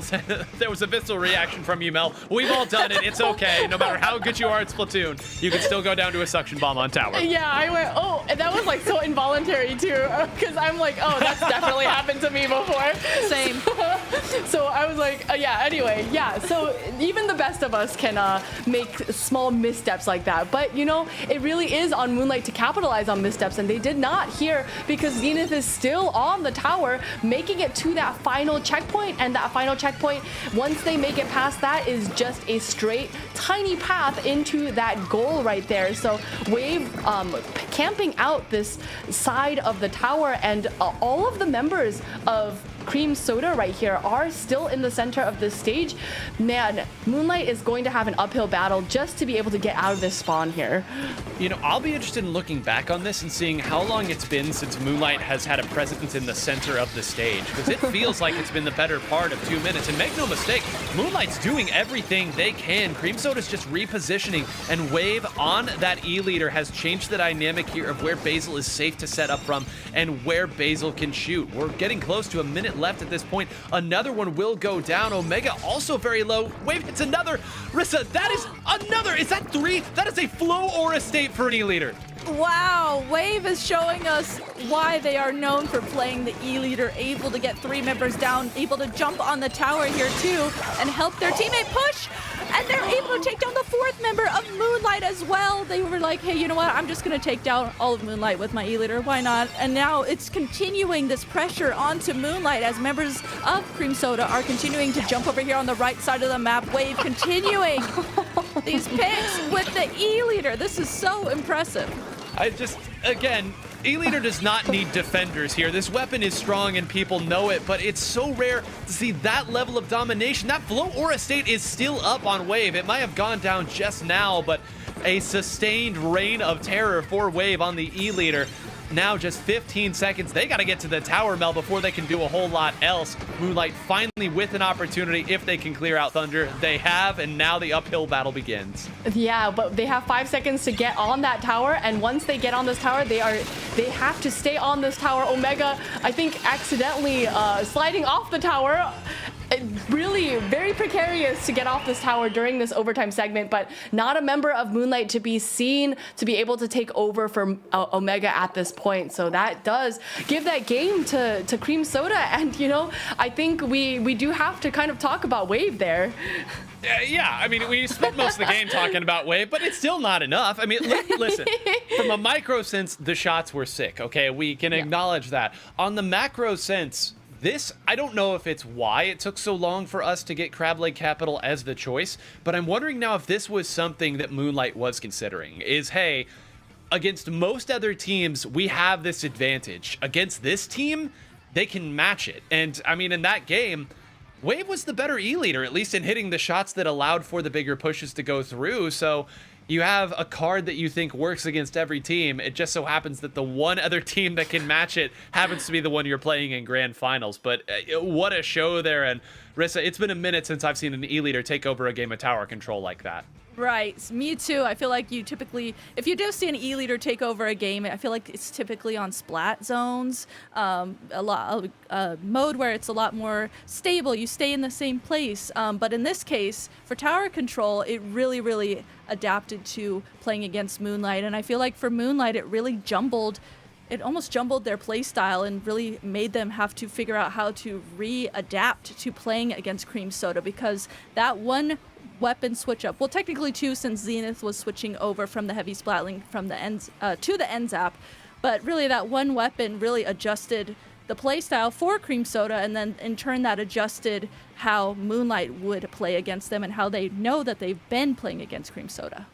And as we talk about the flow of the game, Mel, I want to go back to what was almost the very start of that game, when you saw Zenith flank around behind on that end zap and find a way to keep Moonlight from clearing that first checkpoint. In a situation where Cream Soda was down 2, Omega got the 2 at the start of the game, did exactly what was asked of that Mint Decapitator. Instead, you hold on to that, because if they had cleared that checkpoint, who knows, it might have been Basil who was hitting all those 6 shots instead. Yeah, I mean, in that case, like when you are making a push, you generally don't have to worry too much about the other team being in your face, right? So you have a little bit of space to work with. So Wave having that kind of advantage is going to be, it was probably beneficial towards getting all of those snipes. But, you know, I just wanted to bring the attention back to Zenith, because we talk a lot about Zenith as a player who can play a lot of different things. And I think this kind of play just shows how expert they are at even just playing an NZAP and, you know, being able to provide tacticalers for the team, but also using the main weapon in its entirety as well. Well, hey, we're going to talk about NZAP 85 here. We got to pass it over to Rissa here. I mean, when you see a player like Zenith piloting the weapon like that, I mean, doesn't it just make a nice warm feeling in your stomach? It really does. Even though it seems like it's such a simple weapon, you know, it's something that you play at the start of the game, you just kind of sit around and paint. I think the main weapon of the NZAP itself is actually really, really strong. And not only is the weapon itself good at supporting, but also once you get that tacticooler out, you can cooler up and you can actually rush forward and play with it aggressively. So Zenith, I've always known Zenith as a frontline player in my head from previous competitive Splatoon, and seeing them be able to play supportive, get the tacticooler, play around their teammates, but then also be able to rush forward, use that main weapon and play aggressively. I really love seeing, and that's how I think you should play NZAP in my head, and seeing Zenith do exactly that at a high level is really neat. Well, Zenith is now one game away from winning event number 9, regular season week number 7 of the Splatoon 3 North American League 2026. So I'd say your idea of what makes a good NZAP player is pretty spot on. And yes, shout outs to all of the members of Cream Soda at this point. I think we've called all of them out at some point for incredible play. And here we go, Mel, we've just been told, Rainmaker, Museum d'Alfonsino. We have seen Moonlight go double ink vac. I do not think we will see that here today, but the point is they play this a lot, and you better believe that in the lab they've cooked something up. Listen, we saw them playing this as their second game of their first set against Cream Soda. So having that under their belt, I don't know. Maybe they're just like, you know, it worked for Splat Zone's Robo Ramen. Why can't it also work for Rainmaker Museum? So I'm looking forward to just seeing what Moonlight's going to bring here. How deep in the sauce do you have to be to say, you know what works best for us? Let's go where we've lost. Only where we've lost, and that's where we'll make our stand. But hey, they're 1-for-1 in this match. I can't fault it. And what I will say is, in that game, even though it was on the scorecard a very dominant win for Cream Soda, there was a missed jump over to the Rainmaker pedestal at one point. I think Basil may have slipped at one point with the Rainmaker as well. So there were opportunities to make things happen. Would it have been enough to win the game? We'll never know, but you know you're going to have to play this. One of the most popular places to play Rainmaker. So again, as we said earlier with Robo Ramen, you know you're going to play this team again. You've got to get things figured out against them. And here you are. This is your choice as it goes to the end of potentially what could be your final game of this event. So I say plenty of time for these teams. 5 minutes goes awfully quickly in this one, Rissa. Ooh, taking a deep breath, it really does. I'm sitting here thinking about what weapons we're going to see, and we are seeing those weapons come out here from each side. Of course, Basil going to be sticking with E-Leader, but is going to have that Kraken this time. I think that's going to be really helpful to help them play more aggressively and fast pace. And on the other side, Wave is no longer on that E-Leader and is back on that Snipe Rider. Well, here we are. It's Zenith going to be using that ink vac to try to open things up. Thunder will make good on it. Nolan forced all the way back. So when is the counter vac going to come out, if it's going to come out at this point? Well, the answer is right now. Nolan using it, not even letting Cream Soda move up and continue their attack. Gonna have to be careful not to overextend, but with Basil hitting a shot, Mel, Moonlight got what they needed from that defense, and there's an opportunity for them here. I may have spoken too soon. Goss up and attacking. It's gonna be trades and pandemonium all through it all, though. It will be Cream Soda with the Rainmaker. And because Cream Soda has that Rainmaker, all members of Cream Soda up right now. The ink vac turned away from the Rainmaker just a little bit because of Nolan right there. 3 members of Cream Soda gathering around this Rainmaker. They're hoping to get that first checkpoint, which they do. And remember, for this stage, once you can make it past that first checkpoint, those points will go super quick. So while the first checkpoint is not necessarily a goal milestone that they want to have for this stage and mode, they want to be able to push it as far as they can in that one straightaway after this first checkpoint. So both teams are going to be looking to do this as well. Goss here camping out, but realizing maybe not against the big bubbler, but Cream Soda is holding on to a lot of space on this stage, which is going to be very difficult for Moonlight to move forward as a result.